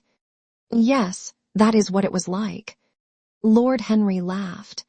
If a man treats life artistically, his brain is his heart, he answered, sinking into an armchair. Dorian Gray shook his head and struck some soft chords on the piano. Like the painting of a sorrow, he repeated, a face without a heart. The elder man lay back and looked at him with half-closed eyes. By the way, Dorian, he said after a pause, what does it profit a man if he gain the whole world and lose? How does the quotation run? His own soul. The music jarred, and Dorian Gray started and stared at his friend. Why do you ask me that, Harry? My dear fellow, said Lord Henry, elevating his eyebrows in surprise. I asked you because I thought you might be able to give me an answer. That is all. I was going through the park last Sunday, and close by the Marble Arch there stood a little crowd of shabby-looking people listening to some vulgar street preacher. As I passed by, I heard the man yelling out that question to his audience. It struck me as being rather dramatic. London is very rich in curious effects of that kind. A wet Sunday, an uncouth Christian in a mackintosh, a ring of sickly white faces under a broken roof of dripping umbrellas, and a wonderful phrase flung into the air by shrill, hysterical lips. It was really very good in its way, quite a suggestion. I thought of telling the prophet that art had a soul, but that man had not. I am afraid, however, he would not have understood me. Don't, Harry. The soul is a terrible reality. It can be bought and sold and bartered away. It can be poisoned or made perfect. There is a soul in each one of us. I know it. Do you feel quite sure of that, Dorian? Quite sure. Ah, then it must be an illusion. The things one feels absolutely certain about are never true. That is the fatality of faith and the lesson of romance. How grave you are. Don't be so serious. What have you or I to do with the superstitions of our age? No, we have given up our belief in the soul. Play me something. Play me a nocturne, Dorian, and as you play, tell me in a low voice how you have kept your youth. You must have some secret. I am only 10 years older than you are, and I am wrinkled and worn and yellow. You are really wonderful, Dorian. You have never looked more charming than you do tonight. You remind me of the day I saw you first. You were rather cheeky, very shy, and absolutely extraordinary. You have changed, of course, but not in appearance. I wish you would tell me your secret. To get back my youth, I would do anything in the world, except take exercise, get up early, or be respectable. Youth. There is nothing like it. It's absurd to talk of the ignorance of youth. The only people to whose opinions I listen now with any respect are people much younger than myself. They seem in front of me. Life has revealed to them her latest wonder. As for the aged, I always contradict the aged. I do it on principle. If you ask them their opinion on something that happened yesterday, they solemnly give you the opinions current in 1820, when people wore high stocks, believed in everything, and knew absolutely nothing. How lovely that thing you are playing is.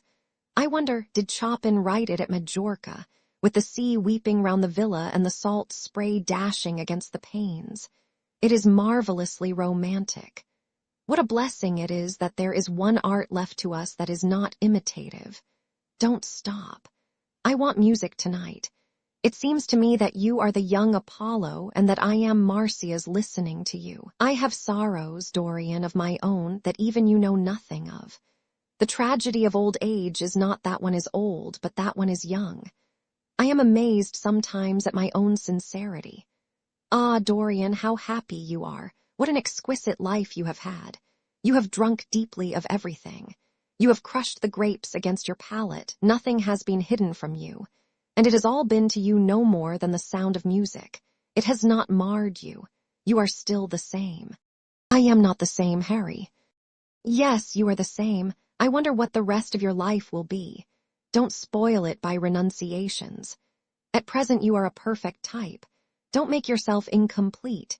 You are quite flawless now. You need not shake your head. You know you are. Besides, Dorian, don't deceive yourself. Life is not governed by will or intention. Life is a question of nerves and fibers and slowly built-up cells in which thought hides itself and passion has its dreams. You may fancy yourself safe and think yourself strong. But a chance tone of color in a room or a morning sky, a particular perfume that you had once loved, and that brings subtle memories with it. A line from a forgotten poem that you had come across again, a cadence from a piece of music that you had ceased to play. I tell you, Dorian, that it is on things like these that our lives depend. Browning writes about that somewhere, but our own senses will imagine them for us. There are moments when the odor of Lilas Blanc passes suddenly across me, and I have to live the strangest month of my life over again. I wish I could change places with you, Dorian. The world has cried out against us both, but it has always worshipped you. It always will worship you. You are the type of what the age is searching for, and what it is afraid it has found. I am so glad that you have never done anything, never carved a statue, or painted a picture, or produced anything outside of yourself. Life has been your art. You have set yourself to music. Your days are your sonnets. Dorian rose up from the piano and passed his hand through his hair. Yes, life has been exquisite, he murmured, but I am not going to have the same life, Harry, and you must not say these extravagant things to me. You don't know everything about me. I think that if you did, even you would turn from me. You laugh, don't laugh. Why have you stopped playing, Dorian? Go back and give me the nocturne over again. Look at that great honey-colored moon that hangs in the dusky air. She is waiting for you to charm her, and if you play, she will come closer to the earth. You won't. Let us go to the club, then. It has been a charming evening, and we must end it charmingly. There is someone at White's who wants immensely to know you, young Lord Poole, Bournemouth's eldest son. He has already copied your neckties, and has begged me to introduce him to you. He is quite delightful, and rather reminds me of you. I hope not, said Dorian with a sad look in his eyes. But I am tired tonight, Harry. I shan't go to the club. It is nearly 11, and I want to go to bed early. Do stay. You have never played so well as tonight. There was something in your touch that was wonderful. It had more expression than I had ever heard from it before. It is because I am going to be good, he answered, smiling. I am a little changed already. You cannot change to me, Dorian, said Lord Henry. You and I will always be friends. Yet you poisoned me with a book once. I should not forgive that. Harry, promise me that you will never lend that book to anyone. It does harm. My dear boy, you are really beginning to moralize. You will soon be going about like the converted and the revivalist, warning people against all the sins of which you have grown tired. You are much too delightful to do that. Besides, it is no use. You and I are what we are and will be what we will be. As for being poisoned by a book, there is no such thing as that. Art has no influence upon action. It annihilates the desire to act. It is superbly sterile. The books that the world calls immoral are books that show the world its own shame. That is all. But we won't discuss literature. Come round tomorrow. I am going to ride at 11. We might go together, and I will take you to lunch afterwards with Lady Branksome. She is a charming woman and wants to consult you about some tapestries she is thinking of buying. Mind you come, or shall we lunch with our little Duchess? She says she never sees you now. Perhaps you are tired of Gladys. I thought you would be. Her clever tongue gets on one's nerves. Well, in any case, be here at 11. Must I really come, Harry? Certainly. The park is quite lovely now. I don't think there have been such lilacs since the year I met you. Very well, I shall be here at 11, said Dorian. Good night, Harry. As he reached the door, he hesitated for a moment, as if he had something more to say. Then he sighed and went out. Chapter 20. It was a lovely night, so warm that he threw his coat over his arm and did not even put his silk scarf round his throat. As he strolled home, smoking his cigarette, 2 young men in evening dress passed him. He heard one of them whisper to the other, "That is Dorian Gray." He remembered how pleased he used to be when he was pointed out, or stared at, or talked about. He was tired of hearing his own name now. Half the charm of the little village where he had been so often lately was that no one knew who he was. He had often told the girl whom he had lured to love him that he was poor, and she had believed him. He had told her once that he was wicked, and she had laughed at him and answered that wicked people were always very old and very ugly. What a laugh she had! Just like a thrush singing. And how pretty she had been in her cotton dresses and her large hats. She knew nothing, but she had everything that he had lost. When he reached home, he found his servant waiting up for him. He sent him to bed and threw himself down on the sofa in the library and began to think over some of the things that Lord Henry had said to him. Was it really true that one could never change? He felt a wild longing for the unstained purity of his boyhood, his rose-white boyhood, as Lord Henry had once called it. He knew that he had tarnished himself, filled his mind with corruption and given horror to his fancy, that he had been an evil influence to others, and had experienced a terrible joy in being so, and that of the lives that had crossed his own. It had been the fairest and the most full of promise that he had brought to shame. But was it all irretrievable? Was there no hope for him? Ah, in what a monstrous moment of pride and passion he had prayed that the portrait should bear the burden of his days, and he keep the unsullied splendor of eternal youth. All his failure had been due to that. Better for him that each sin of his life had brought its sure swift penalty along with it. There was purification in punishment. Not "forgive us our sins," but "smite us for our iniquities," should be the prayer of man to a most just God. The curiously carved mirror that Lord Henry had given to him, so many years ago now, was standing on the table, and the white-limbed cupids laughed round it as of old. He took it up, as he had done on that night of horror when he had first noted the change in the fatal picture, and with wild, tear-dimmed eyes looked into its polished shield. Once, someone who had terribly loved him had written to him a mad letter, ending with these idolatrous words: "The world is changed because you are made of ivory and gold. The curves of your lips rewrite history." The phrases came back to his memory, and he repeated them over and over to himself.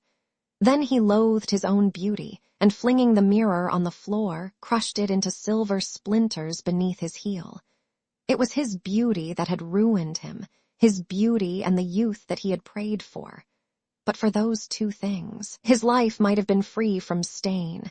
His beauty had been to him but a mask, his youth but a mockery. What was youth at best? A green, an unripe time, a time of shallow moods and sickly thoughts. Why had he worn its livery? Youth had spoiled him. It was better not to think of the past. Nothing could alter that. It was of himself and of his own future that he had to think. James Vane was hidden in a nameless grave in Selby churchyard. Alan Campbell had shot himself one night in his laboratory, but had not revealed the secret that he had been forced to know. The excitement, such as it was, over Basil Hallward's disappearance would soon pass away. It was already waning. He was perfectly safe there. Nor, indeed, was it the death of Basil Hallward that weighed most upon his mind. It was the living death of his own soul that troubled him. Basil had painted the portrait that had marred his life. He could not forgive him that. It was the portrait that had done everything. Basil had said things to him that were unbearable, and that he had yet borne with patience. The murder had been simply the madness of a moment. As for Alan Campbell, his suicide had been his own act. He had chosen to do it. It was nothing to him. A new life, that was what he wanted. That was what he was waiting for. Surely he had begun it already. He had spared one innocent thing, at any rate. He would never again tempt innocence. He would be good. As he thought of Hetty Merton, he began to wonder if the portrait in the locked room had changed. Surely it was not still so horrible as it had been.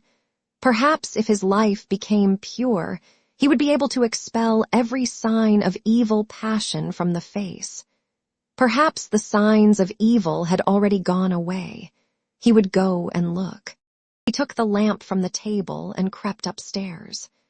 As he unbarred the door, a smile of joy flitted across his strangely young-looking face and lingered for a moment about his lips.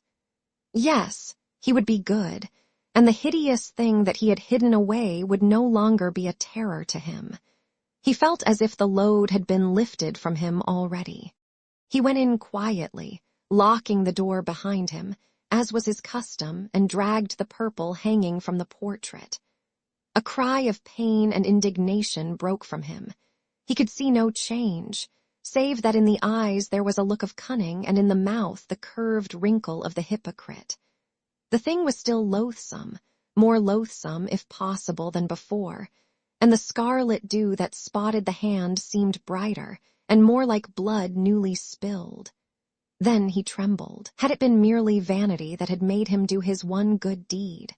Or the desire for a new sensation, as Lord Henry had hinted, with his mocking laugh? Or that passion to act a part that sometimes makes us do things finer than we are ourselves? Or, perhaps, all these? And why was the red stain larger than it had been? It seemed to have crept like a horrible disease over the wrinkled fingers. There was blood on the painted feet, as though the thing had dripped, blood even on the hand that had not held the knife. Confess? Did it mean that he was to confess? To give himself up and be put to death? He laughed. He felt that the idea was monstrous. Besides, even if he did confess, who would believe him? There was no trace of the murdered man anywhere. Everything belonging to him had been destroyed. He himself had burned what had been below stairs. The world would simply say that he was mad. They would shut him up if he persisted in his story. Yet it was his duty to confess, to suffer public shame, and to make public atonement. There was a God who called upon men to tell their sins to earth as well as to heaven. Nothing that he could do would cleanse him till he had told his own sin. His sin. He shrugged his shoulders. The death of Basil Hallward seemed very little to him. He was thinking of Hetty Merton. For it was an unjust mirror, this mirror of his soul that he was looking at. Vanity, curiosity, hypocrisy. Had there been nothing more in his renunciation than that? There had been something more, at least he thought so, but who could tell? No, there had been nothing more. Through vanity he had spared her. In hypocrisy he had worn the mask of goodness. For curiosity's sake he had tried the denial of self. He recognized that now. But this murder, was it to dog him all his life? Was he always to be burdened by his past? Was he really to confess? Never. There was only one bit of evidence left against him. The picture itself, that was evidence. He would destroy it. Why had he kept it so long? Once it had given him pleasure to watch it changing and growing old. Of late he had felt no such pleasure. It had kept him awake at night. When he had been away, he had been filled with terror lest other eyes should look upon it. It had brought melancholy across his passions. Its mere memory had marred many moments of joy. It had been like conscience to him. Yes, it had been conscience. he would destroy it. He looked round and saw the knife that had stabbed Basil Hallward. He had cleaned it many times till there was no stain left upon it. It was bright and glistened. As it had killed the painter, so it would kill the painter's work and all that that meant. It would kill the past, and when that was dead, he would be free. It would kill this monstrous soul life, and without its hideous warnings, he would be at peace. He seized the thing and stabbed the picture with it. There was a cry heard, and a crash. The cry was so horrible in its agony that the frightened servants woke and crept out of their rooms. Two gentlemen who were passing in the square below stopped and looked up at the great house. They walked on till they met a policeman and brought him back. The man rang the bell several times, but there was no answer. Except for a light in one of the top windows, the house was all dark. After a time, he went away and stood in an adjoining portico and watched. "Whose house is that, constable?" asked the elder of the two gentlemen. "Mr. Dorian Gray's, sir," answered the policeman. They looked at each other as they walked away and sneered. One of them was Sir Henry Ashton's uncle. Inside, in the servants' part of the house, the half-clad domestics were talking in low whispers to each other. Old Mrs.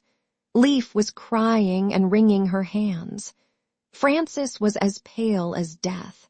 After about a quarter of an hour, he got the coachman and one of the footmen and crept upstairs. They knocked, but there was no reply. They called out. Everything was still. Finally, after vainly trying to force the door, they got on the roof and dropped down onto the balcony. The windows yielded easily, their bolts were old. When they entered, they found hanging upon the wall a splendid portrait of their master as they had last seen him, in all the wonder of his exquisite youth and beauty. Lying on the floor was a dead man, in evening dress, with a knife in his heart. He was withered, wrinkled, and loathsome of visage. It was not till they had examined the rings that they recognized who it was. The end.